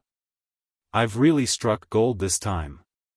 Xiaofan was overjoyed as he gazed at the purple thunder flame. This flame was easily worth more than the other items he had obtained from the magic crystal treasure chest combined. Players would only encounter a Tier 3 mysterious flame if they were lucky enough, and even Xiaofan only knew the whereabouts of a small number of them. Moreover, every one of them was exceedingly difficult to obtain. Countless guilds had waged war over mysterious flames in the past. Even super guilds had gone all out to slaughter each other over Tier 3 mysterious flames. The stronger a mysterious flame was, the more it would help forger and alchemist subclasses. These tools would help forgers and alchemists produce high-rank items with ease. Xiaofan had never expected that, despite only looting half of the gold magic crystal treasure chest's items, he'd actually acquire a Tier 3 mysterious flame. If he looted the rest of the treasure chest's items, how great would his harvest be?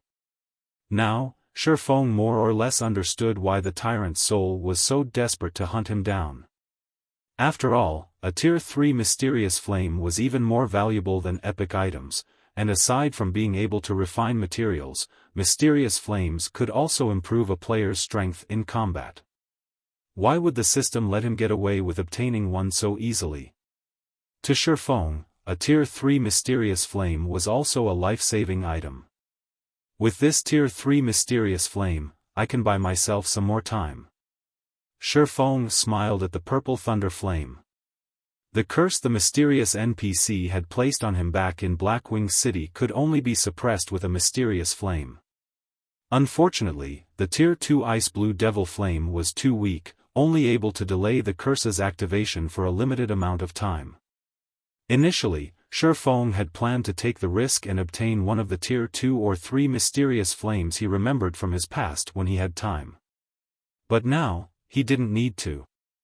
As long as he absorbed the Tier 3 purple thunder flame and merged it with the soul flame, he'd have better control over the soul flame. He would then have more time to locate the mysterious NPC and complete the quest Xiaofan had given him.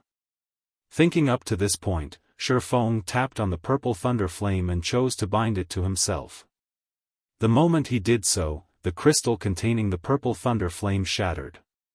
The dark purple flame entered Xiaofan's body, and purple fire devoured his entire body. Arcs of blue electricity flickered around him as a stinging pain assaulted every inch of his body. Shortly after, a loading bar appeared before Xiaofan, displaying the fusion process. 1%. 2%. 3%.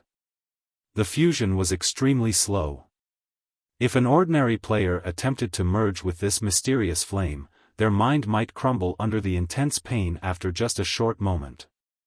While players had the option of lowering or turning off their pain sensitivity in the game, doing so would sabotage the fusion process. Fortunately, after over 10 years in God's domain, Xiaofan had acclimated to the pain.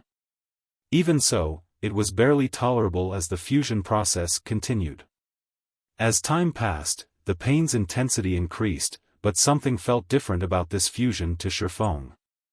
Aside from the increased pain, it felt as if the flames refined his body as they continued to burn him. There was a pleasant feeling alongside the pain. As the pain grew worse, his perception sharpened. This surprised Xiaofan. He had never heard of mysterious flames strengthening a player's perception and physique. Had the players in his previous life known that Tier 3 mysterious flames could do such a thing, every expert in the game would have gone mad to acquire one for themselves. Stronger perception would undoubtedly improve players' combat standards, and it would only become more beneficial as they reached for higher tiers. Otherwise, God's domain's experts wouldn't have regarded bloodlines and fragmented legendary items so highly. After 20 minutes of the fusion process, Xiaofan heard a series of system notifications. System: the purple thunder flame has bound to player Yifeng. System: the purple thunder flame's fusion has completed. After undergoing the Purple Thunder Flames trial, player gains +60 to all basic attributes, physique improved by 5%, reaction speed increased by 10%, perception range increased by 10%, fire resistance +70, and lightning resistance +70. You have also gained 100% control over the Purple Thunder Flame. Following which, Xiaofan proceeded to inspect the Purple Thunder Flame itself. When he saw its information, he couldn't help but gasp. Purple Thunder Flame, Tier 3 Mysterious Flame. When activated, increases movement speed and attack speed by 30%. Increases damage dealt by fire and lightning type attacks by 50%. Increases destructive effect of attacks by 100%. Increases production success rate for forging, alchemy, and cooking by 15%. Xiaofan wasn't surprised by the increase to movement and attack speed, but he had never expected a 100% increase to destructive effects. Although it wouldn't improve players' strength or attack power, the increased destructive effects would be devastating against players' and monsters' defense. A player might struggle against a Great Lord's defense normally, but if their attacks had double the destructive effect, they'd be able to break through the Great Lord's defenses and defeat it in far less time. Likewise, such a boost would be miraculous in PvP. It was common knowledge that players mainly relied on their weapons and equipment for strength. Without weapons and equipment, a player's attributes would decrease drastically. Meanwhile, players would be able to deplete the durability of their opponent's weapons and equipment more quickly with increased destructive effect. As for the 15% improvement to production success rate, it was 5% higher than the Tier 2 Ice Blue Devil Flame. Although it was only a difference of 5%, the Tier 3 Purple Thunder Flame's performance when refining high-rank materials would be leaps and bounds better than the weaker Mysterious Flame.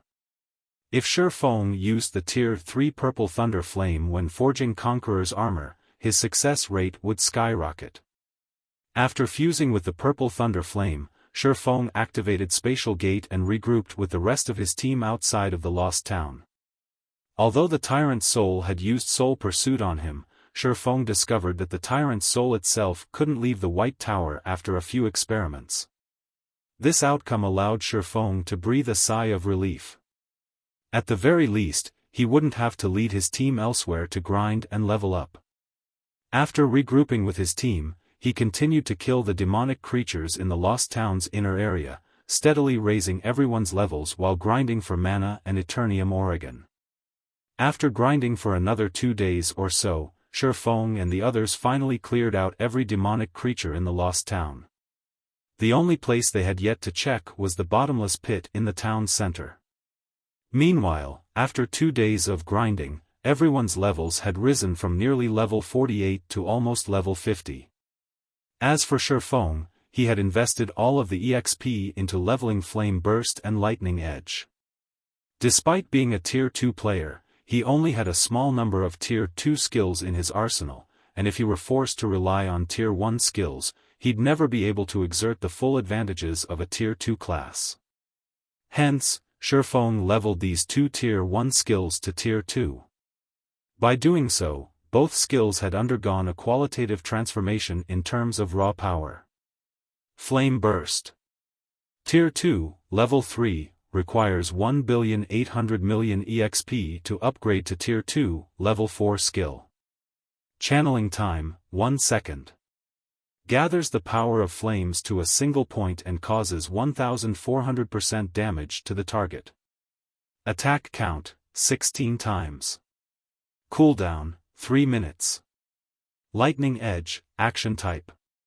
Tier 2, Level 2, requires 1,600,000,000 EXP to upgrade to Tier 2, Level 3.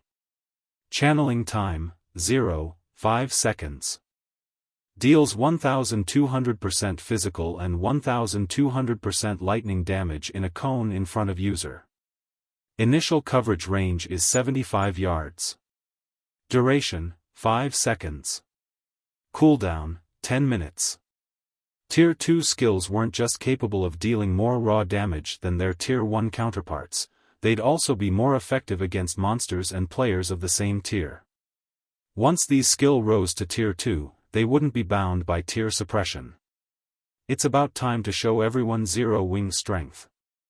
After taking a look at his team members' levels, Xiaofan contacted Aqua Rose and asked, "Aqua, how's the equipment collection coming along?"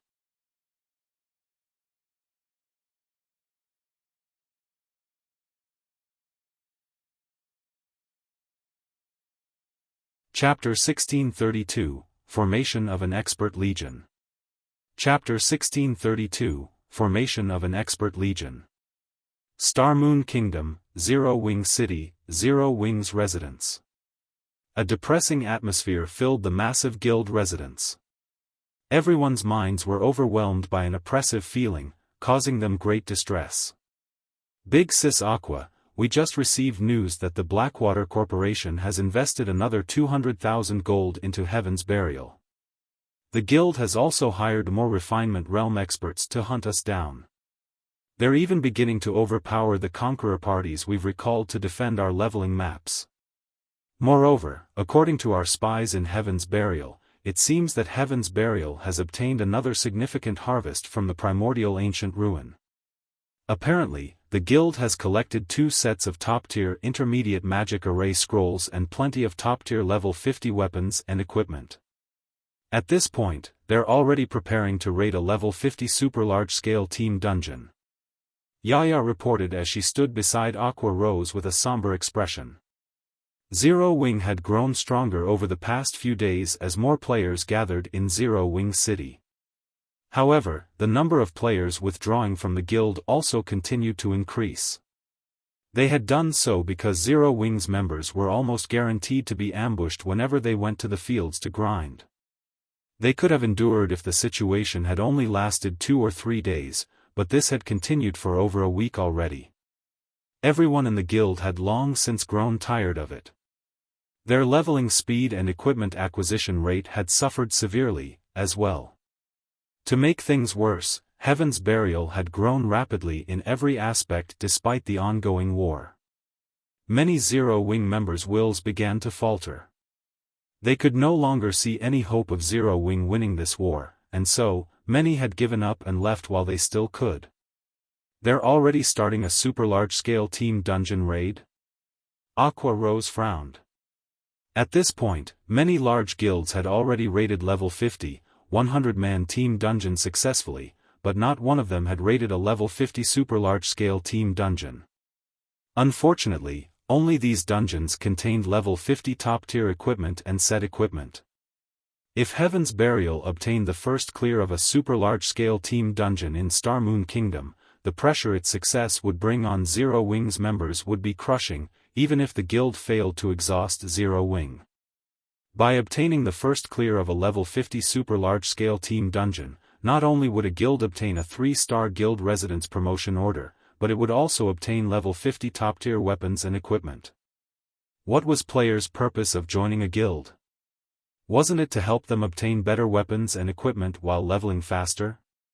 As long as Heaven's Burial succeeded, a ton of experts would try to join the guild. After all, not even independent teams could clear a super large-scale team dungeon. As she watched Heaven's Burial grow stronger by the day, Aqua Rose gradually came to understand how frightening guilds with major corporation support were. With an endless financial supply, a guild could attract as many experts and gain as many resources as it wanted. There was simply no way that Zero Wing, a guild that had been built from nothing, could compete with such guilds. It took everything Zero Wing had just to cope with Heaven's Burial's offensive. Big Sis Aqua, Heaven's Burial has stated that if Zero Wing is willing to hand over 51% of its shares, they'll stop their assault on the guild. If we continue to resist, however, they'll thoroughly obliterate us from God's domain. They've only given us 2 days to consider their offer. Here's a video they sent, Yaya whispered. What? Aqua Rose had been about to reject the proposal instantly, but after watching the video from Heaven's Burial, her expression turned solemn. The video depicted an army of evil beasts and evil demons. Although the army was not particularly large, only around 30,000 soldiers, it was an unprecedentedly high-quality force. Among the monsters, the army had over 5 level 72 mythic ranked evil beasts and 20 level 70 Grand Lord ranked evil demons. In addition, the force included a large number of level 70 Great Lord ranked evil demons. The weakest member of the army was Lord rank. Regarding overall strength, this evil beast and evil demon army was far more powerful than the two armies Zero Wing had previously faced. If these monsters took action, the consequences would be unimaginable. Even Zero Wing City might fail to stop them. As Aqua Rose struggled to think of a plan, Xiaofan contacted her. "Aqua, how's the equipment collection coming along?" Xiaofan asked. "We're almost done. We'll have everything we need in a few more hours," Aqua Rose responded dejectedly. "All right. I've finished my task as well. I'll return in a moment." Xiaofan nodded in satisfaction, surprised by Aqua Rose's efficiency. Although he hadn't requested level 50 top-tier equipment, only asking for elite-grade equipment, it was still a difficult job. "They've already reached level 50? Aqua Rose was stunned. They were talking about nearly 700 players. Before Xiaofan had taken them out to grind, Zero Wing's internal members and the White Tiger Dojo's disciples had only been around level 30. They had been unimaginably far from level 50. In her opinion, even with Xiaofang's astonishing leveling capabilities, he'd still need 2 weeks or so to power level the 700-man team to level 50. Even the most powerful elite members in the various large guilds were only around level 47 right now, and only capable expert players were close to level 50. After all, players needed drastically more EXP to level up after reaching level 45. Yet, Xiaofan had helped nearly 700 players catch up to peak experts in less than half of the time she had assumed. Emicham. They've all reached level 50. Some have even reached level 51, Xiaofan said, nodding.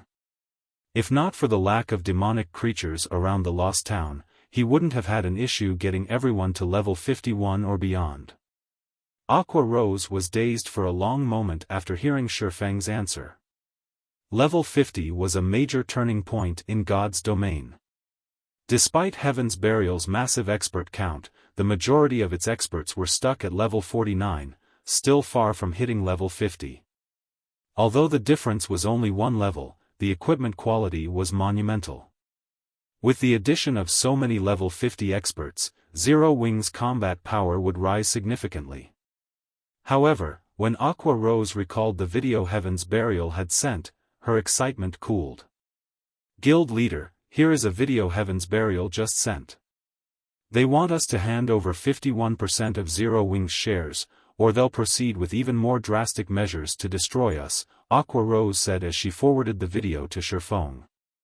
Against so many high-ranked evil beasts and evil demons, even Zero Wing's additional 700 expert players would be no more than throwing a bucket of water on a forest fire. "They've already grown so strong?" Xiaofan muttered as he watched the evil beasts and evil demons in the video. Although he had expected something like this, he couldn't help his astonishment when he actually saw the real deal.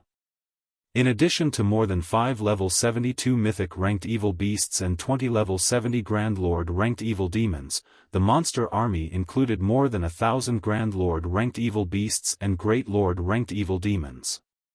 With such a force, Heaven's Burial would have no problems capturing any guild town in Starmoon Kingdom. You're tuning into the Xiaofan's Wuxia Tales YouTube channel. Don't forget to subscribe and join us on this journey to catch the most captivating stories.